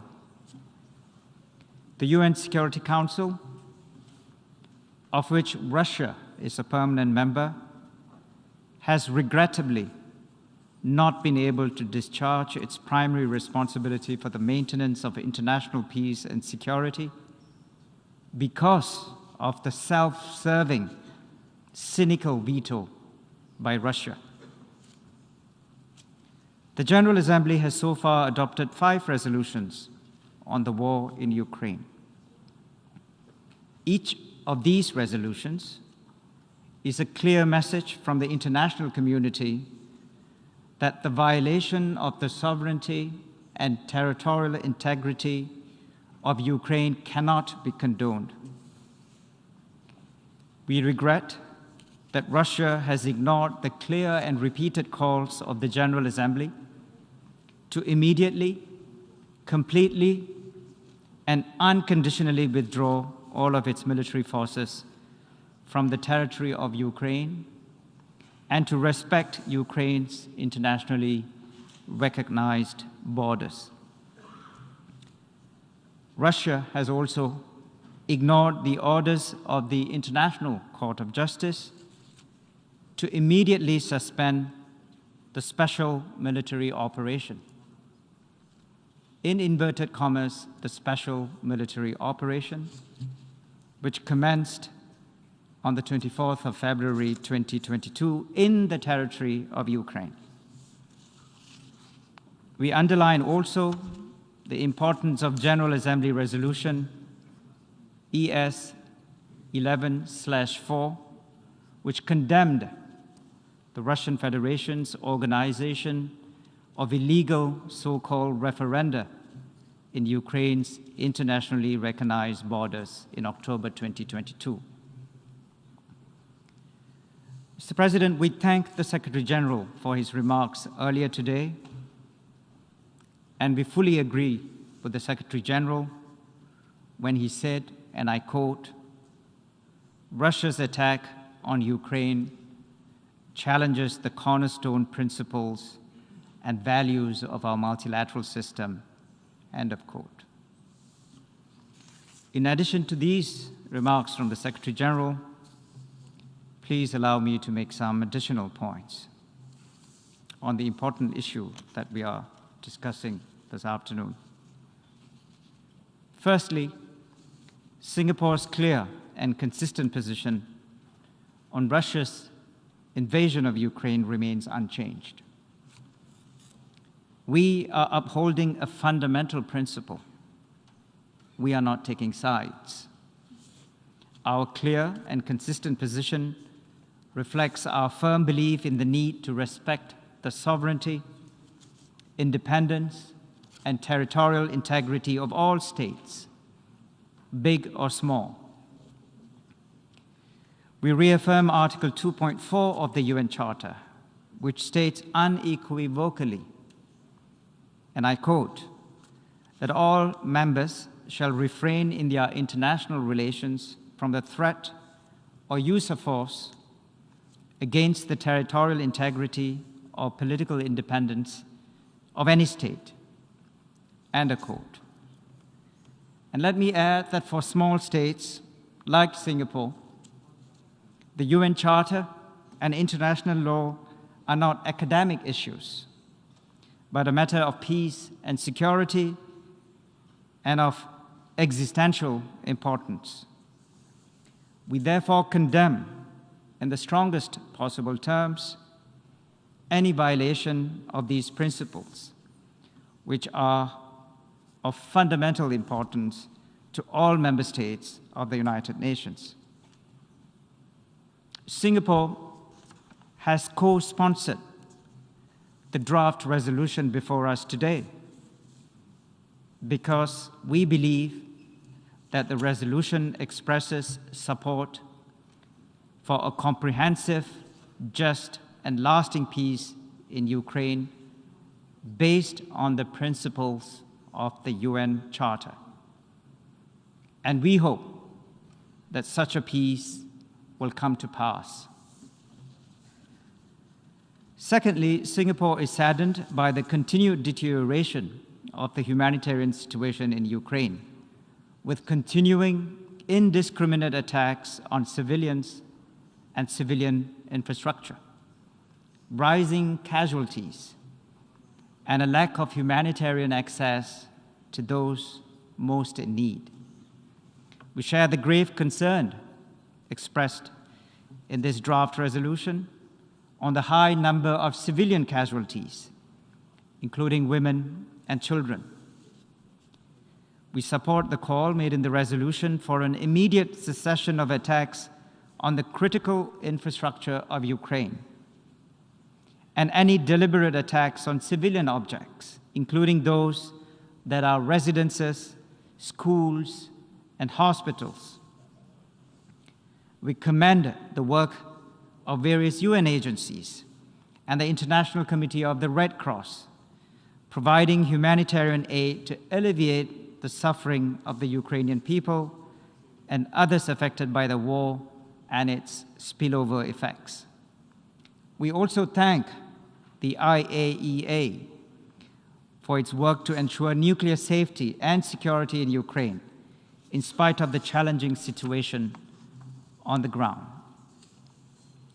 Thirdly, Singapore shares the concerns expressed in the resolution about the effects of the war on global food and energy supply chains and prices. The spillover effects have dampened economic recovery and growth and has set back the progress made in the global fight against poverty.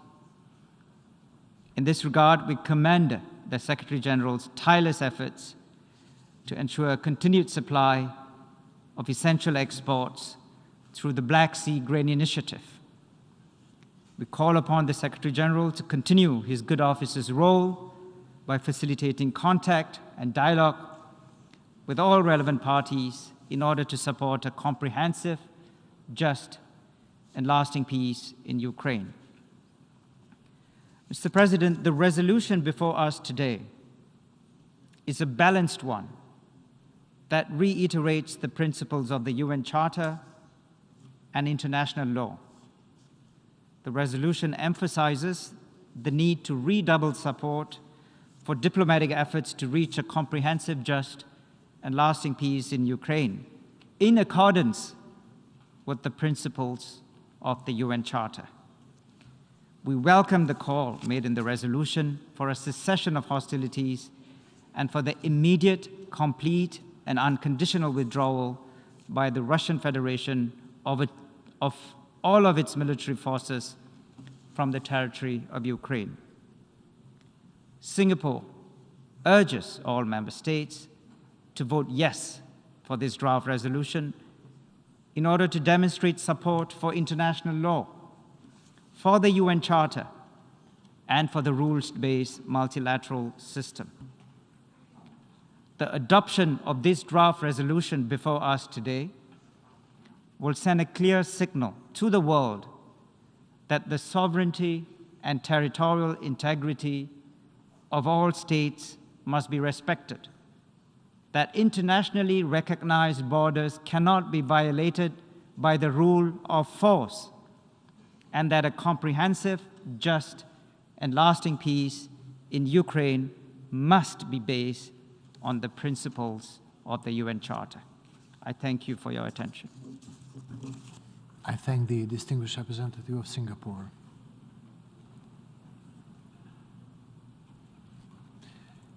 Now I give the floor to the distinguished representative of Liechtenstein.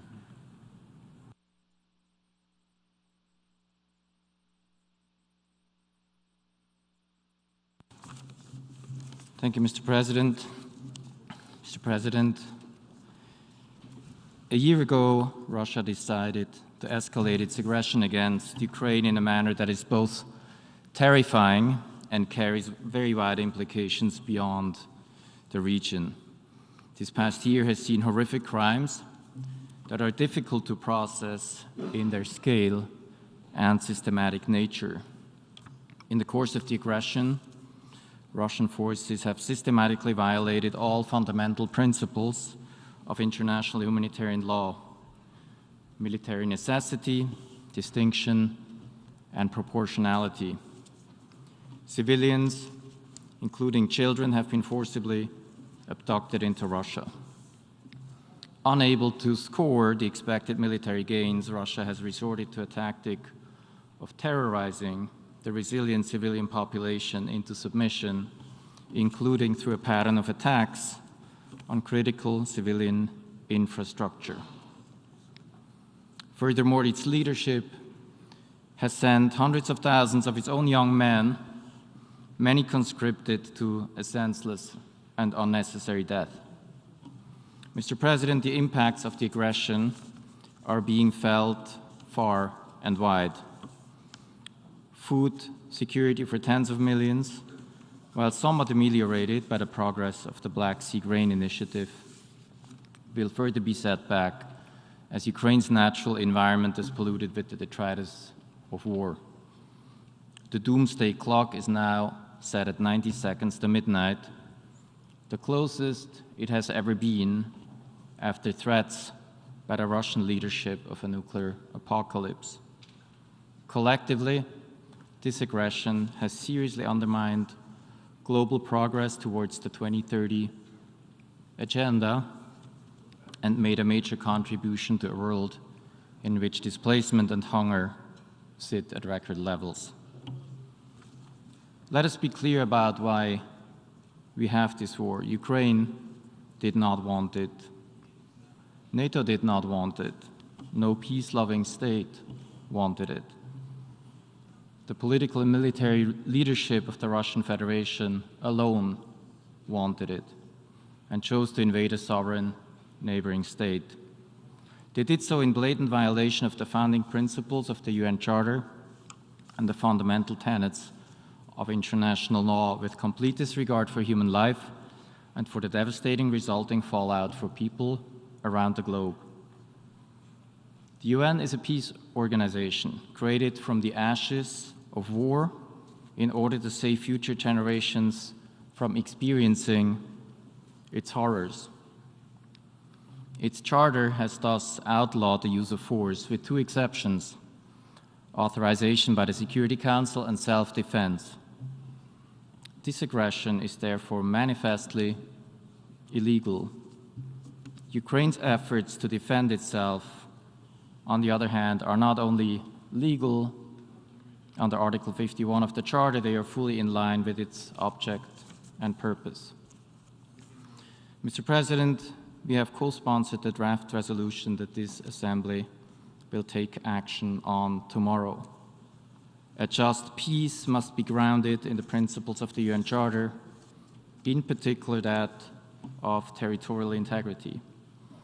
As this Assembly demanded in March 2022, Russia must immediately and completely withdraw all of its troops from all of Ukraine.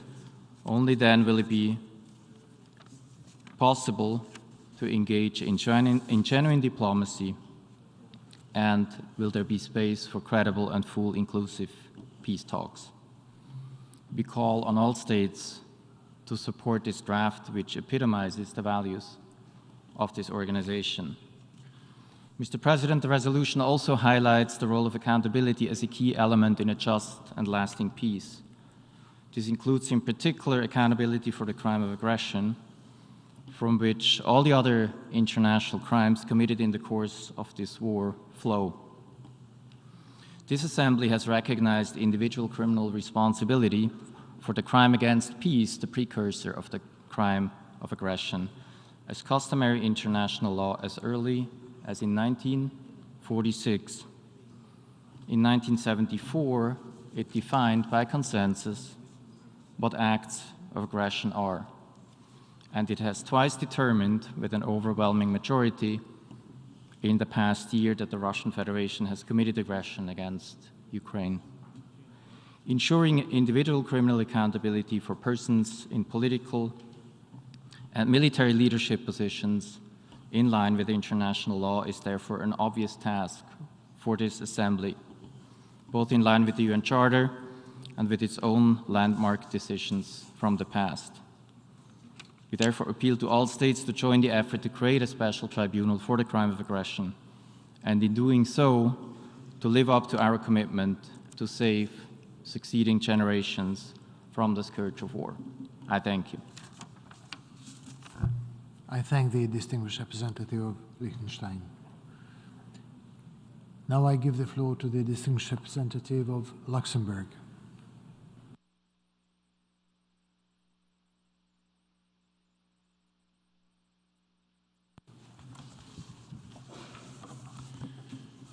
Monsieur le Président, le Luxembourg souscrit pleinement à la déclaration de l'Union européenne. Permettez-moi de la compléter par des considérations à titre national. Nous vous remercions, Monsieur le Président, d'avoir donné suite à notre demande de rouvrir la 11e session extraordinaire d'urgence de l'Assemblée Générale. Alors que la guerre continue de faire rage, il est urgent que l'Assemblée puisse se prononcer sur le projet de résolution consacré aux principes de la Charte des Nations Unies qui sous-tendent une paix globale, juste et durable en Ukraine. Le Luxembourg s'est porté co-auteur et votera en faveur de ce projet de résolution qui est le fruit de consultations inclusives et transparentes. Nous appelons tous les États membres à voter en sa faveur. Il est en effet dans notre intérêt à tous de défendre la Charte et de souligner la nécessité de parvenir, dans les meilleurs délais, à une paix globale, juste et durable en Ukraine, conformément aux principes inscrits dans la Charte, dont en particulier les principes de l'égalité souveraine et de l'intégrité territoriale des États. Cette Charte est notre bien commun. Elle est notre rempart contre les assauts de ceux qui veulent faire prévaloir la loi du plus fort sur la force du droit.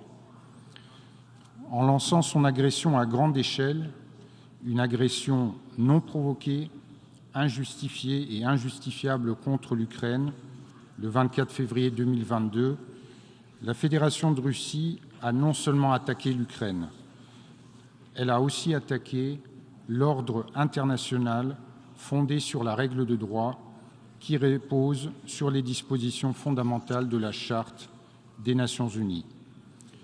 Il est de notre responsabilité de répondre à cette agression en réaffirmant les principes de la Charte et en aidant l'Ukraine à se défendre conformément au droit naturel de légitime défense inscrit à l'article 51 de la Charte. C'était vrai il y a un an, cela reste vrai aujourd'hui plus que jamais. Monsieur le Président, le bilan de cette guerre d'agression lancée par la Russie avec l'implication du Bélarus est effroyable. Des dizaines de milliers de vies ont été brisées. Des femmes et des enfants ont été victimes de violences sexuelles. Selon le Haut-Commissariat des Nations Unies aux droits de l'homme, plus de 8000 civils, dont 487 enfants, ont été tués au cours des 12 derniers mois. Il s'agit des cas qui ont pu être vérifiés. Le nombre réel des victimes civiles est beaucoup plus élevé. L'utilisation continue d'armes explosives, y compris dans les zones peuplées, fait que des milliers d'écoles, d'établissements préscolaires et d'autres structures éducatives en Ukraine ont été endommagées ou détruites. Cela a entraîné l'interruption de l'éducation pour plus de 5 millions d'enfants en Ukraine. Les attaques ciblées contre les écoles et les hôpitaux et d'autres infrastructures civiles en Ukraine constituent une violation du droit international humanitaire et du droit international des droits humains. Le projet de résolution devant nous appelle à la cessation immédiate de ces attaques. Il exige de nouveau que la Fédération de Russie retire immédiatement, complètement et sans condition toutes ses forces militaires du territoire ukrainien à l'intérieur des frontières internationalement reconnues du pays, et il appelle aussi à une cessation des hostilités. Le projet de résolution souligne à juste titre la nécessité de faire en sorte que les auteurs des crimes les plus graves au regard du droit international commis sur le territoire de l'Ukraine répondent de leurs actes et que justice soit rendue aux victimes. Le Luxembourg salue et soutient à cet égard le travail de la commission d'enquête établie par le Conseil des droits de l'homme, de même que le travail du procureur de la Cour pénale internationale. L'enquête menée par le procureur, en coopération avec les autorités judiciaires ukrainiennes, permettra de traduire en justice les responsables de crimes de guerre, de crimes contre l'humanité et du crime de génocide. Alors que la CPI n'est pas en mesure d'exercer sa compétence à l'égard du crime d'agression dans le cas présent, nous faisons partie des pays qui plaident pour la création d'un tribunal spécial à même de poursuivre les responsables de l'agression contre l'Ukraine sur la recommandation de l'Assemblée Générale des Nations Unies.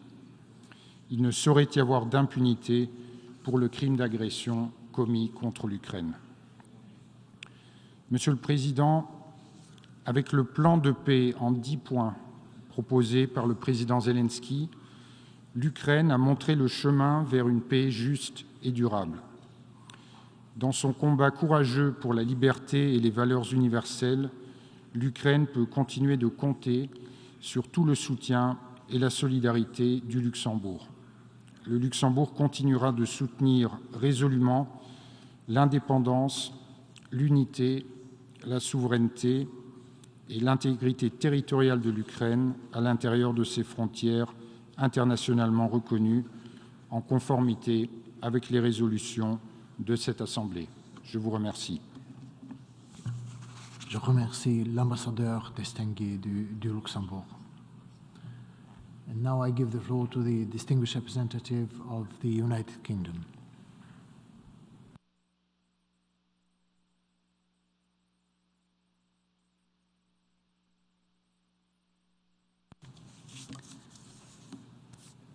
Thank you, Mr. President. 1 year ago, we met in this hall as 130,000 Russian troops amassed on Ukraine's borders and in illegally annexed Crimea. Many of us called for de-escalation, for dialogue, and for respect for the UN Charter. Russia claimed it had no intention to invade. The next day, Russia launched its full-scale invasion, with Belarus providing one of the staging grounds. We're all aware of the devastating impacts. Millions of civilians displaced, countless lives, Ukrainian and Russian, lost. Hundreds of hospitals and thousands of schools destroyed. A generation of Ukrainian families scarred by abuses, trauma, and forced deportation. And across the world, increased food insecurity and energy prices affecting every country and really hurting those most in need. In response, the General Assembly has now met in this emergency special session 6 times in the past year. It has repeatedly called for Russia to end its invasion and withdraw from Ukraine. It has condemned Russia's illegal attempts to annex Ukrainian territory, and it has reaffirmed our respect for Ukraine's sovereignty and territorial integrity, and demanded respect for the UN Charter. Yet Russia continues. More indiscriminate attacks on Ukrainian cities and towns, and endless systematic strikes on Ukraine's water, electricity, and other infrastructure. A war on the Ukrainian people and their right to exist. Ukraine has resisted day in and day out for every one of the last 364 days, exercising its right of self-defense under the Charter. As Foreign Minister Kuleba said earlier, every country in this assembly would fight to survive in the same way. But beyond its survival, what Ukraine really wants, indeed, what we all want, what we have continually called for, is a just peace. Tomorrow, we will vote on a resolution. It is a resolution that underlines the need for a comprehensive, just, and lasting peace. A peace that guarantees Ukraine's sovereignty and territorial integrity and ends Russia's constant aggression. A vote in favor of the resolution is a vote for peace and for the UN Charter. We urge all of you to join us in voting yes. I thank the distinguished representative of the United Kingdom. Now I give the floor to Ms. Victoria Hallam, Deputy Secretary, Minister of Foreign Affairs and Trade of New Zealand.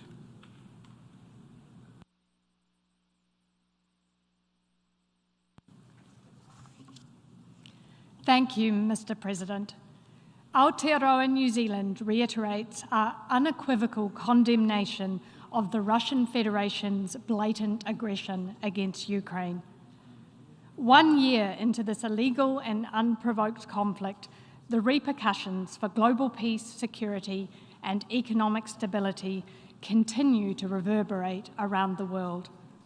Terrible loss of life, a humanitarian crisis, economic upheaval. Our resolve to stand against the Russian Federation's aggression is undiminished. Russia's actions are a direct attack on the principles that underpin global peace and security. The only way for Russia to rebuild its credibility as an international citizen is to end this war. We call again on the Russian Federation to commit to dialogue, to act in the interests of peace and in compliance of the United Nations Charter and the binding orders of the International Court of Justice. Russia has a duty to act consistently with its responsibilities as a permanent member of the United Nations Security Council. Aotearoa New Zealand strongly supports Ukraine's sovereignty and territorial integrity. Our position is reflected in our response. Aotearoa New Zealand has acted swiftly with unprecedented diplomatic, economic and military support for Ukraine's self-defence. As members of the General Assembly, it is our responsibility to do all we can to avoid the deadly consequences of war. The principles at stake in Ukraine, namely respect for international law and the UN Charter's defence of sovereignty and territorial integrity, are of critical importance to Aotearoa New Zealand and for the peace and stability of small states. The passage of time does not lessen our opposition to the Russian Federation's act of aggression against Ukraine. We call on all states to maintain pressure on Russia to show that its actions are not without consequence. Aotearoa New Zealand is committed to ensuring there is legal accountability in Ukraine, including through the International Court of Justice and the International Criminal Court. Aotearoa New Zealand chooses peace. We do not support the cynical amendments proposed by Belarus. We are pleased to co-sponsor today's resolution and we urge other states to add their support. We stand shoulder to shoulder with Ukraine. Thank you, Mr. President. I thank the Deputy Foreign Secretary of New Zealand. Now I give the floor to the distinguished representative of Turkey.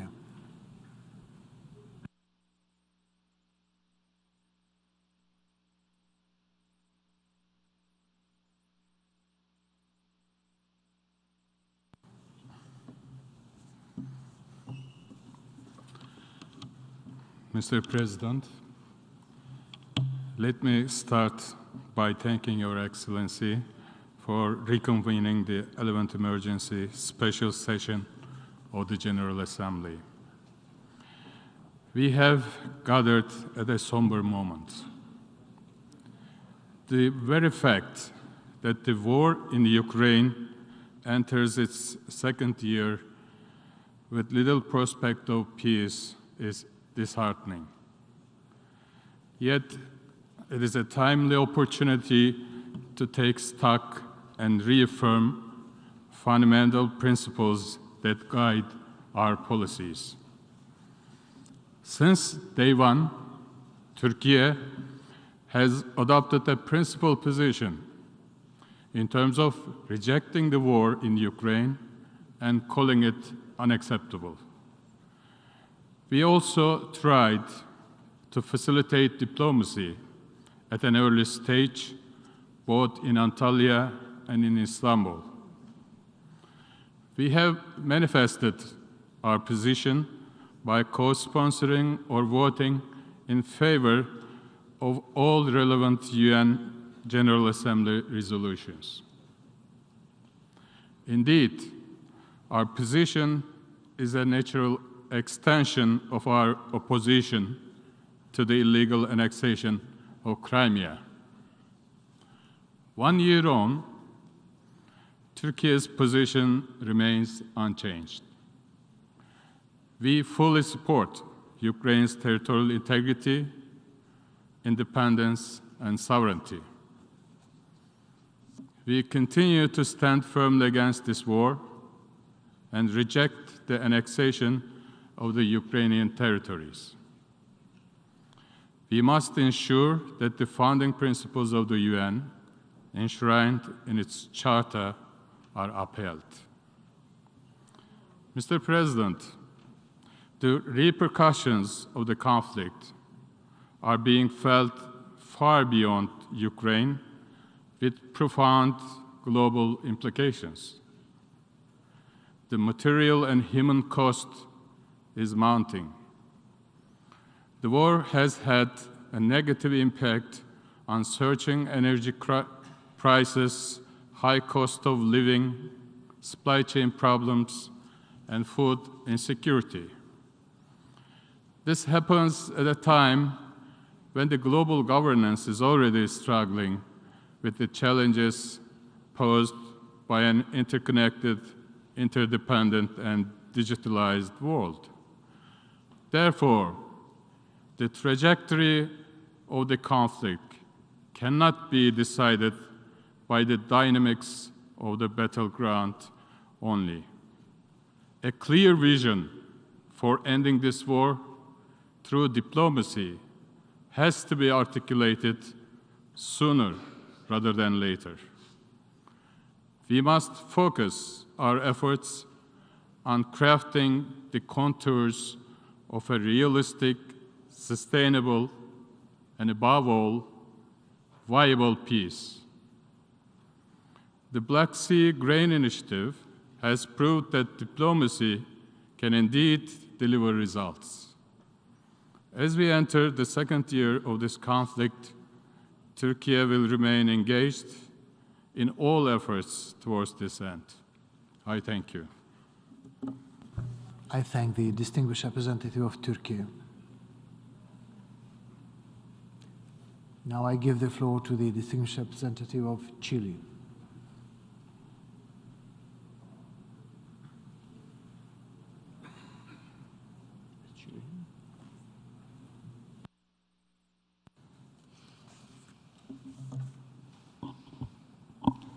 Señor presidente, le agradezco por reanudar el 11º periodo extraordinario de sesiones de emergencia de esta Asamblea General. Nosotros, los pueblos de las Naciones Unidas, resueltos a preservar a las generaciones venideras del flagelo de la guerra. Como todos sabemos, así comienza la Carta de las Naciones Unidas, con la profunda esperanza de erradicar el uso de la fuerza de las relaciones entre Estados. 77 años han transcurrido y hoy, en esta misma Asamblea, nos reunimos para conmemorar un año ya de la agresión rusa contra Ucrania. Esta violación a las normas de la Carta de nuestra organización en pleno siglo XXI debe movernos a reafirmar nuestra profunda convicción y compromiso en sus principios y objetivos, y las obligaciones que tenemos en virtud del derecho internacional, incluyendo el humanitario y de los derechos humanos, a respetar la soberanía, la independencia y la integridad territorial de los Estados, y a considerar siempre que la única solución de las controversias es la vía pacífica y no la de la fuerza. Chile agradece a los redactores de la resolución A/11/L7 que se presenta ante esta Asamblea por incluir y subrayar distintos elementos vinculados a los principios que sustentarían una paz integral, justa y duradera en Ucrania, consistente también con nuestra Carta y el orden internacional que nos preserva.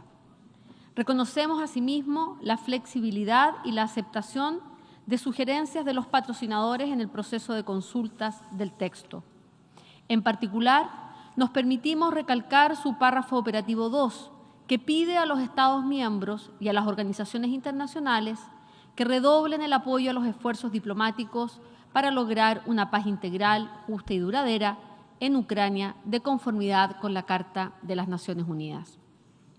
Chile decidió copatrocinar este proyecto, en línea con nuestras previas decisiones en este periodo extraordinario de sesiones de emergencia, como una clara señal ante lo que son nociones básicas de la convivencia, la paz y la seguridad internacionales, cuyo respeto es la condición indispensable para aspirar al desarrollo de nuestros pueblos y para enfrentar como comunidad tantos desafíos globales que nos amenazan.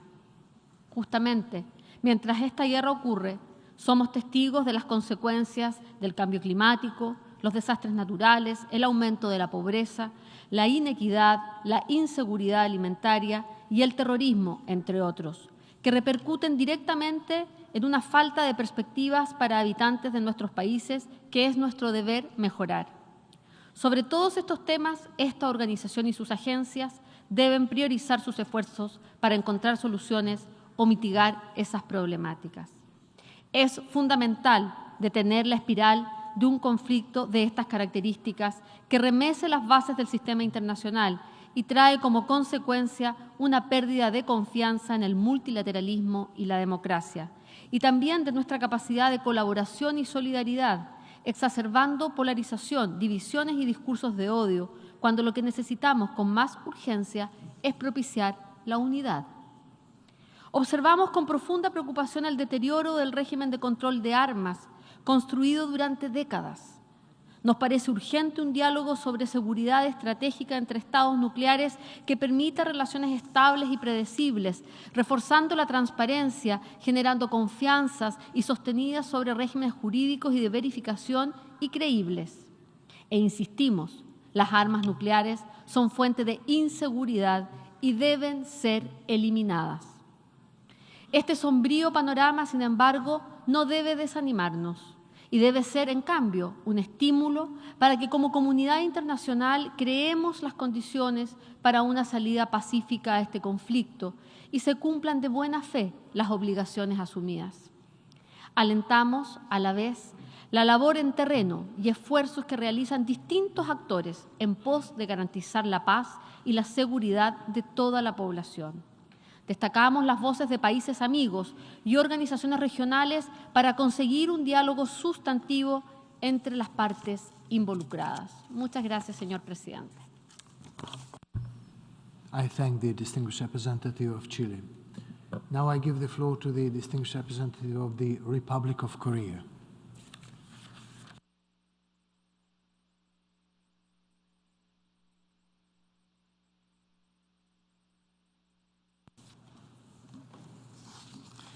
Mr. President, Excellencies, ladies and gentlemen, we are gathered here once again today for an emergency special session as we solemnly commemorate 1 year since Russia's illegal invasion against Ukraine and its people. For the past year, the war in Ukraine has created untold human suffering and countless tragedies. It is deeply troubling to see that there is so little hope in sight for a peaceful resolution.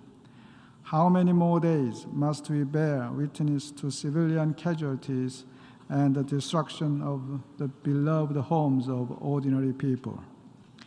It is simply deplorable that we have to discuss at the podium of the UN General Assembly Hall a war of aggression waged by a permanent member of the Security Council in the 21st century.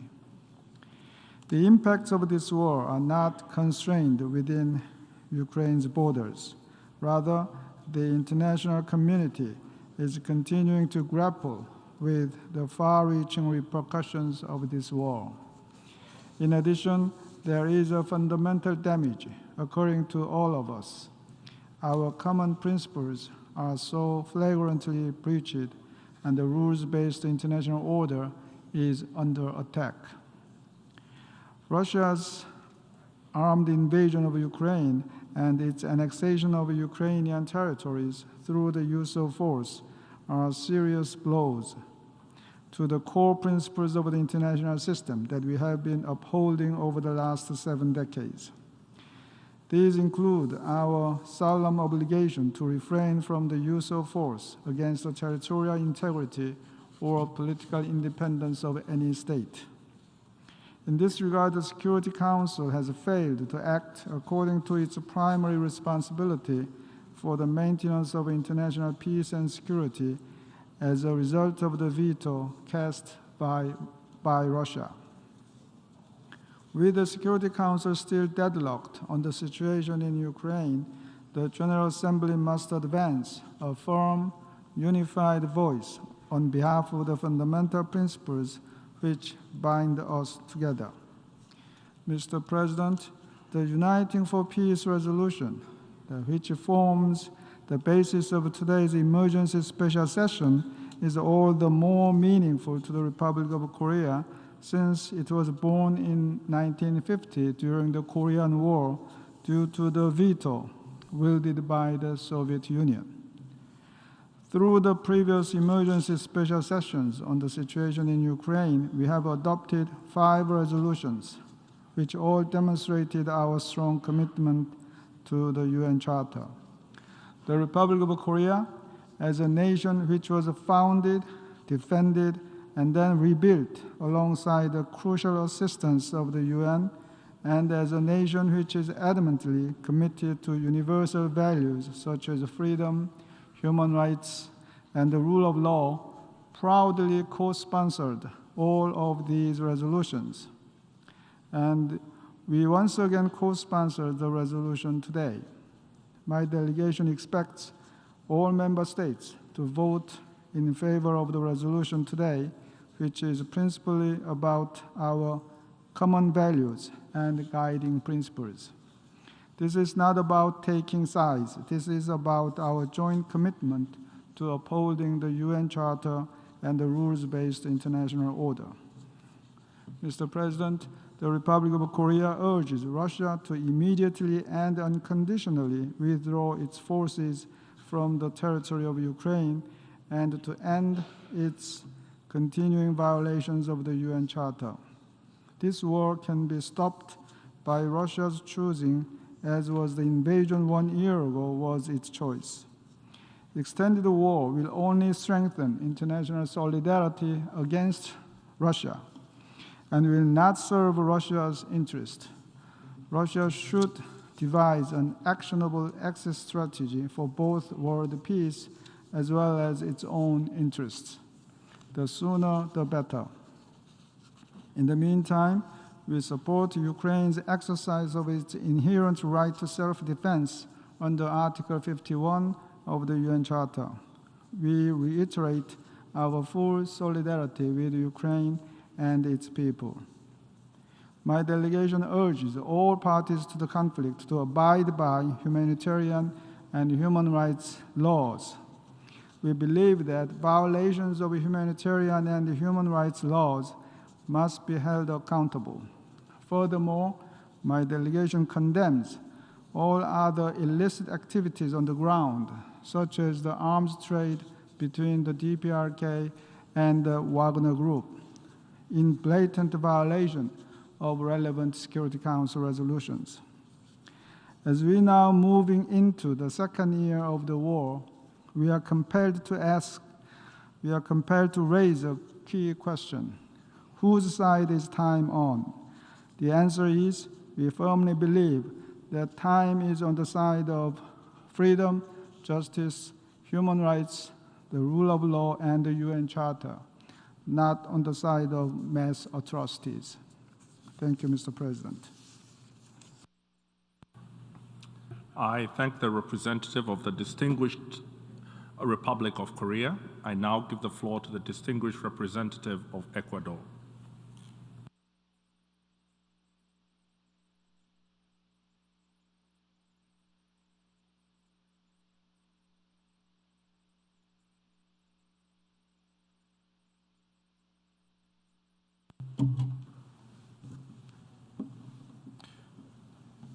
Señor presidente, le agradezco por reanudar el 11º periodo extraordinario de sesiones de emergencia de esta Asamblea General, con miras a considerar el proyecto de resolución sobre los principios de la Carta de las Naciones Unidas subyacentes a una paz general, justa y duradera en Ucrania.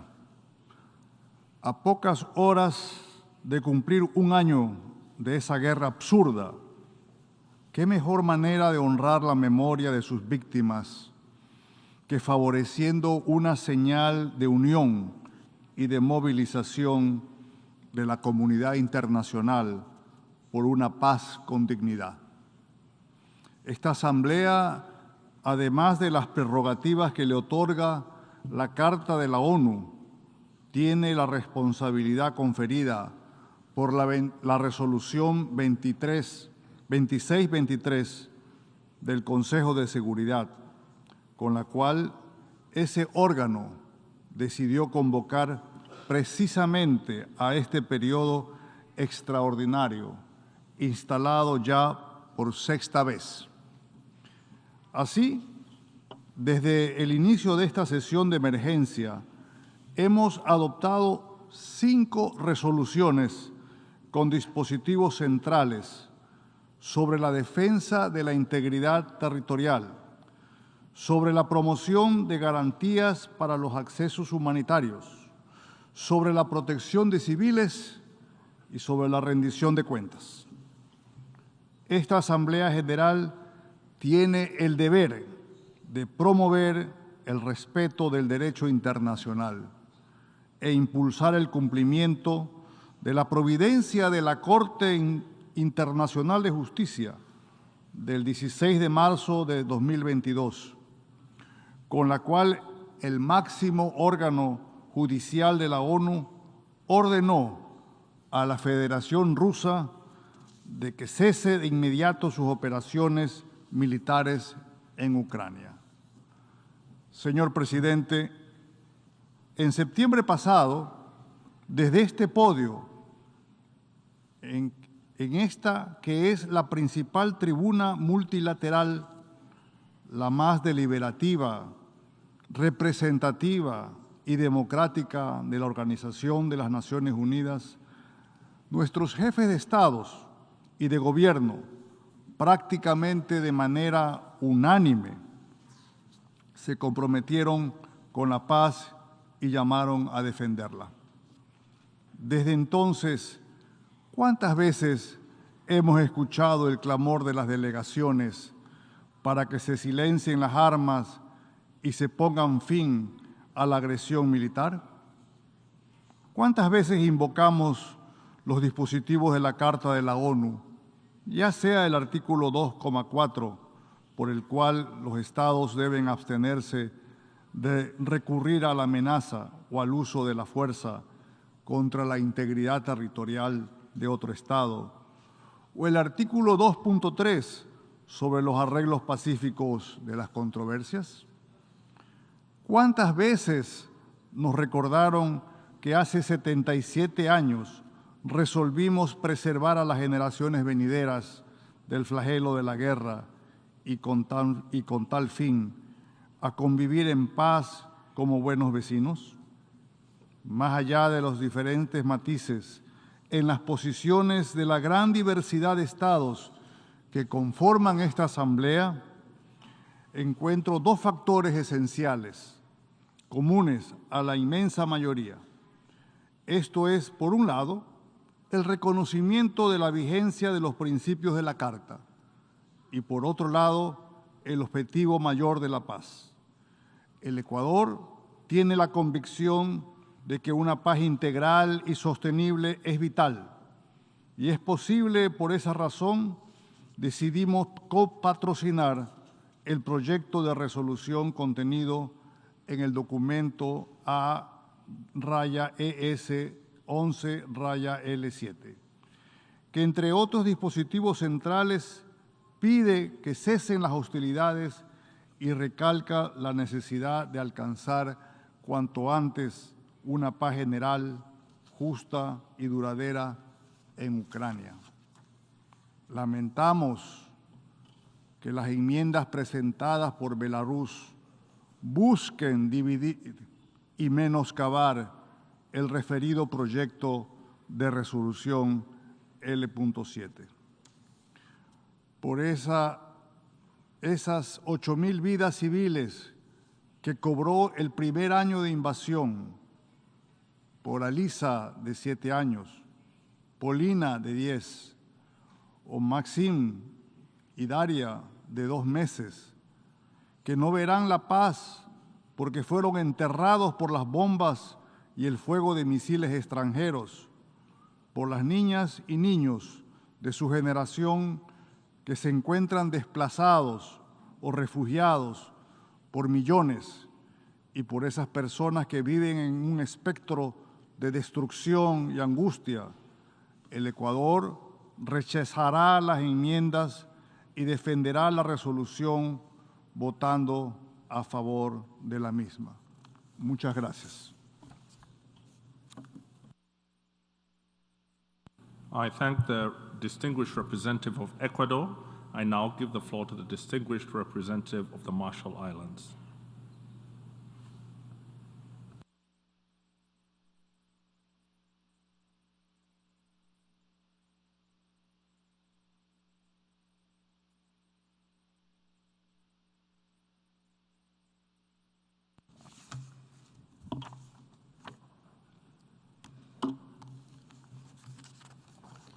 Mr. President, Excellencies, the Republic of the Marshall Islands strongly reaffirms the Balliker Communique of the 21st Micronesian Presidents Summit of 13 February 2023, in which the 5 leaders of the Micronesian island nations, and I quote, condemned the illegal, brutal, and unjustified invasion of Ukraine by the Russian Federation, which is nearly approaching its 1-year anniversary. Presidents agreed that the rule of law, the international rule-based order, and respect for sovereignty and human rights must prevail. Presidents call on the international community to help toward reinstalling peace and stability in that region, end quote. Mr. President, the words of small island leaders in the vast expanses of the North Pacific Ocean I have whirled away are also those of democratic nations committed to accountability and fundamental human rights. We are as concerned over the Russian invasion as we are also over the sharp tone of geopolitical confrontation in our own region.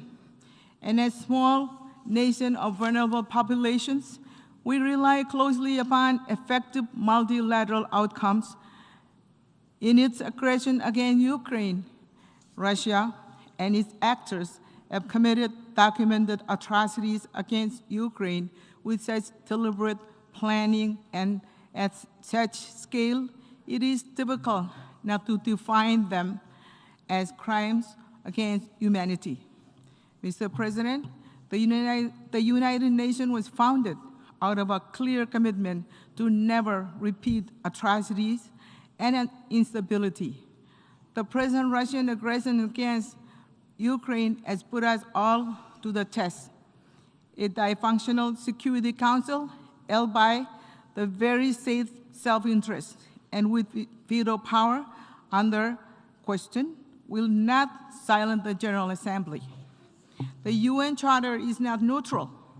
It demands adherence to the universal and fundamental human rights, and it did so to protect the most vulnerable countries and peoples who are otherwise threatened by larger powers. It is incumbent upon us, member states, to turn these noble words into reality. Today's vote is unambiguous and must send a clear and common voice. The public credibility of this institution we all belong to rests upon it.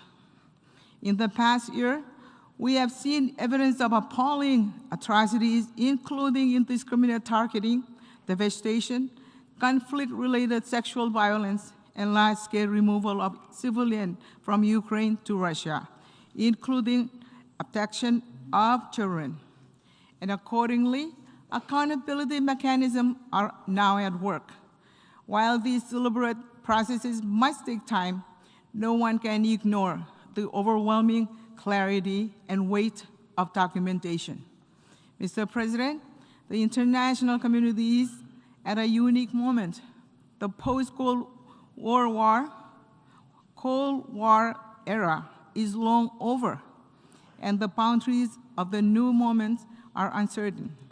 Increasingly, we are defined by coalitions and stronger group effort. What issues once may have divided us often do no longer. Those committed to speaking out against war crimes and human rights violations are simply now stronger as a result of this experience. And we are stronger together, and we will not be divided. And while some may choose to still vote only on the basis of politics, others do so to express moral character. That said, Mr. President, we are prepared to support until a just and lasting peace is reached. Today, the Republic of the Marshall Islands will vote yes on Resolution L7 on a just and lasting peace in Ukraine and urges others to vote likewise. I thank you, Mr. President. I thank the distinguished representative of the Marshall Islands. I now give the floor to the distinguished representative of Israel.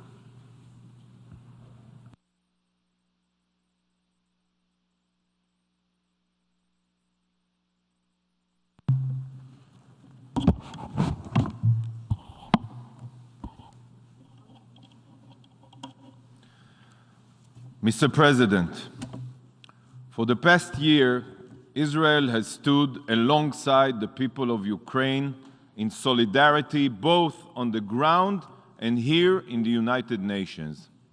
Israel will continue our solidarity with Ukraine by supporting this resolution and every other resolution that reflects our position at the United Nations.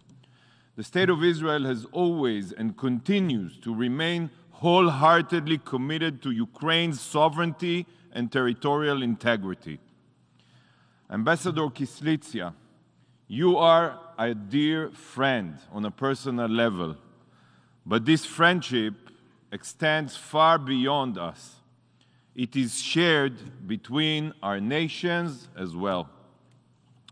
Distinguished representatives, one of the most fundamental values in Jewish tradition is the sanctity of life.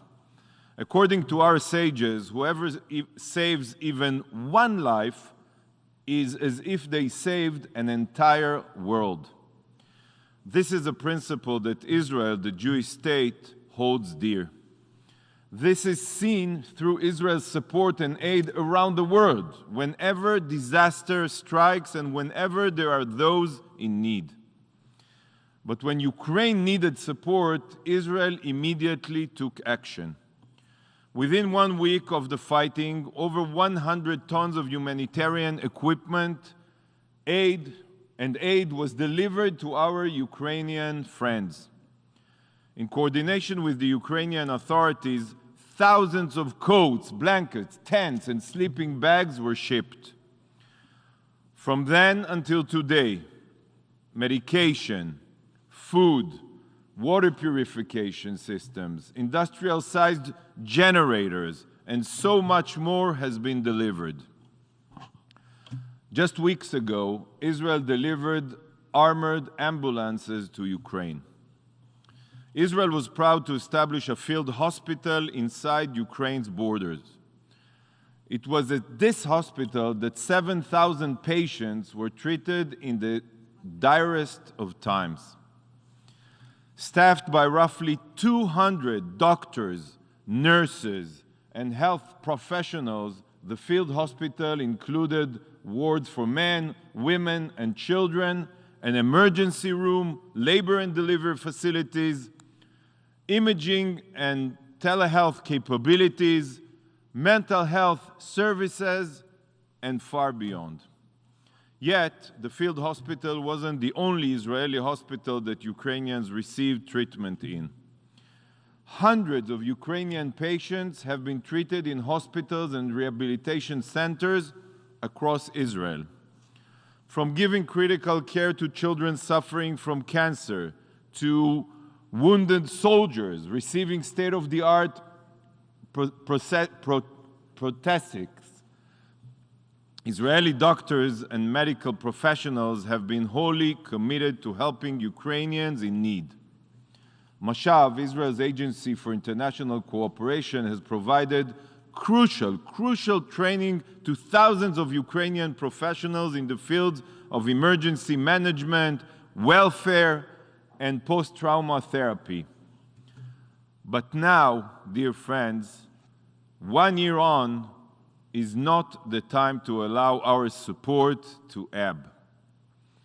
And this is precisely the commitment that Israel made last week with the visit of our Minister of Foreign Affairs to Ukraine.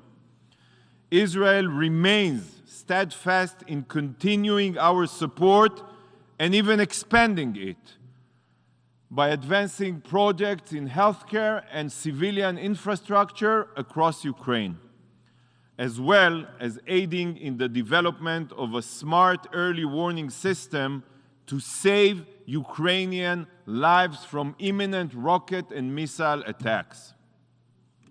Distinguished colleagues, for years now, Israel has been warning the international community of the most dangerous threat to the Middle East, the Ayatollah regime in Iran. But now, dear colleagues, now the international community has begun to wake up. The Ayatollah regime is not merely a threat to the Iranian people, murdering protesters and women in the streets. It is not only a danger to the Middle East with its public calls for Israel's destruction, its attack on maritime shipping routes, and Iran's funding and arming of destabilizing terrorist armies. The Ayatollahs are a worldwide threat. And for Ukraine, this couldn't be clearer. Iranian arms and weaponry are wreaking havoc in Ukraine, killing innocent civilians and destroying infrastructure. And this is just the beginning.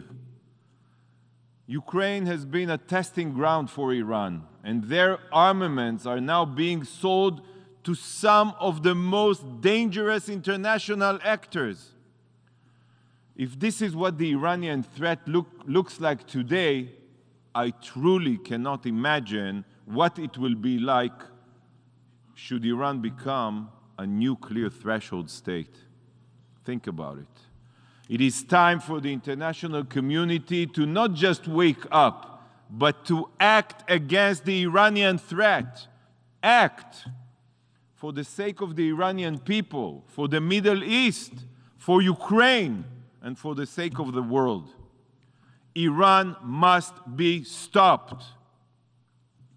Mr. President, Israel stands strongly with our Ukrainian friends, remains committed to the sovereignty and territorial integrity of Ukraine, and is fully devoted to saving lives in any way possible.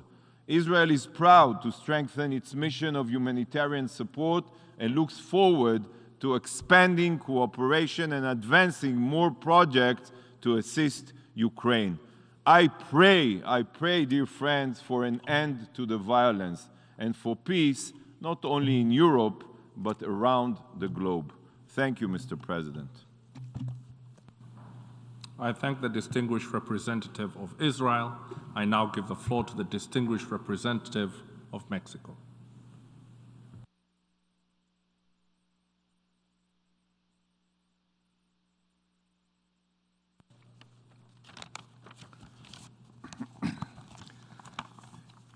Señor Presidente,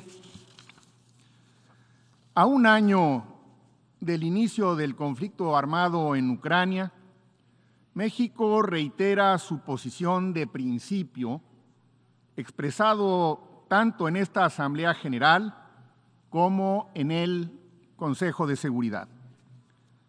Los estados deben actuar en pleno apego a la Carta de las Naciones Unidas, impulsar siempre acciones tendientes a evitar la escalada de tensiones, que fomenten el diálogo y la negociación hasta agotar todas las opciones para llegar a la solución pacífica de las controversias. El arreglo pacífico de las disputas es también un principio central de la política exterior de mi país, consagrado en nuestra Constitución. Es por ello que México es un país pacifista que ha mostrado en todo momento su disposición diplomática para propiciar el regreso de las partes a la mesa de la negociación.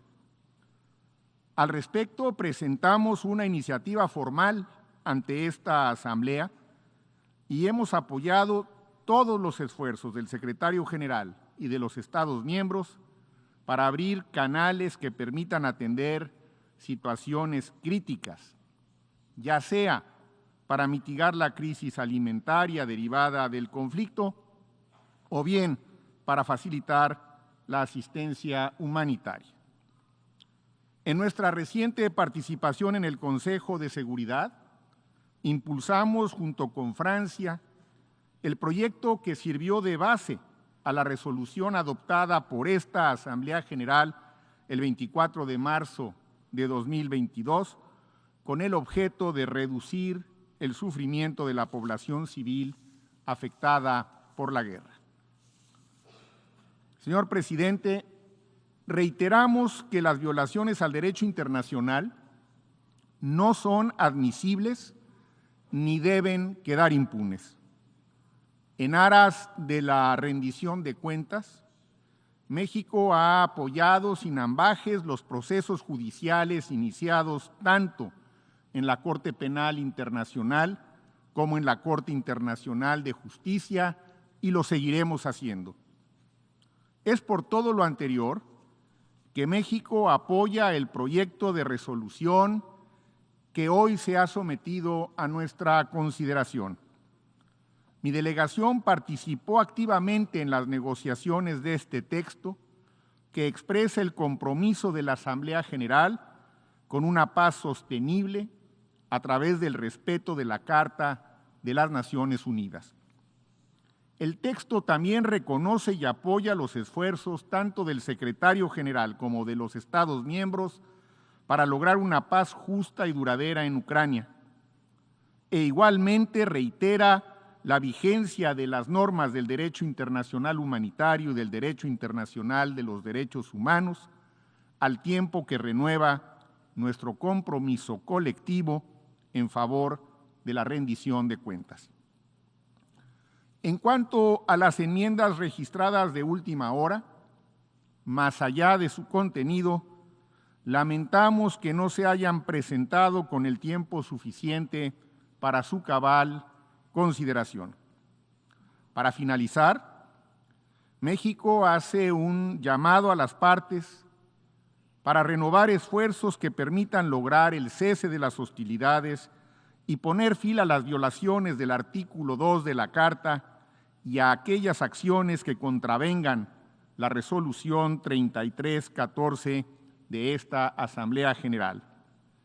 México reconoce la soberanía, la independencia política y la integridad territorial de Ucrania dentro de sus fronteras internacionalmente reconocidas y respalda todo lo conducente a una solución diplomática que detenga el sufrimiento de la población civil. Muchas gracias. I thank the distinguished representative of Mexico. I now give the floor to the distinguished representative of Australia.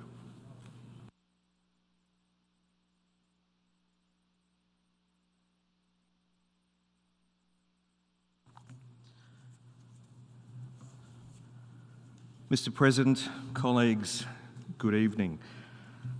Australia is proud to stand alongside our partners to co-sponsor this resolution, underscoring the need for a comprehensive, just and lasting peace in Ukraine. And let me be clear at the outset.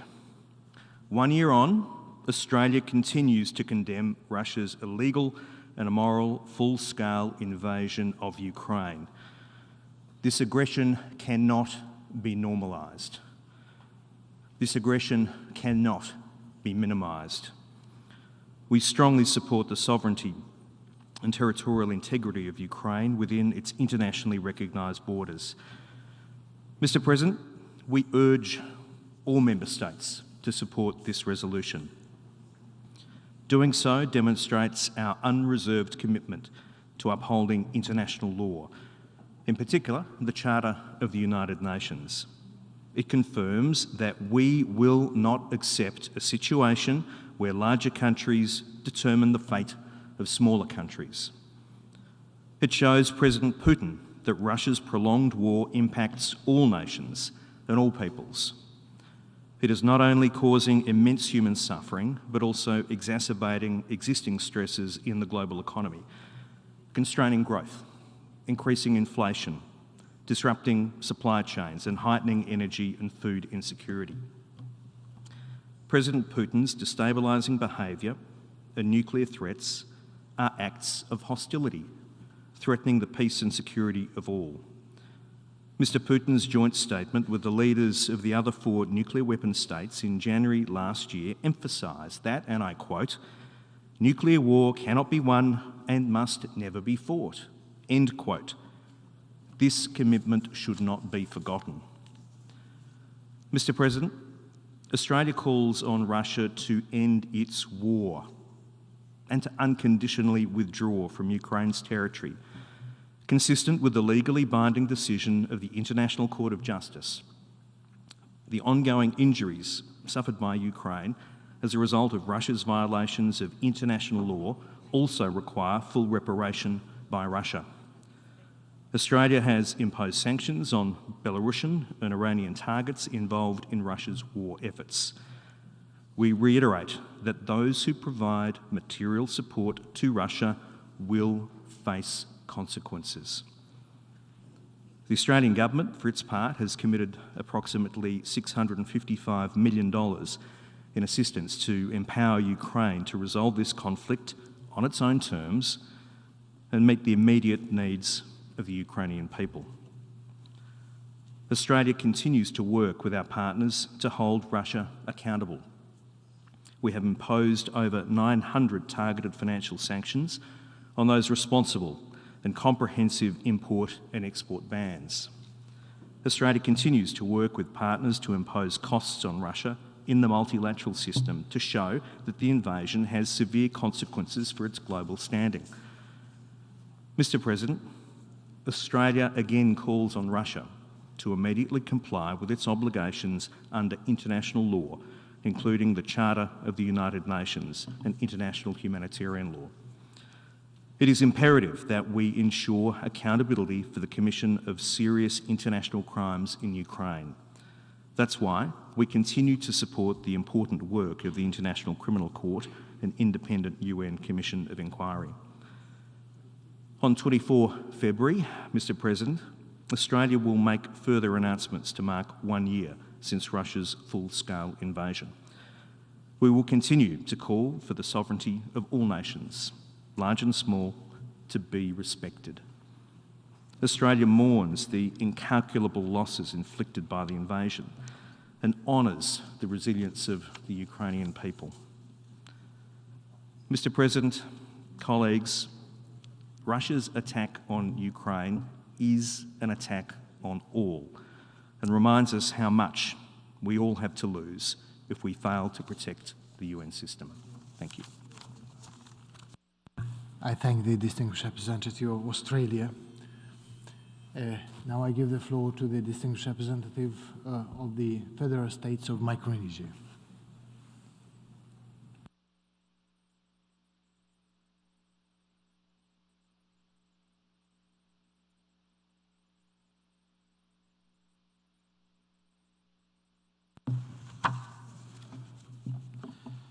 Mr. President, I align this statement with the statement delivered by a distinguished representative of Fiji on behalf of the Pacific Island Forum.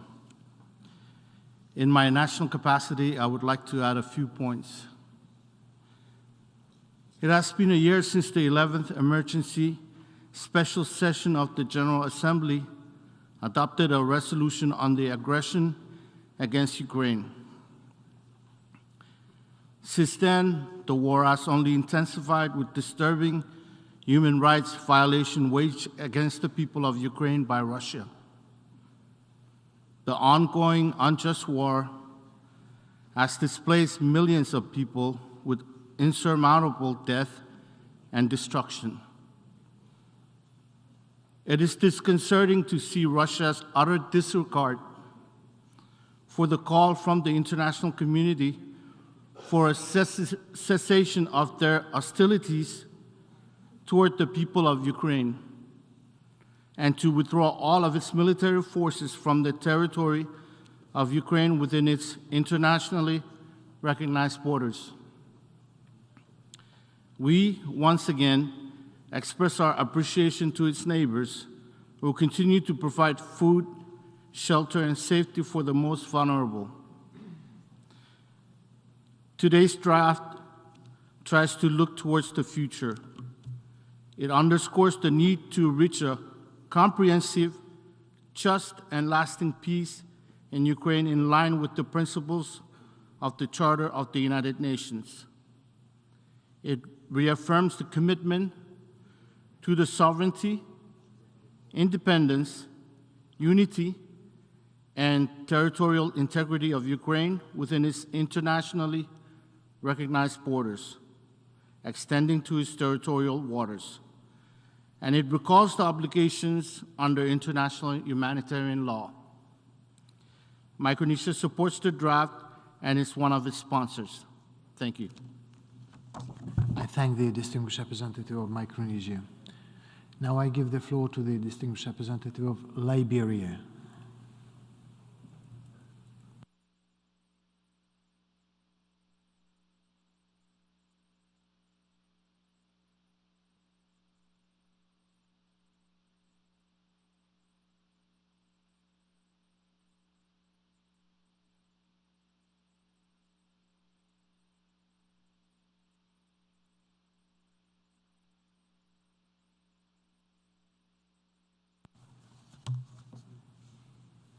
Mr. President, Excellencies, a year ago, the world witnessed Russia's invasion of Ukraine. For me, this led to immediate recollections of Liberia's dark days, marked by heightened insecurity, displacements, internal and across borders, hunger, disease, fears, deaths, and many forms of human rights violations. These are just few of the trauma of war, with effects often lasting a lifetime. Liberia, a country with first-hand experience of war, understands this very well. The feeling of uncertainty, constant fear and loss, leaving your home and all you know in search of safety and basic necessities like food, shelter, and clothing, waking up and not knowing whether you will survive another day. This is the daily reality of Ukrainians. The Office of the UN Commissioner for Human Rights records over 18,000 civilians' deaths and injuries as of January 23rd. This includes hundreds of innocent children who's lost the opportunity to grow up to reach their full potential. The unprovoked and illegal full-scale invasion of Ukraine by Russia not only threatens regional security, impede development, and contribute to widespread human suffering, it also threatens the very fabric of this intergovernmental organization. The fundamental principles of international law and entire international system are at stake here. It is time that we all demonstrate our commitment to uphold the principles of the UN Charter.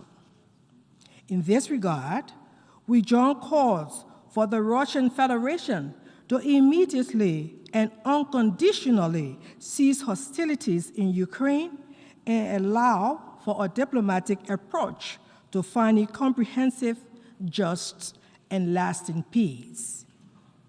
Excellencies, we live in a world of increasingly interconnected challenges. Hence, Russia's aggression against Ukraine also has a global impact on economic growth and global supply, thus aggravating food and energy crisis for the most vulnerable states and people. Therefore, the world cannot and should not sit back idly to what is unfolding in Ukraine. Posterity will judge our actions today. Hence, the resolution that we will consider tomorrow sends a clear message that this conflict has to be brought to an end by restoring respect for the principles of the UN Charter, including the principles of sovereign equality and territorial integrity of states. These principles should serve as a basic for securing a just and lasting peace in Ukraine. It is not an approach limited to Ukraine. Adherence to the UN Charter is a viable and efficient recipe for addressing issues of global peace and security. I also hasten to remind us that not speaking out, not acting now, not doing the right thing threatens the very fabric of this intergovernmental body of which we are all members of. Hence, Liberia is a proud co-sponsor of this resolution, a further demonstration of our commitment to the principles of the UN Charter, maintenance of global peace and security, and solidarity with the people of Ukraine. We therefore urge all member states to vote in favor of the resolution when it is considered tomorrow. Mr. President, Excellencies, I thank you all. I thank the distinguished representative of Liberia. Now I give the floor to the distinguished representative of Vietnam.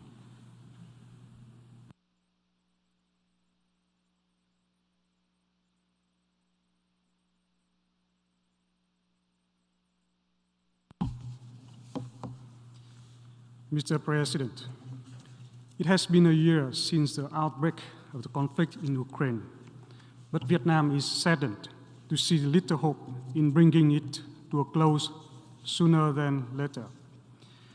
Despite the passage of time, the situation in Ukraine has regrettably not shown any sign of de-escalation. The consequences of the conflict are devastating, with immense loss of life and destruction of infrastructure and resources for countries. The impacts of the conflict are felt globally, especially for the most vulnerable groups. The prospect of negotiations seem beyond reach. The conflict has negatively affected the region and the world, and at the same time hampered efforts aimed at promoting international cooperation and addressing global challenges. If the situation persists, chances for peace are even farther away. It is all the more disheartening at a time when the world should work collaboratively for peace and development. Billions of dollars have been spent on wars while resources are lacking for peace, development, SDGs implementation, and climate change adaptation.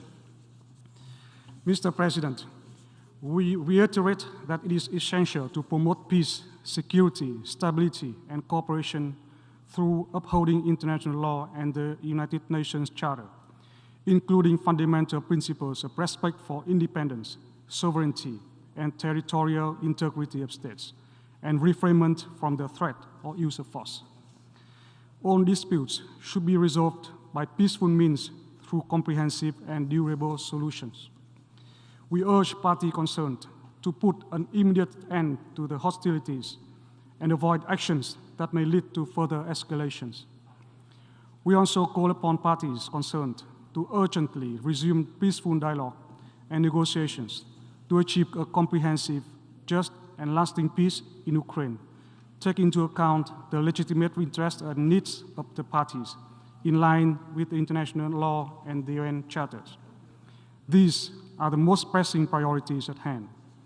The international community should redouble support for these efforts. Only by doing so can international and regional peace, security, and stability be maintained.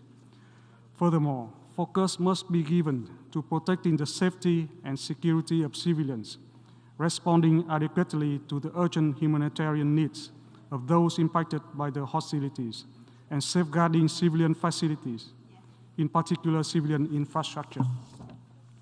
In this process, international assistance is crucial. We urge the UN, member states, and international partners to continue joining hands and stepping up humanitarian assistance to those impacted by the conflict in Ukraine. Vietnam supports international efforts and initiatives, including those by the UN and the Secretary General, to bring all parties together. In this vein, results of ongoing initiatives, such as the Black Sea Grain Initiative, should serve as the foundation for finding a comprehensive solution to the conflict. Within our capacity, we re-emphasize our readiness to make contributions to diplomatic efforts and to the reconstruction, recovery, and assistance in Ukraine. I thank you, Mr. President.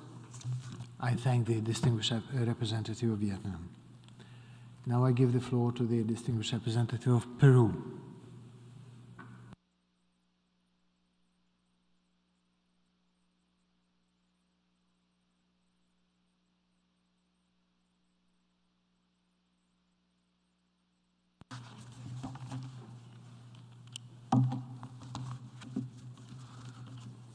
Señor Presidente, la histórica Declaración sobre los Principios del Derecho Internacional relativos a las relaciones amistosas y la cooperación entre los Estados del 24 de octubre de 1970 subraya que el territorio de un Estado no será objeto de adquisición por otro Estado resultante de la amenaza o el uso de la fuerza, que no se reconocerá como legal ninguna adquisición territorial resultante de la amenaza o el uso de la fuerza, y que todo intento de quebrantar parcial o totalmente la unidad nacional y la integridad territorial de un Estado o país o su independencia política es incompatible con los propósitos y principios de la Carta de las Naciones Unidas. La Carta de las Naciones Unidas, instrumento constitutivo de esta organización, delinea los derechos y obligaciones de los Estados miembros, como el respeto inquebrantable a los principios de no intervención y no agresión, y el respeto a la integridad territorial de los Estados. Por tanto, la independencia, soberanía e integridad territorial de un Estado debe ser respetado. Toda controversia debe ser resuelta por los medios pacíficos conforme al derecho internacional. Estos son los compromisos imperativos que regulan el sistema de seguridad internacional, la obligación de no agredir y la obligación de resolver las diferencias por medios pacíficos, a través del diálogo y las negociaciones diplomáticas. Se trata de un compromiso asumido por todos los Estados miembros que estamos hoy aquí presentes. Tenemos el compromiso de mantener la paz y seguridad internacionales, el compromiso de tomar medidas colectivas para prevenir y eliminar las amenazas a la paz y suprimir actos de agresión. Es por ello que el Perú participa hoy en esta sesión extraordinaria de emergencia de la Asamblea General, pero lo hace con gran preocupación, a un año de la escalada del conflicto que ha cobrado miles de vidas humanas, generado desplazamientos forzados y quebrantado la seguridad regional e internacional de manera multidimensional. El impacto global de la guerra en la seguridad alimentaria, la energía, la economía, el medio ambiente es profundo y sus consecuencias serán de largo plazo. Por consiguiente, es necesario el cese de hostilidades. Señor Presidente, las Naciones Unidas estamos hoy aquí reunidas para demandar que se cumplan los compromisos asumidos, de cooperar con espíritu de solidaridad y bajo el principio de buena fe. Debe materializarse la voluntad de las partes en conflicto para lograr la paz. Debe demostrarse la intención de querer poner fin a las hostilidades, de priorizar y prevalecer sobre los intereses políticos a la vida humana, al derecho de vivir en paz, en armonía, al derecho de los niños y de las generaciones presentes y futuras de vivir un hoy y un mañana con una paz amplia, justa y duradera. El Perú, conforme a su política de Estado, defiende la soberanía de los Estados, su integridad territorial, sus fronteras creadas desde su formación como Estados independientes. Defiende el respeto al derecho internacional y la Carta de las Naciones Unidas. Defiende el derecho de los pueblos a una vida en paz y segura. Y en base a ello, cree firmemente que la solución pacífica de controversias a través del diálogo es la única alternativa para una solución justa y duradera. La crisis provocada por el conflicto confirma los problemas estructurales del orden internacional. La ausencia de una solución inmediata y eficaz para mantener la paz y seguridad internacionales demanda la necesidad de fortalecer la Carta de las Naciones Unidas y optimizar y revitalizar la gestión de sus órganos. El veto no puede ser utilizado de manera selectiva, sobre todo en casos que alteran la soberanía e integridad de los Estados o en los que violan los derechos humanos, derechos humanitarios y la paz y seguridad de las naciones. Señor presidente, el Perú se une firmemente al llamado a una paz justa y duradera en Ucrania, bajo los principios de la Carta, en el marco del respeto de los derechos humanos y del derecho internacional humanitario, porque solo con paz y seguridad puede haber desarrollo, porque solo con paz y seguridad se puede pensar en un futuro. Estamos en camino a realizar una evaluación exhaustiva de lo logrado con relación a los objetivos trazados para el desarrollo, camino que ha sido interrumpido fuertemente por el impacto de la COVID-19, camino que ha sido gravemente impactado por los efectos de esta guerra. Existen efectos colaterales y consecuencias estructurales que podrán ser subsanados. Lo que no podrá ser subsanado son las víctimas y el impacto de la guerra en la vida de las personas que han sido y vienen siendo afectadas. Solo la paz podrá trazar nuevamente un nuevo camino, un nuevo mañana, un nuevo futuro. Instamos a las partes a construirla. Instamos al diálogo por una paz duradera. Por todo ello, el Perú ha copatrocinado el proyecto de resolución Principios de la Carta de las Naciones Unidas que sustentan una paz integral, justa y duradera en Ucrania. Muchas gracias. I thank the distinguished representative of Peru. Now I give the floor to the distinguished representative of Tonga.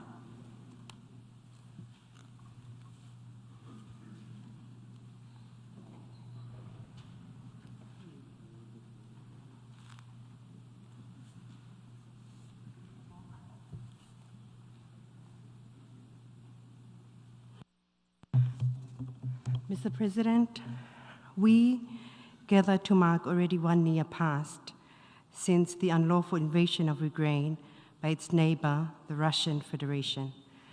Tonga again joins others in support of a peaceful resolution.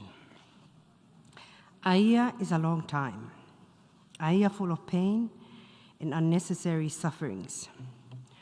We must remember, though, that there always is time to return to diplomacy, to seek peaceful means. Peaceful means as enshrined in the United Nations Charter. Mr. President, more than ever, we must reaffirm our commitment to a spirit of togetherness, unity, and solidarity. 77 years ago, having lived the horrors and destructions of war, our predecessors gathered to establish this august body. It was all about hope, the hope for a humanity capable of creating, sharing, and safeguarding lasting peace for all through international peace and security. This is why we support the draft resolution before us entitled UN Charter Principles Underlying a Comprehensive, Just and Lasting Peace in Ukraine. We support the purposes and principles enshrined in the Charter of the United Nations. We support that violations of the territorial integrity and sovereignty of a UN member state are inconsistent with the principles of the UN Charter. We support the obligation of all states under Article 2 of the UN Charter to, quote, refrain in their international relations from the threat or use of force against the territorial integrity or political independence of any state or in any other manner inconsistent with the integrity or political independence of any state or in any other manner inconsistent with the purposes of the United Nations, end quote. And we support to settle international disputes by peaceful means.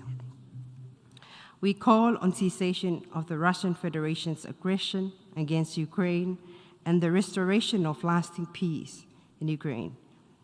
Mr. President, on that note, allow me to reiterate what had been alluded to by our delegation in the same session last year, and in alignment with the Pacific Islands Forum statement, to call upon the good conscience of all parties to pursue every possible means available to return to the path of diplomacy.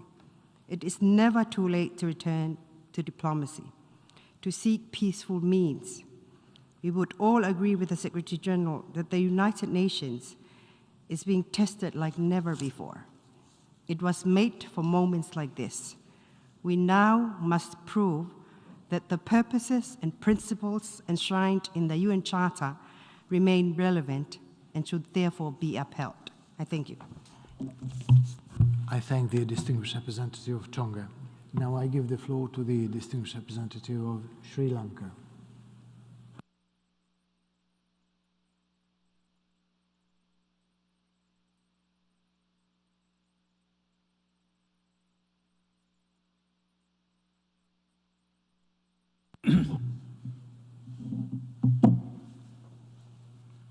Mr. President,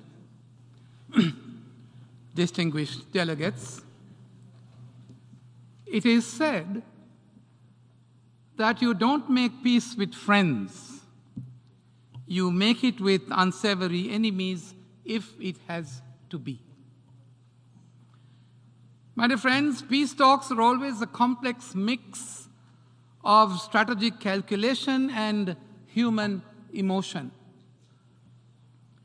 It has been the experience of those working on peace-building programs and researching peace and conflict that it is important to pay attention to both factors to understand why talks may or may not succeed.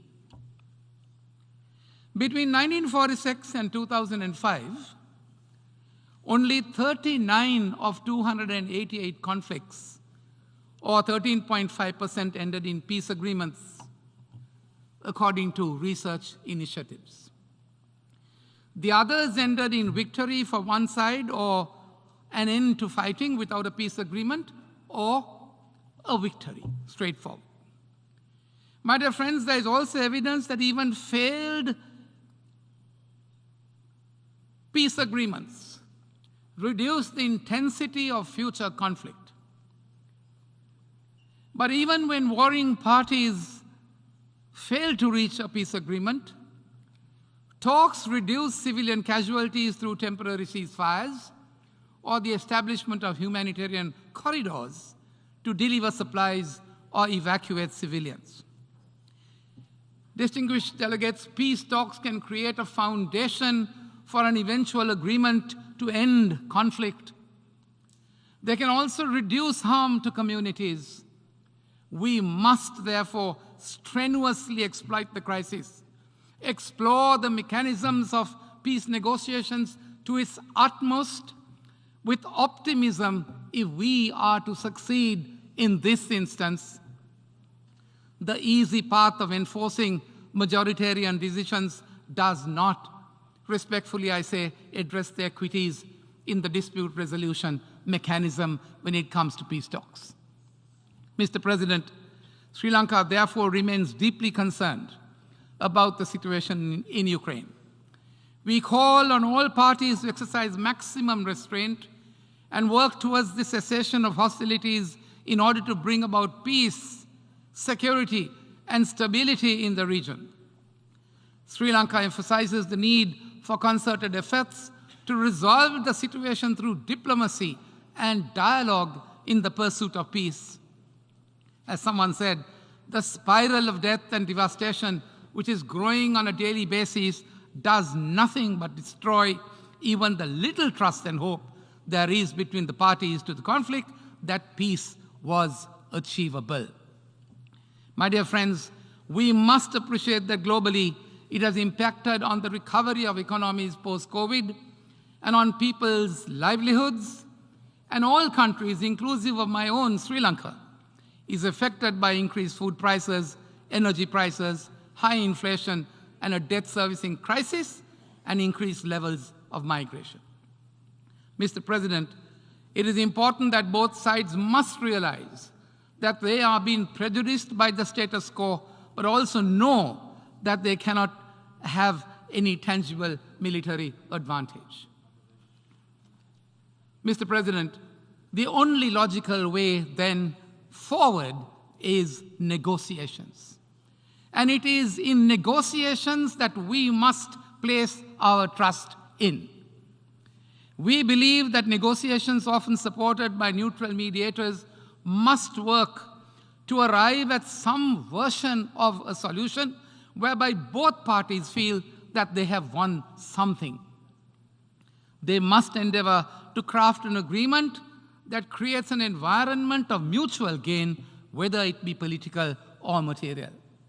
My dear friends, we need to be sensitive to the reality that negotiators must not only reach an agreement, but also sell that agreement to a community that is bitter, a community that is traumatized, and a community that is surely grieving.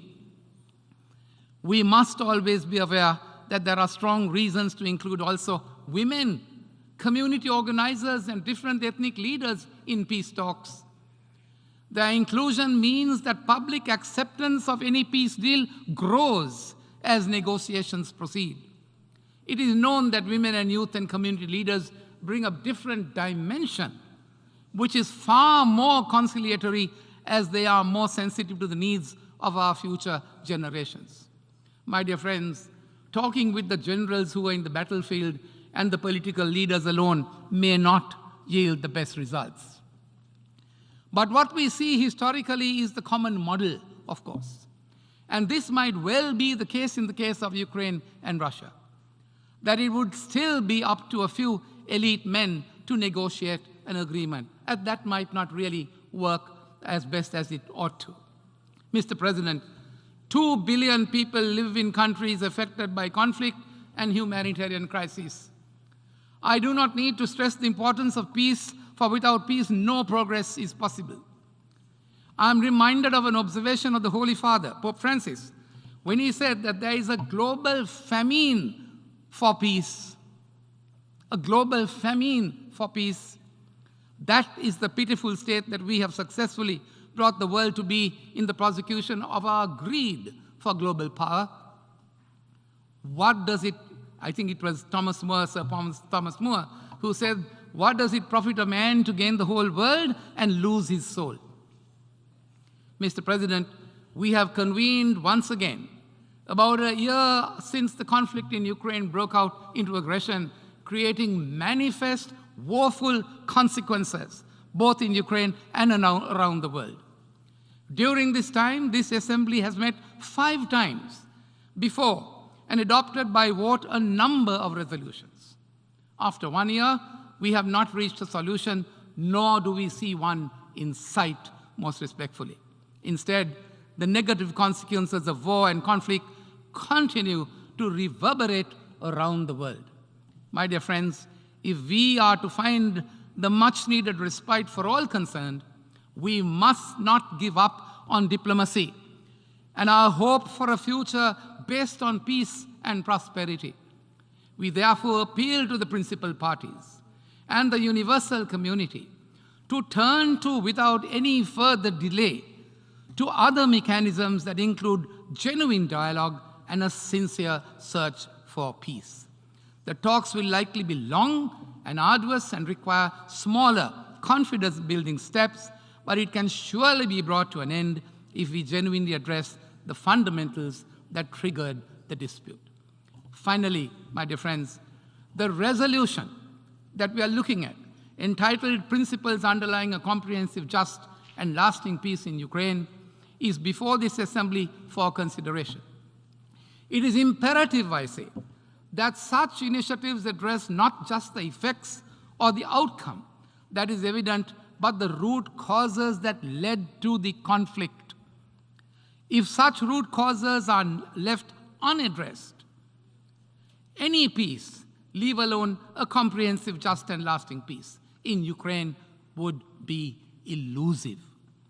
It is Sri Lanka's hope that the decision we would contribute towards this endeavor and would not be used as another step towards recriminations and posturing that would aggravate an already inflamed situation. I thank you, Mr. President.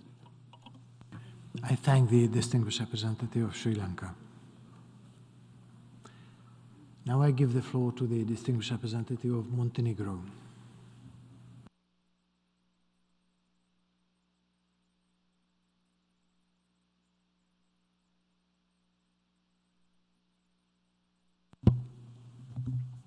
Mr. President, it has been 1 year since Russia's full-scale attack on Ukraine, which has caused death and destruction on a scale not since the Second World War. A year of indescribable suffering and bloodshed for the Ukrainian people. Tens of thousands of Ukrainians have died, including women and children, and millions of civilians are refugees or are internally displaced. Countless war crimes have been committed by Russian troops, as we have heard also this morning. We once again reiterate our strong condemnation of the brutal aggression, including deliberate sheltering of civilians, journalists, media actors and medical personnel, civilian infrastructure, medical facilities, schools, educational institutions, and cultural heritage sites in Ukraine. There can be no impunity for war crimes, crimes against humanity, and other atrocity crimes. We welcome and support the ongoing work to investigate any allegations or evidence of violation of the international humanitarian law in terms of crimes committed in Ukraine. Mr. President, the fact that a permanent member of the Security Council and a nuclear state exercised the brutal force, breaching the territorial integrity and sovereignty of its neighboring country, should make everyone's blood run cold. Russian invasion has put the rules-based order that we rely on for peaceful coexistence under attack. International peace and security, the ground principles that gathered our predecessors to build the world back from the ashes and establish the United Nations, are most severely endangered, arguably to the extent never seen in the post-Second World War period. The terror and crimes in Ukraine bring us to the dark era of brute force in international relations, factoring in solely the hard power as a way of promoting self-centered national interests. Such aggressive behavior challenges the international order as we know it today, standing as a pivotal piece of the mosaic that guarantees equal rights of each country with the protection of human rights and fundamental freedoms at all. The ramifications, as many of the speakers before me said, of the Russian aggression in Ukraine are translated into growing energy, food, and financial crises across the globe, which severely impacts the most vulnerable groups in least developed countries of the world. Therefore, we firmly believe that the multilateralism has to be further bolstered, and the global action to address these outstanding challenges needs to be swiftly and carefully crafted and carried out. Mr. President, Montenegro stands with Ukraine and its people against Russia's aggressive acts for as long as it takes, and it reaffirms its unwavering support for Ukraine's sovereignty and territorial integrity within its internationally recognized borders, including its territorial waters. We will not accept Russia's illegal invasion of a neighboring state. In support of Ukraine and in defense of the UN Charter, our values, democracy, and the rules-based order, we must act decisively. For the reasons outlined, Montenegro co-sponsored, and we vote in favor of the resolution as it stands and call others to do the same. Thank you. I thank the distinguished representative of Montenegro. Now I give the floor to the distinguished representative of Tunisia.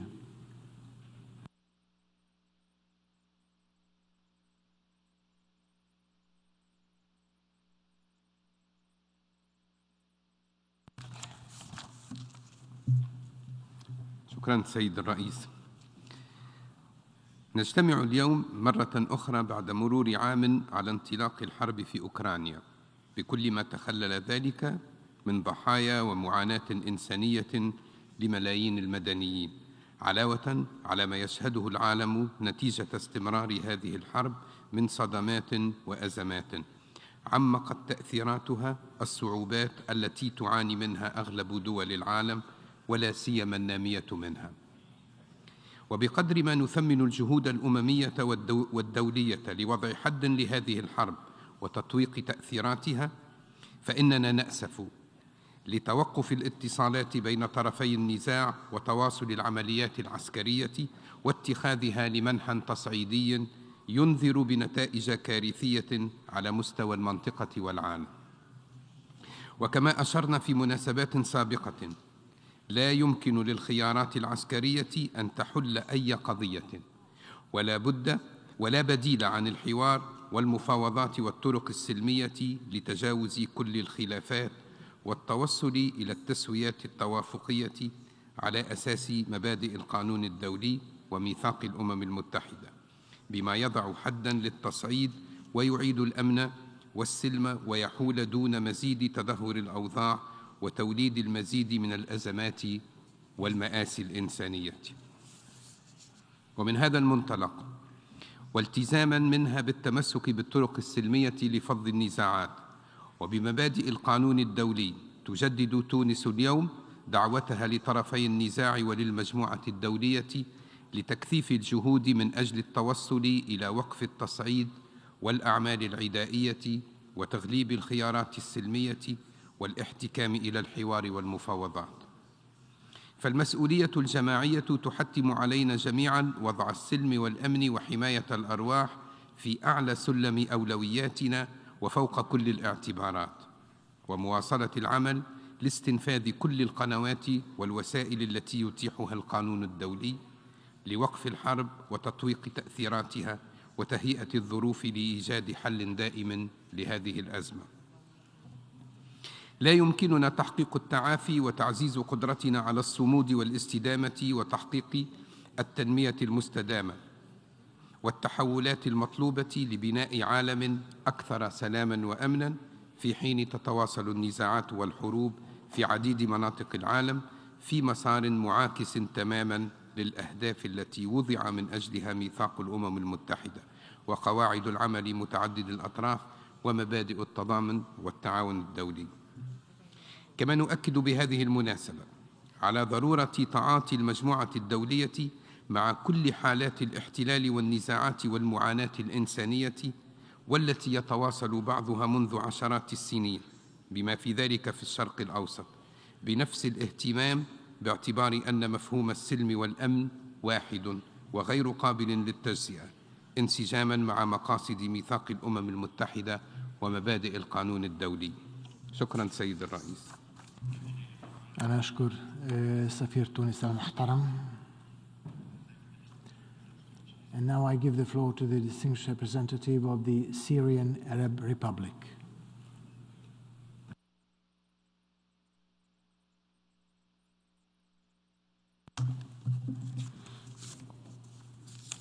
شكرا سيد الرئيس.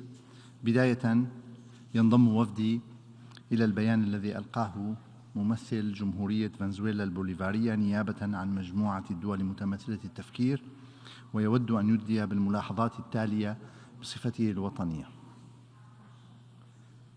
لقد بات من الواضح إصرار الدول الغربية على تعزيز حالة الاستقطاب السياسي داخل الأمم المتحدة وتعميق الانقسام بين الدول الأعضاء فيها، وذلك من خلال تكرار الدعوة لعقد مثل هذه الاجتماعات الهادفة فقط إلى تأجيج أجندة العداء الغربية ضد الاتحاد الروسي. إن الجمهورية العربية السورية، وانطلاقا من حرصها الدائم على حل المشاكل الإقليمية والدولية عن طريق الدبلوماسية والحوار ودعم جهود صون الأمن والاستقرار في أي بقعة توتر في العالم، لهذا كانت تتطلع إلى أن تضطلع الجمعية العامة بدور إيجابي لتحقيق هذه الغاية، وأن لا تدخر جهداً لصالح تسوية سلمية لهذا النزاع وتجنب أي مبادرات تؤدي إلى تفاقمه ومنع حله سلمياً. السيد الرئيس، إن التصريحات التي أدلى بها مؤخراً بعض قادة مجموعة النورماندي بشأن نواياهم الحقيقية من اتفاقيات مينسك والمتمثلة في منح الوقت الكافي لكييف لتعزيز قدراتها العسكرية لا تتسق مع هدف تلك الاتفاقيات المتمثل في التوصل إلى تسوية سلمية للنزاع في منطقتي دونيتسك ولوغانسك. وما يؤكد هذا النهج العدائي قيام تلك الدول بالدفع بلا هوادة بإغلاق أوكرانيا بمختلف أنواع ترسانات الأسلحة، من الأنظمة الصاروخية وأنظمة الدفاع الجوي إلى الدبابات المختلفة وغيرها من آلة الحرب، وذلك بهدف تأجيج النزاع وإطالة أمده ومحاولة فرض هزيمة استراتيجية على الاتحاد الروسي. المفارقة هنا أن ذات الدول تطلق التهديد والوعيد نحو الدول الأخرى لمنعها من الوقوف إلى جانب الاتحاد الروسي في دفاعه المشروع عن أمنه وحدوده المباشرة. إن مثل هذه السياسات غير المسؤولة تثبت وبدون شك أن تلك الدول تسعى لحدوث صدام دموي ضمن القارة الأوروبية، والتي سيكون له تداعيات كارثية قد يصعب احتواؤها. سيد الرئيس، إن انتقاد الدول الغربية للاتحاد الروسي وشن الحملات العدائية ضده يمثل نفاقاً سياسياً ويعكس سياسة المعايير المزدوجة التي تتبعها تلك الدول، إذ أن هذه الدول التي تتشدق بالحديث عن ضرورة احترام القانون الدولي وإعلاء مبادئ ميثاق الأمم المتحدة ومنع العدوان، منها من انتهك مراراً هذا الميثاق، وبعضها شن أعمال عدوانية ضد دول أخرى ومنها بلادي بذريعة تهديد أمنها رغم أنها تبعد عنها آلاف الأميال. والبعض الآخر يتغاضى عمداً عن انتهاكات إسرائيل لميثاق الأمم المتحدة عبر ارتكابها العدوان تلو العدوان على الشعب الفلسطيني الرازح تحت الاحتلال منذ أكثر من 7 عقود، وعلى الشعب السوري في الجولان السوري المحتل منذ العام 1967، وعلى مرافق حيوية مدنية في العديد من المناطق السورية. كان آخر عدوان قبل 3 أيام فقط، ولم نسمع من تلك الدول إدانة للعدوان الإسرائيلي، انطلاقاً من نفس الحرص الذي يدعونه على ميثاق الأمم المتحدة وإعلاء مبادئه. السيد الرئيس، السيدات والسادة، لقد بات من الواضح أن بعض الدول الغربية التي تقف وراء الدفع بمشروع القرار تستغل منبر الجمعية العامة لشن حملة دعائية ضد روسيا، والتي مع الأسف باتت ممارسة معتادة لتلك الدول في استهداف الدول الأعضاء التي لا تسير في ركب أجنداتها السياسية. اليوم يعرض علينا مجدداً مشروع قرار آخر مثير للانقسام بشأن الأزمة في أوكرانيا، الأمر الذي يطرح تساؤلاً: هل سيساعد مشروع القرار هذا على تسوية الأزمة بشكل سلمي؟ هل يلبي مشاغل جميع الأطراف؟ هل يعكس إسهاماً للجمعية العامة بهذا الشأن؟ من الواضح أن الأمر ليس كذلك. إن مشروع القرار هذا يأتي في سياق سلسلة القرارات غير المتوازنة والمنحازة والاستفزازية الهادفة إلى تشويه صورة الاتحاد الروسي. فمقدمي مشروع القرار لم يدعوا إلى مشاورات بشأنه، ولم يستجيبوا في إعدادهم له للشواغل الهامة التي يتم التعبير عنها، بل ويصرون بدلاً من ذلك على دفع الجمعية العامة إلى اتخاذ قرار منحاز لن يسهم بأي حال من الأحوال في تحقيق سلام مستدام في أوكرانيا. انطلاقاً مما سبق، فإن بلادي ترفض جميع محاولات استغلال أجهزة الأمم المتحدة والتلاعب بها، ولهذا فإن وفدي يؤكد رفضه للصيغة الحالية لمشروع القرار المعروض أمامنا، داعياً الدول الأعضاء إلى التنبه لمخاطر الانجرار وراء مثل هذه النصوص المنحازة.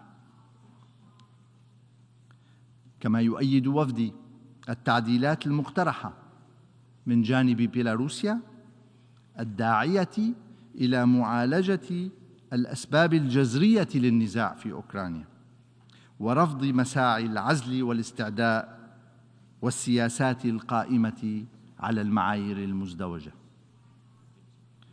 وما لم يتم إدخال تلك التعديلات فإن وفدي سيصوت ضد مشروع القرار. شكراً سيد الرئيس.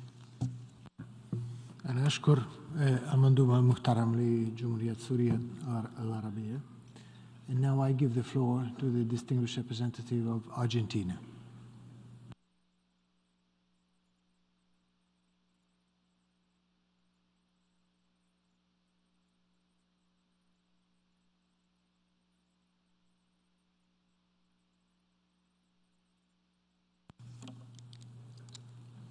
Señor presidente, una vez más nos encontramos reunidos en la Asamblea General para tratar la grave situación en Ucrania y defender los principios consagrados en la Carta de las Naciones Unidas. Ellos son la base de la convivencia pacífica que nos hemos comprometido a conseguir desde 1945 y que incluye el respeto del derecho internacional, la soberanía de los Estados y su integridad territorial, la solución pacífica de las controversias y la vigencia irrestricta de los derechos humanos. Por ello, la República Argentina reitera su firme condena a la agresión contra Ucrania y exhorta a la Federación de Rusia a cesar inmediatamente en el uso ilegítimo de la fuerza y las operaciones militares en territorio ucraniano.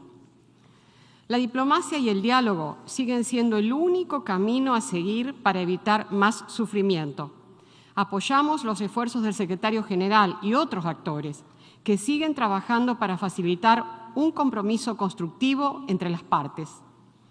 Un ejemplo de estos esfuerzos es la iniciativa del Mar Negro. Estos acuerdos han sido un faro de esperanza para quienes creemos en el diálogo y la diplomacia como medios para encontrar una solución al conflicto. Hace ya un año del inicio de la guerra, y a pesar de los continuos llamados a que se respete el derecho internacional humanitario, seguimos siendo testigos de ataques a la población e infraestructura civil. En este contexto, la ayuda humanitaria se vuelve indispensable para la supervivencia, especialmente de los más vulnerables. Reiteramos nuestro llamado a permitir el acceso irrestricto a todas las áreas donde haya población civil, incluidas las áreas ocupadas. La comunidad internacional ha establecido principios claros con respecto a las armas de destrucción masiva, en particular al uso de las armas nucleares.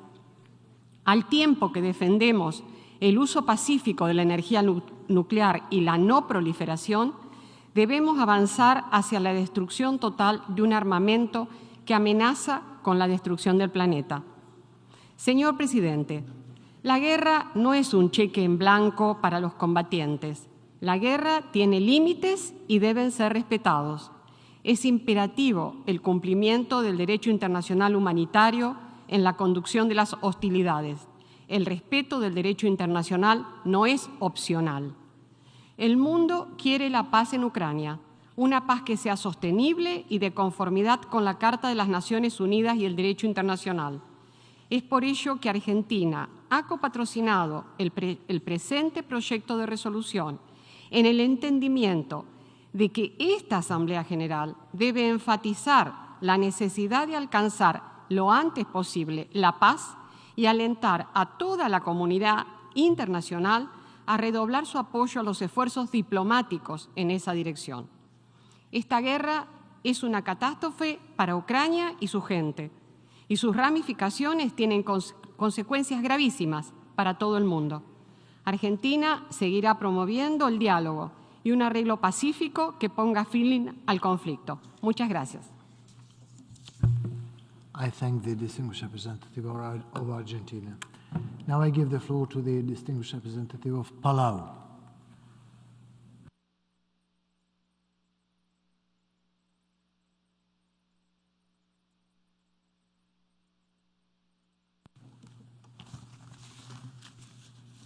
Mr. President, Secretary General, Excellencies, colleagues, we align ourselves with the statement made by Fiji as chair of the Pacific Island Forum, and we make the following statement in our national capacity.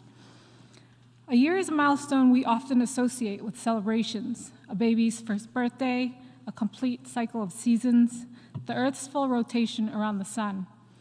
It's unfortunate that today we are commemorating the year anniversary of Russia's illegal, unprovoked invasion of Ukraine, a year in which hundreds of thousands have died, whole cities have been razed, civilian homes and infrastructure turned to rubble. 6 million people in Ukraine have been internally displaced, and 8 million people have fled into other parts of Europe. That's nearly the population of this very dense city of New York. Many of these are women and children.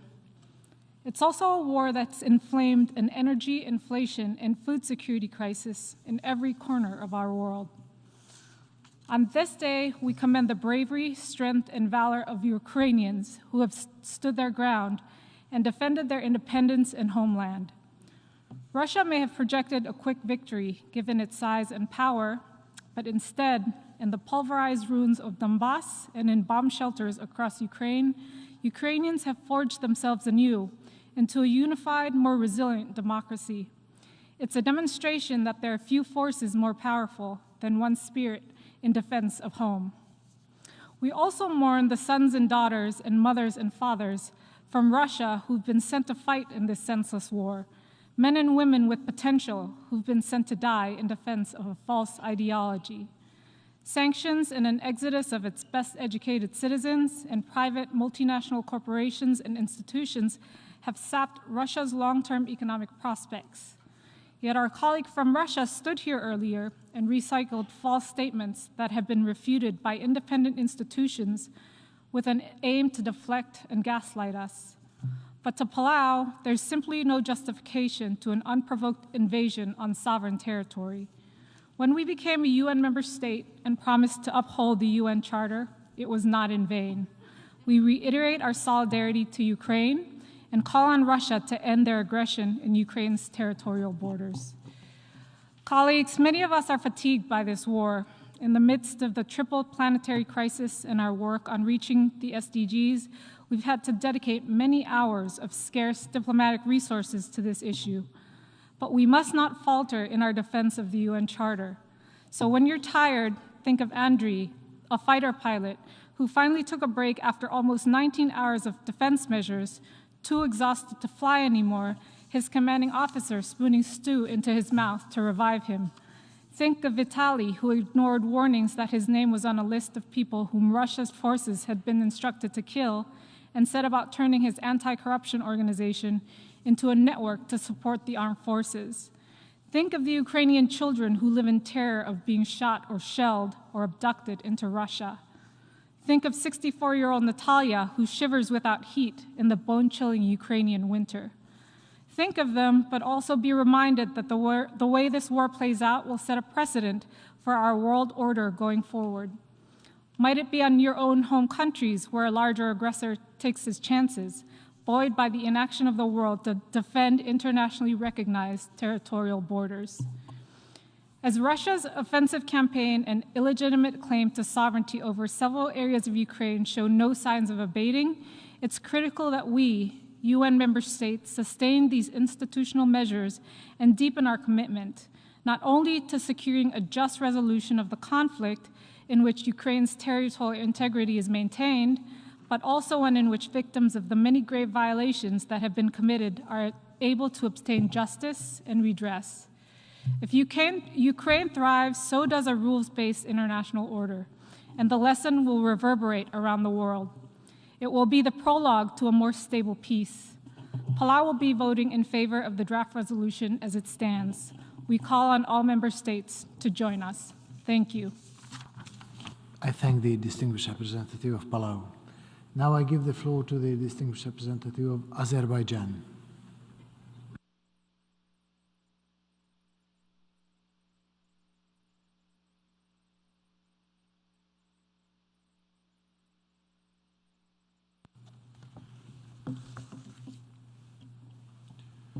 Mr. President, after 1 year of eruption of armed hostilities, the situation in and around Ukraine remains to be a matter of profound concern, as it continues to pose a serious threat to peace and security at the regional and global levels. Of particular concern is the ever increased humanitarian impact, as civilians, mainly women, children, and elderly, continue to bear the major burden of prolonged armed hostilities. In this connection, Azerbaijan takes consistent steps in its national capacity to help the people of Ukraine alleviate the dire humanitarian consequences and continuously provides humanitarian assistance to Ukraine. Azerbaijan stands for the earliest settlement exclusively through peaceful diplomatic means in full compliance with the norms and principles of international law guiding interstate relations, including the respect for the sovereignty, territorial integrity, and inviolability of borders, and encourages the dialogue between the parties to that end. I thank you. I thank the distinguished representative of Azerbaijan. Now I give the floor to the distinguished representative of Greece.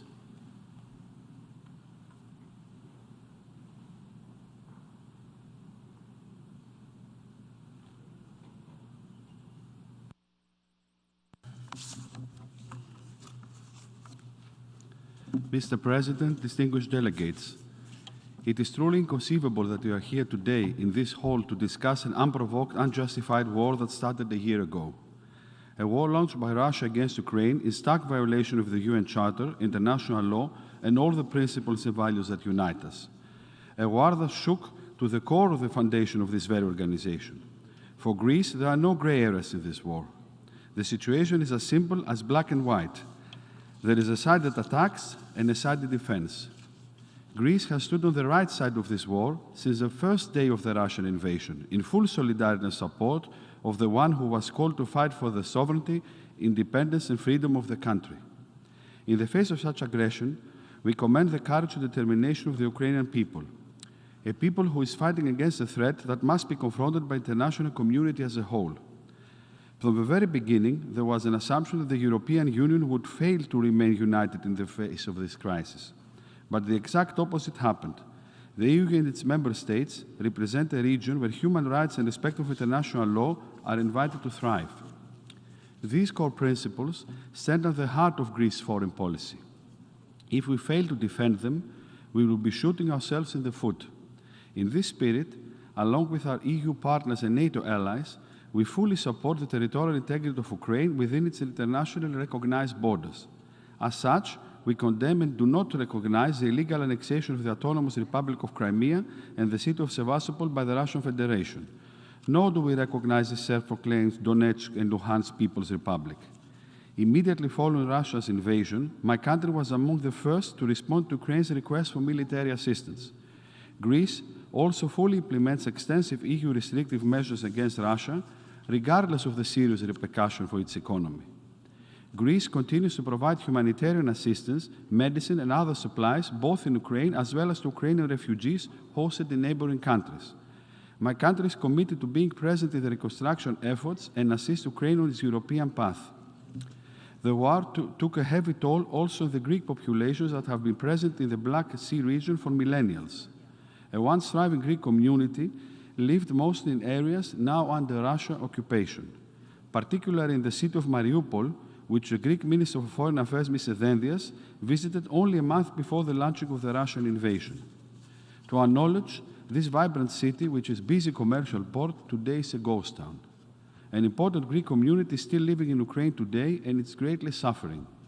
The recurrent Russian attacks against Ukraine's critical infrastructure, energy, heating and water supply system, houses and medical facilities are unacceptable.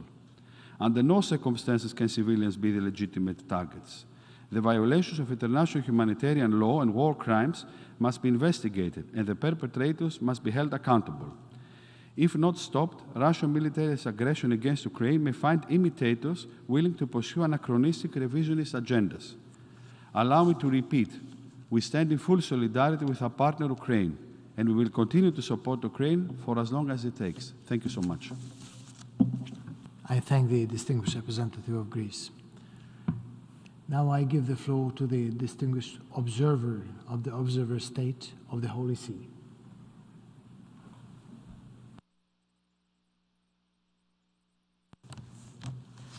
Mr. President, as this emergency special session observes the one-year anniversary of the escalation of the war in Ukraine, let us never forget that peace is possible. In this regard, all parties must remain open to dialogue, lest they risk closing off the only reasonable door to peace. Subscribing to the illusion that this war as a military solution through attrition will lead to no peace other than the dreadful peace of death. With this in mind, Pope Francis has made the following heartfelt appeal. May weapons be silenced, and may conditions be sought for the start of negotiations that will lead to solutions that are not imposed by force, but consensual, just, and stable.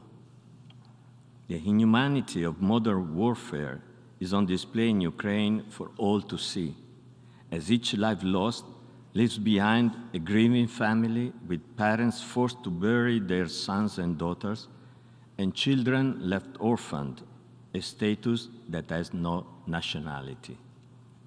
Particularly reprehensible is the reliance on tactics that treat soldiers as expendable objects rather than human beings with inviolable dignity. Throughout the war, Pope Francis has reaffirmed his closeness to the innocent in Ukraine who suffered the martyrdom of aggression. In this regard, the Holy See duly recalls the obligation of all states, according to international humanitarian law, to refrain from evacuating children to foreign territory without a compelling medical reason and the written consent of those responsible for their care, or from changing their personal status.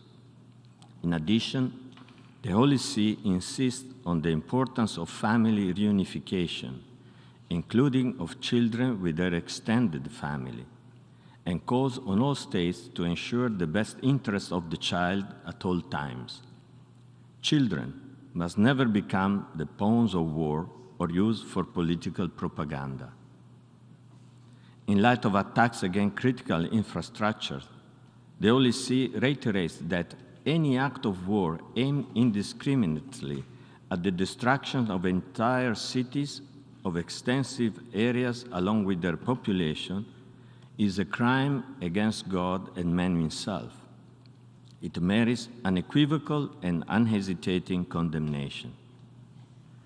In the face of civilian suffering, my delegation renews its gratitude to those governments, organizations, and individuals that have embodied the ethic of solidarity in providing shelter, food, and medical care to those displaced within Ukraine and in neighboring countries.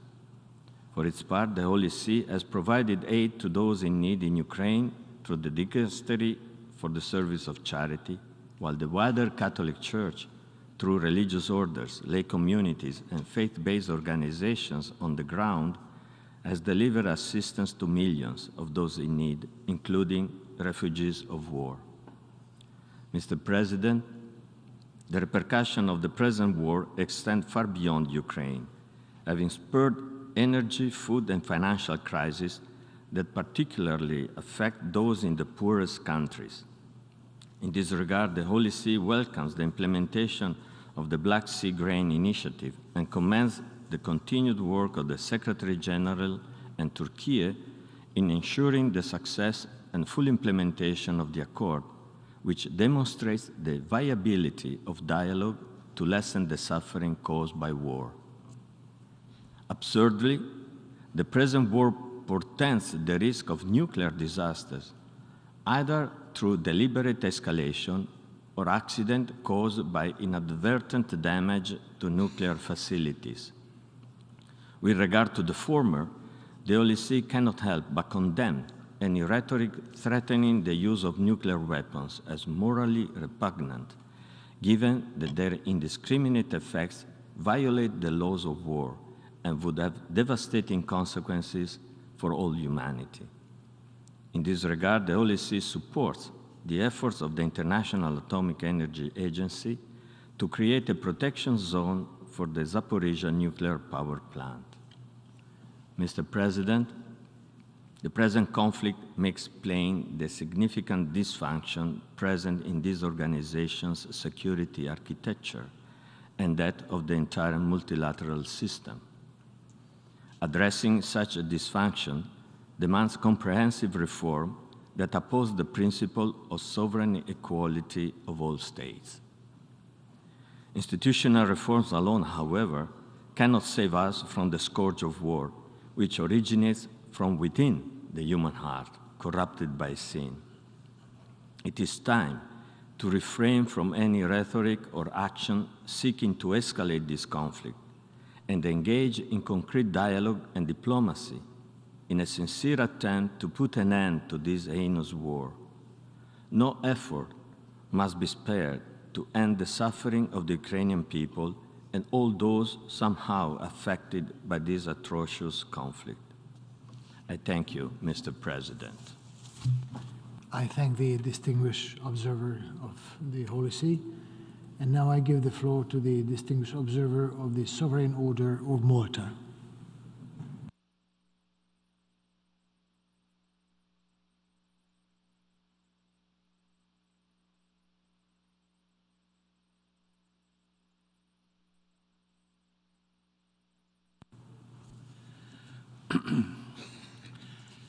Mr. President, Excellencies, distinguished colleagues, war undoubtedly has the effect of breaking down the structures of society, the very structures that are there to protect us. And in so doing, war imposes on human beings, in the words of philosopher Thomas Hobbes, a human condition which is solitary, cruel, nasty, brutish, and short. Conditions that are equally shared by both the victim and the aggressor. Over the past 12 months, the escalation of hostilities in Ukraine, the internal and external displacement of over 8 million people, with millions more living in daily fear through their lives, the humanitarian and national and international aid community has been a key lifeline and a link between a deteriorating human condition and the possibility of hope. And that hope is enshrined in the words of Secretary General Antonio Guterres when he said, "We want a world to be defined by the values enshrined in the United Nations Charter: peace, justice, respect, human rights, tolerance, and solidarity." And this remains our strongest tool in achieving harmony, not only between human beings, between Ukrainians and Russians, but also between us and our planet. Extending here, I'd like to quote Pope John XXIII in his seminal encyclical Parchimentaris, when he says this: "Since we are social by nature, we must live together and consult each other's interests. We should recognize and perform our respective rights and duties, which are imperative to a well-ordered society." The past 12 months have seen almost a total breakdown in this social contract in a part of the world formerly marked by promise and industry, the breadbasket of the world. Not only have we witnessed the devastating destruction of Ukraine, but we have seen also a breakdown in the wider context of international civil discourse. The crucial question is, can we put it right? Well, we all have a role to play in contributing to a better world tomorrow. It's a challenge for each of us right now. Sadly, it seems this war has no sign of slowing down. Therefore, we must all maintain our humanitarian support for the people of Ukraine. Is it not time for more of us to turn our swords into plowshares? Like many armies of aid agencies, the Sovereign Order of Malta and representatives of other religious, Catholic, and faith-based organizations maintain a presence at the Ukrainian border, as does our work within the country, providing 24-hour assistance to refugees, families, displaced persons, individuals trapped by conflict, through medico-social projects, psychological support, the provision of health, hygiene products, food, housing, and we've recently announced an increase in psychosocial support and aid programs across our teams. This year of conflict has led to social, financial, and political environmental effects that have reverberated across the planet. Back in 2015, when the Sustainable Development Goals were introduced, it was a moment in time representing a more conscious attitude towards global development and diplomacy, one that encouraged transparency and accountability, not only how we work for our future, but more importantly, why it is essential to work for our future. And with continuing crises requiring attention of the international community, the devastating effects of this war sadly represent a marginal level of problems we continue to face as a collective humanity. The recent tragedies in Pakistan, in Turkey, in Syria remind us that natural disasters and their consequences remain out of our immediate control, while inhibiting our success in achieving the 2030 agenda. And whilst Russia's aggression in Ukraine has created the world's largest displacement crisis, countries in the Horn of Africa continue to face droughts that have led to a catastrophic rise in hunger.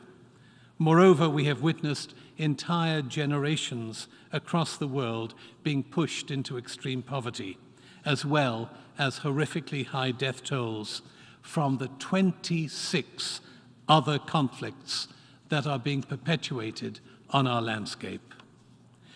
Climate change continues to wound countries that are without the infrastructure to deal with it sufficiently. And the Sustainable Development Goals continue to extend further out of reach to those who most need them. Next month sees the UN Water Conference here in New York, and while access to clean water is an issue faced more often than not by developing countries, due to the war in Ukraine, more than 6 million Ukrainians have either limited or no access to clean water. We must all recognize that the setbacks that nature continues to throw in our path are already enough to keep us from reaching the targets of the SDGs. Simply put, we cannot afford any type of war if we want to meet the climate battle for ourselves and make it for our future generations. Distinguished colleagues, if we fail to find a workable solution to the war in Ukraine, and if our plowshares of aid and humanitarian assistance continue to run out or be compromised, then a Hobbesian image will become ever more real, and peace and security will give way to something that is cruel, brutish, and short. Thank you. I thank the distinguished observer of the Sovereign Order of Malta. Ladies and gentlemen, we have heard the last speaker in the debate and this item for this evening. We shall hear the remaining speakers tomorrow, 23rd of February, starting at 10 o'clock sharp in this hall. This meeting is adjourned.